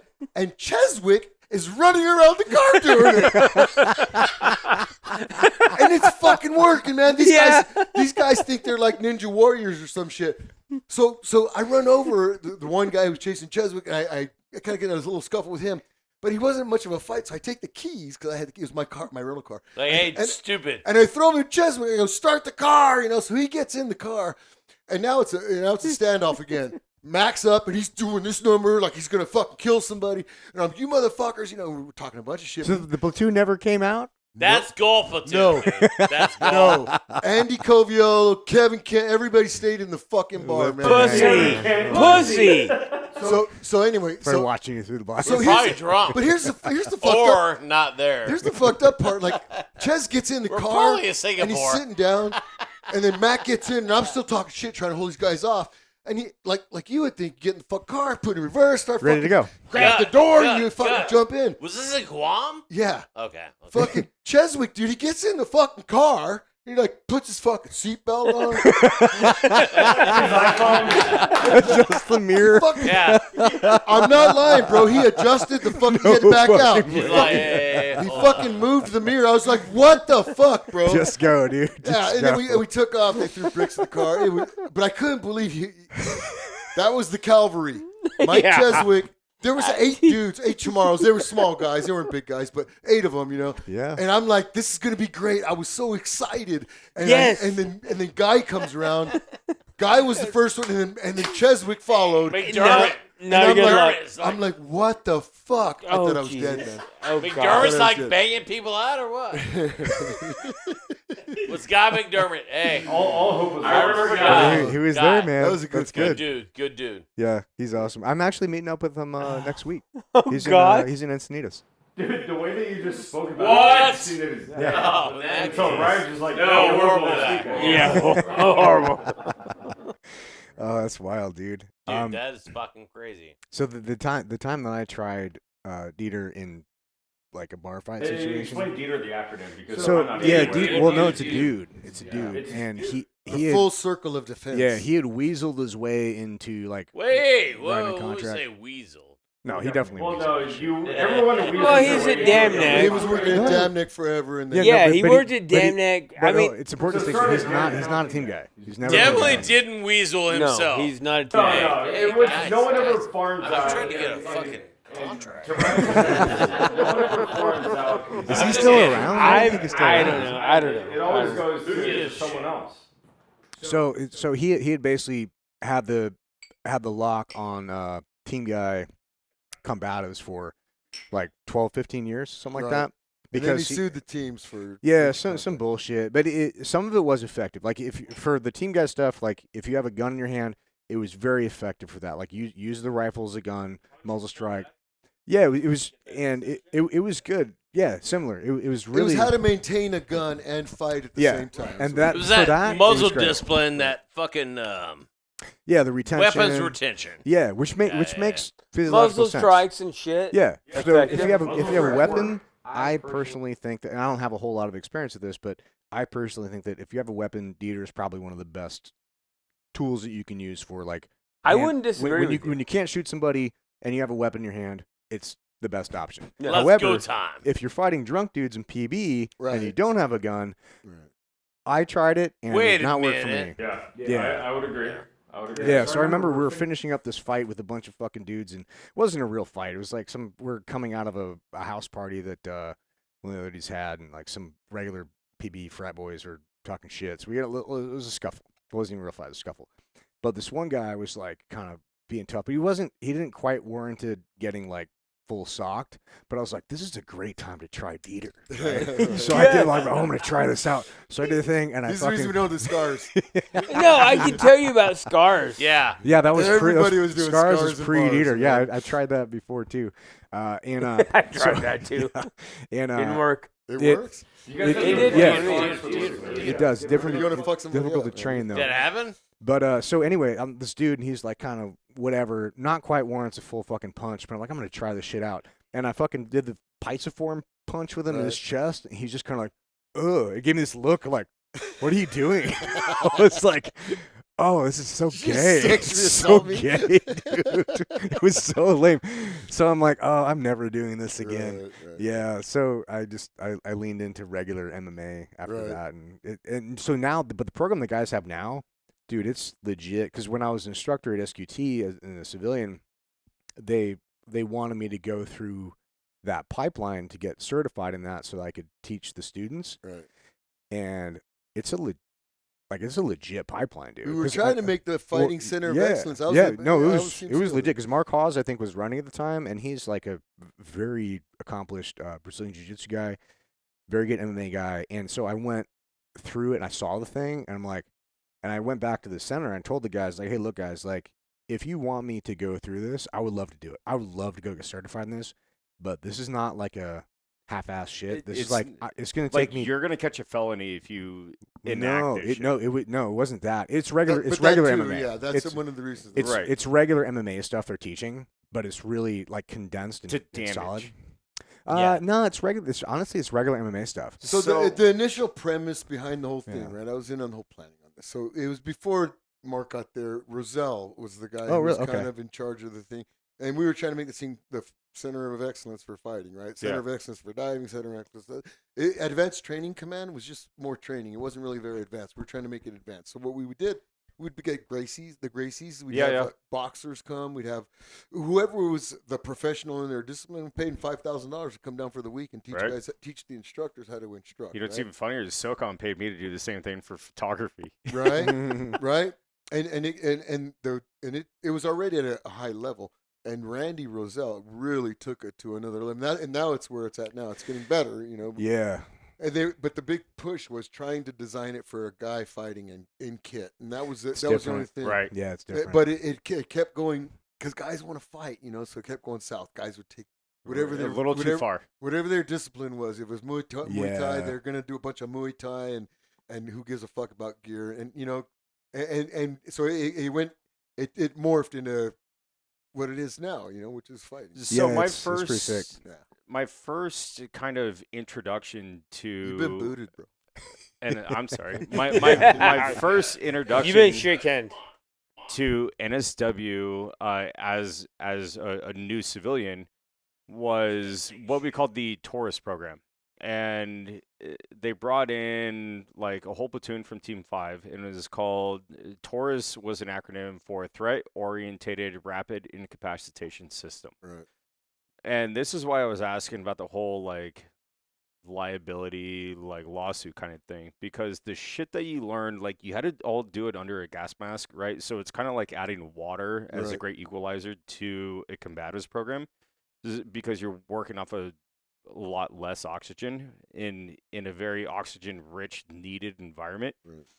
But it was like stomping out ankles, like shattering kneecaps, like doing all these things. And so I ended up having to roll with some of Team 5 doing some of this. And I was in BJJ for quite a while at the time.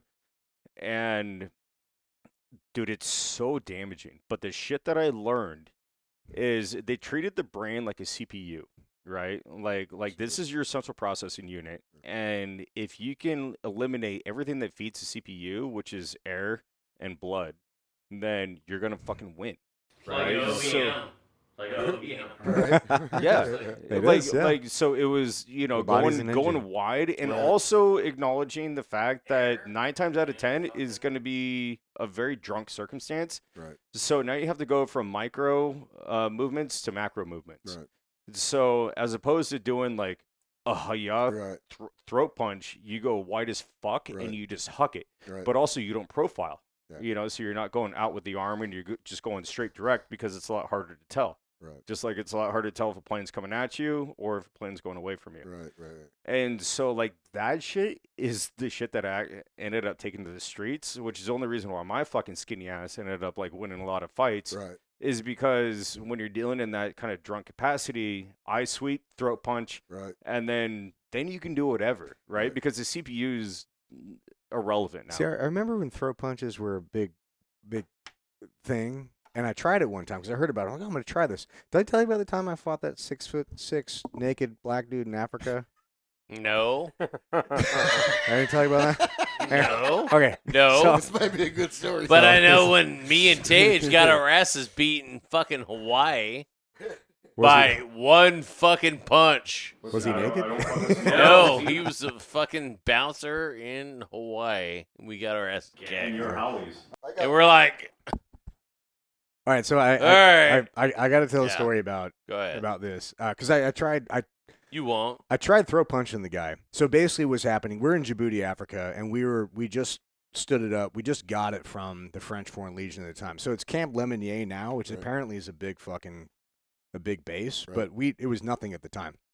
So we got it up, and it was us and like 60 Army dudes. And some Marines came later. But anyway, we had all these dudes, and we only had like 3 porta potties and the original toilets that came with the thing, which is like four toilets.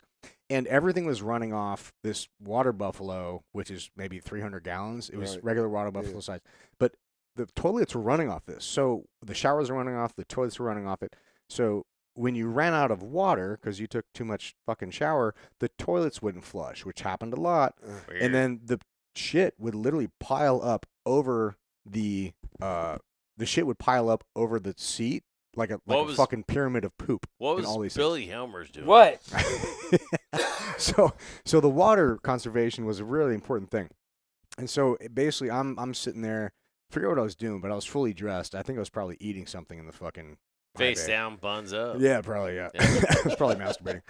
So I'm in there, and this dude comes in, this Army guy comes in, and he's like, hey, for some reason I was the only fucking dude from my unit there. Navy nerd there. Yeah, basically. All my other platoon was doing something. So they come in, they're like, hey, this guy is like using up all the water in the shower. And so we had to take Navy showers, right? So people know you turn the water on, you get wet, you turn the water off, you lather up, you turn the water back on again, and you wash it off. And you're very no one does that. Right. No, everybody does because you don't want the fucking toilets to not work, dude. You really, ship you don't care. And this, if you're on a boat, you do that. It's a really shitty Everyone situation else goes, if you don't do it. Fuck you. Yeah. So anyway, these guys come in and they were for some reason calling on us for this. They're like, hey, this guy's like using a lot of water in the fucking bathroom. I'm like, dude, whatever. I don't care. But so I go in there and there's like 12 shower heads and all of them are like either off or like trickling, and there's one that's just like just blasting, Like, that's mine. full blast shit. And I'm like, and also at the time I was juicing out of my mind. So I was like, No way. yeah, I was like 230. I'm 230 now, but it What was if we had I was- juice? I was new to 230. Like, Yeah. So it was very aggressive. My nickname in the platoon was ball sack because I had so much testosterone. Really? Yeah. No balls. No Very- balls. Very not testosterone. So I go in there and I'm like, fuck this shit. So I go in there and I rip the fucking curtains open. I'm like, what the fuck? And this dude looks at me. He's like 6'6", naked black dude. Penis is overshot. But he's just blasting this water. I'm like, dude, what the fuck? Hold Like, my you know dick. the fucking situation here. Well, that comes in later. Yeah. I did actually hold his dick later, but that's different. Gross. In a good way. Obama. I think you'll like it. Thanks, Obama. So he's like, what the fuck? It starts doing this. You don't know who I am. And this, he's like some fucking E1 in the army, like just being a fucking dickhead. Must have been new there or something. So I'm like, dude, fuck you. So he starts coming out, and I'm fully dressed, and he's fucking soapy and wet and naked, and he's doing this. So I'm Thank thinking, God. I'm like, okay, number one, Describe it. not yet. Describe Not yet. it. I got Describe it I got a close separate. look in a few seconds. So he's fucking Describe getting all it fucking better. being an Just asshole kidding. about shit, and I'm Yeah, thinking, okay, fair. there's definitely going to be a fight. I've heard about throat punching. Let me try this. But I didn't realize. I was like, how do I fucking do this? So I was like, I'll just try to aim for the throat with a full fist, which of course you can't fit. You know what I mean? Right. So yeah, I didn't know this at the time. So I'm like, so I do like a glancing blow in his jaw, and he's just like, ugh. So then we start fucking Thanks. scuffling, and this dude is, we start scuffling, and this dude is over. So I'm laying on my back, and he's over, not mounted, but over the top. And so he's naked.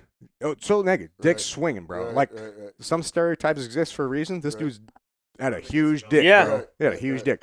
Right. So he's Thanks, over Obama. me like this, and he's coming from fucking left field, just Love it. starting to swing. So I'm seeing his I'm seeing his punches come like this, and I'm like ducking, but I'm ducking into his dick. I'm like, oh god! And every time he goes back, I'm like, it's like misses me, but I'm like, oh, this is not good. So finally, I'm like, fuck this motherfucker. So I just take his dick and I grab his cock and balls in my hand. I'm like, crank as hard as I can. And this motherfucker jumped up like a fucking wet cat, bro. Wait. Is there any rules for that? Like, No. even in No. a fight? I don't No, think so, no, man. No, I think you did the right thing. No. Yeah, I would agree. No, I grabbed his cock and I balls, guess if you're naked. and I'm like, crank, and he jumped Sounds up. gay. Right. Sounds gay. Dude, you said you We throw go punch, and I'd be like, cool, man, but No, like, it didn't work. I fucked it up. It didn't work. So he jumps up and he's like, "Why you gotta grab my dick?" And so I start jumping on his back. I'm gonna fucking rip it off and shove it down your fucking throat next time. And then the Marines came in with their pepper spray, and I'm like, okay, it's fine. Whatever. Oh. Did you actually get a good hose? No, they just came up and were like, I don't want to get pepper Put it all spray. in It's there. fine. Yeah. And then the miss is pushing it back Sounds into there. gay. Yeah, so that's pretty how gay. that's Yeah. the time I fought a 6'6" naked black dude in Africa. So and you grab his crank. and I Crazy. Africa? Africa, Djibouti. He I was don't an recommend army it. He was an army dude. Yeah, it was an army guy. Wow. There was some shit that came down later, and they were gonna make him apologize. I'm like, bro, I don't want to see this guy because all I'm gonna think about is a dick. No, in my hand. I'm sounds like, gay. no, I Yeah, don't wanna I talk to got him. my ass kicked in Slidell, Louisiana one time. Like, really. Hey. It's the worst Hey. ass kicking. I think I was there. No, you weren't. Wait, where is Slidell, Louisiana? It's in Louisiana. No shit. I can't tell you. It's on the water because we were doing boat shit It out was there, though. But I was Wait, I was wait, visiting wait, a buddy, wait. right? Hold on. Are we still rolling? Yeah, bro. Are you still here? You need to take a break. Anyway, so I go to Slidell, Louisiana, and I'm visiting this buddy of mine. And so we go to this bar, right? And I think it was called the Blur or the Burr. I call it the Blur. So we go in there and we're having drinks, and I'm wearing board shorts, a tank top, and flip flops. And this girl's sitting next to me, and I'm talking with my buddy, and she starts talking. I'm talking with her, whatever. We were just gonna have a couple drinks and get going. I literally just flew in, landed. We stopped at the bar on the way to his mom's house, I think. I don't tell you his name, you guys might know. But we're drinking, and this girl keeps talking to me, and I'm talking with her, and she buys a round. Well, all right, so we're drinking, and so I buy a round, and when I buy a round, this dude comes over and he says, "Hey, California boy, you don't be talking to my girlfriend, you know." And he was kind of a big guy. And he's wearing coveralls, you know, but I was big at the time too. I was like 215 pounds. I was pretty big. Anyway, I go, but I didn't want any trouble. You fuck, you know, and she's kind of ugly. I was like, "Hey, dude, whatever, man. I'm not even talking to her. I was being nice, you know, whatever." And so I keep talking to my buddy, and she keeps talking. "He's not my husband, blah blah blah," and just going. And now she's a pest now. You know, I don't want to fucking deal with her.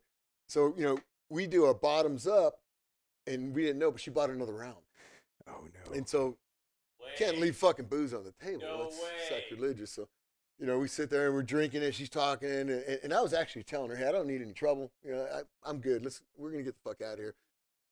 But I started drinking the drink, and the dude came back, and he goes, "Hey, boy, I thought I told you not to be talking to my woman." Or, I don't even remember what the fuck he said, but something to that effect. And we were gonna fight. It was obvious this guy wasn't gonna let me get out of this, you know. Mm-hmm.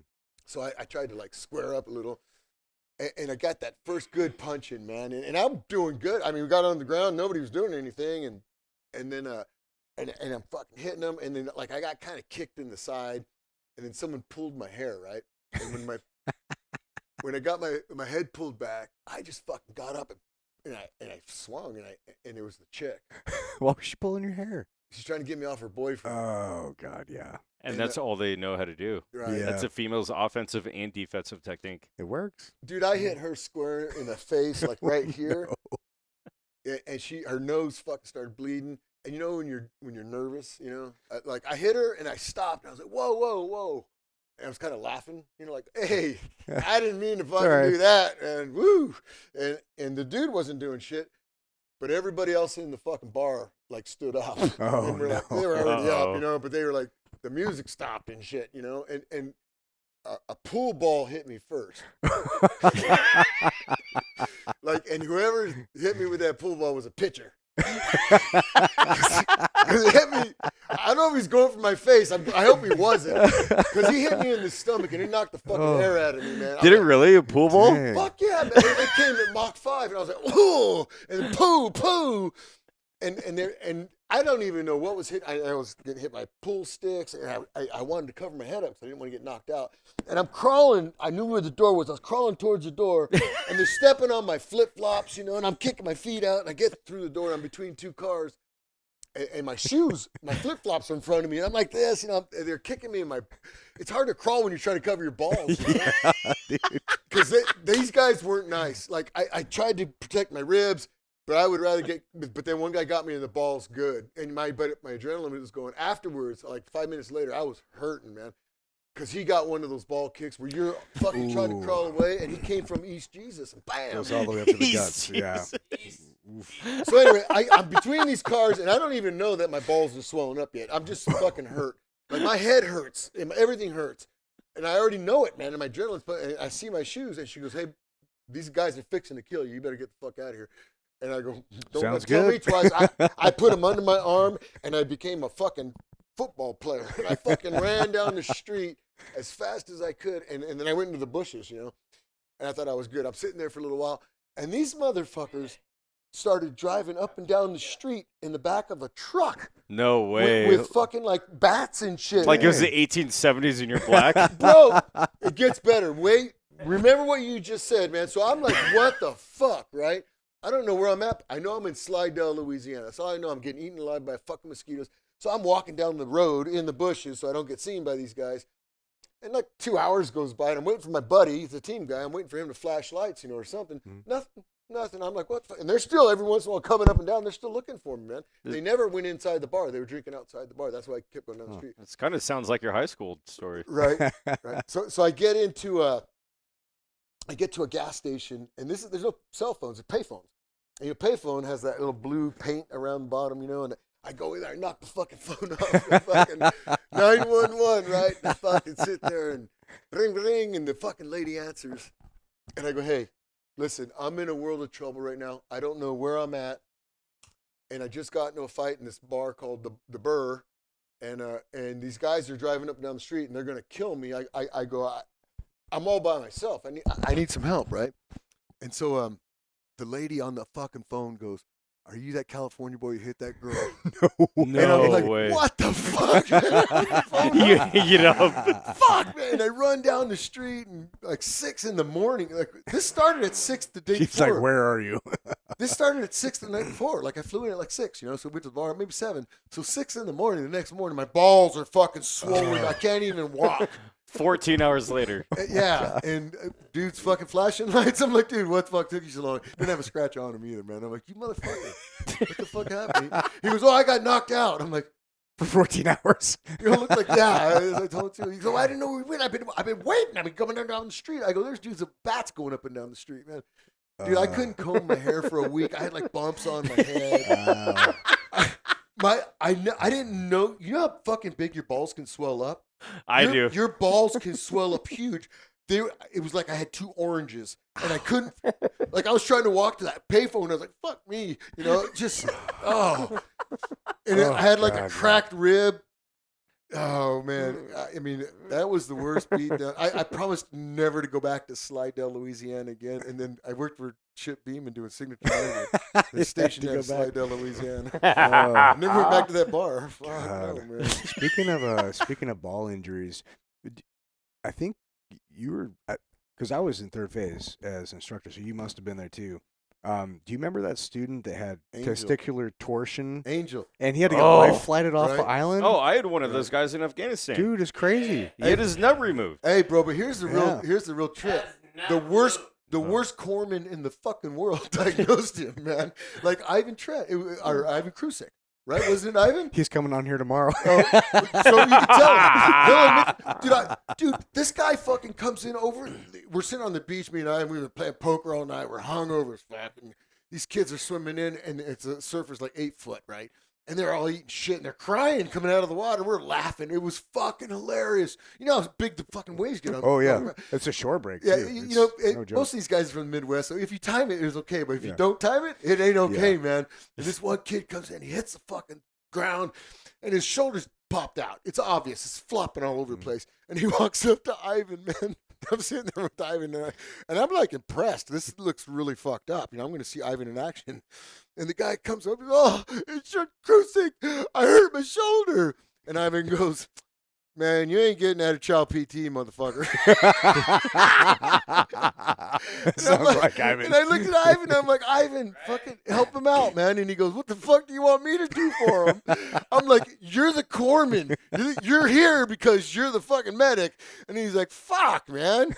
So then he like takes his belt off, and I didn't know that he used the belt to pop it back in. I thought he was going to beat the guy with it. He takes his belt off, and the kid's screaming bloody murder, and he's got his arm in his fucking foot in his armpit, and he popped it back in. And then you know the kid's all relieved. You're instantly relieved, you know. And Ivan's like looking at the dude, and he's like, "Don't think you're getting out of fucking child PT, you fucking pussy." And then he was gonna make him do it. And it was pull-ups. I'm like, Ivan, we're gonna let this guy get out of pull-ups for a week or two, man. Yeah. But then that guy had that Angel. Yeah, it was like 2 in the morning or something. Angel Molina.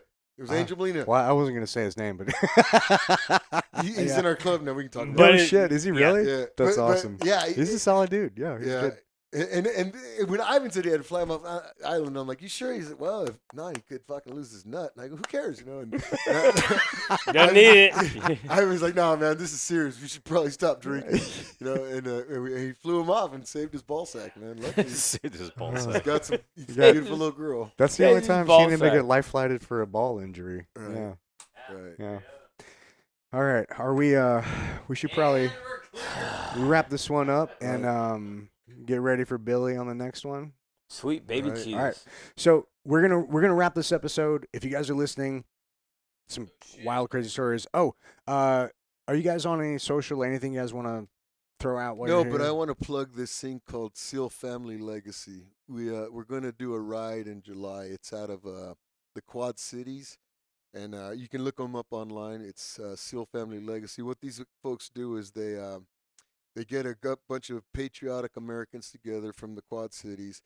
We do a little motorcycle ride about 100 miles, and they generate a lot of money for fallen guys, right? So what they do is they give money to one SEAL and one regular forces guy, Army, Navy, doesn't matter.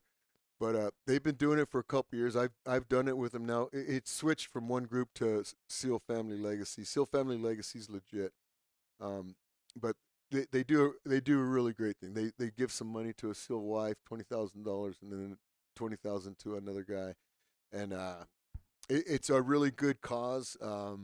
I can't speak highly enough of them. I mean, I go out there and I don't do a lot of charity stuff. I try to help guys stay sober, you know, but I go out there and, man, I really feel patriotic. Those folks really dig down deep. It used to be Thank the SEALs. It was kind of kooky. Everybody's wearing tridents and stuff. And there was something going on with how the funding was being handled, you know. All that's worked out, and SEAL Family Legacy is legit. And so if people can support it, it'd be appreciated. What's the website again? SEALFamilyLegacy.com. Yeah, Cool. .com. So something that I want to give, I guess, accolades to with regards to what you just said about SEAL Family Legacy Foundation is one of the things that I noticed getting out is I was never special operations, right? Right. Did a bunch of cool shit with a bunch of really cool people. Right. And so, you know, when I got out, thankfully I was able to get on my own feet and kind of do it under my own duress. Right. But there are very few foundations out there that support the grunts or the ground pounders. You know, like, I don't give a fuck about the paper pushers either. And you know, not knocking their service at all, but you know, I've buried just as many friends as the next guy coming out of special operations, and there's, you know, there's this hierarchy in the 501c3 world, and that is highly focused on the special operator. So to see exactly, and to see that there's a tit for tat, especially in the SEAL Family Legacy, it's awesome to see that, you know, guys like me or other guys that actually need it can benefit from something that not only supports NSW but also supports, you know, regular dudes like myself. And they're always looking for candidates. You know, they're always asking me for candidates. I don't know who to nominate. I don't know either, right? Because and this is the hard part, and this is something that I definitely need, like, this podcast and our listeners to know, right? And there's a reason why what I just said is a fact. Right, because it is very easy to determine somebody that is special operations and has gone through it. Whereas once you do not have that rating, right? Once you don't have that or a skill identifier, it now becomes completely like muted as far as determining whether this individual actually did what the fuck they said. Right? Like, that is the shit that's hard to determine because your guys' community is so small, whereas mine is very large. Right? So mine becomes diluted, and so reading through the bullshit and determining who is actually deserving of the money is much, much, much more difficult. Right. And so, like, I'm not knocking it. Right, you know, like, I actually completely understand now. You know what my monitor is, though? I don't even give a fuck what the guy did. What's up? My monitor is if there's a wife and she's got kids, you know, and that's it. I don't care if the guy died sucking a dick, you know, and the mortar hit him. If he's got like a wife and 5 kids, and he died in the war zone, he was out there. You need help, and he did it. So really, don't let what somebody did merit. It doesn't matter. I don't, but I mean, I've seen it firsthand. You know, I've seen massive levels of stolen valor. I've even been called stolen valor, you know, to my face at fucking the IB Legion, or VFW, where, dude, if it wasn't 5 against 1, I would have started throwing fists right away. Especially over my tour and my experiences. So, like, I understand it, right? And that was all by CBs. It wasn't by NSW because, honestly, for a large majority of the guys in NSW, I mean, at this point, I know all of your friends, or I know your instructors, or I know motherfuckers that, like, you bow down to. It's a small town, man. It's a small town. It is, but, you know, in the big military, it's hard to read through the bullshit. So I'm super stoked to hear that your foundation that you're promoting right now is is also kind of doing both. Right. But it's a lot harder of a process to kind of weed through the bullshit. Right. Yeah, You know, another thing that they do that other, well, I don't know if other foundations do or not, but they do follow up. Like, they don't just give them a $20,000 check. Like, the kids get a $100 check every year on their birthday, and they keep in contact with That's them. cool. Good. You know, because, like, it's kind of like when we get these guys sober, you know, like, I've gotten a lot of guys sober, and they'll stop drinking for a month, right? Just where the cloud gets off their head and they start to feel good, and life's going good, man. I remember that. They call it being on a pink fucking cloud, right? And they're like, all right, I'm good now. Yeah, they're good. I'm good, man. And what happens is it comes back twice as hard. You know, they become twice as bad of a drunk. Yeah. You know, and that repetitiveness, it just keeps getting worse.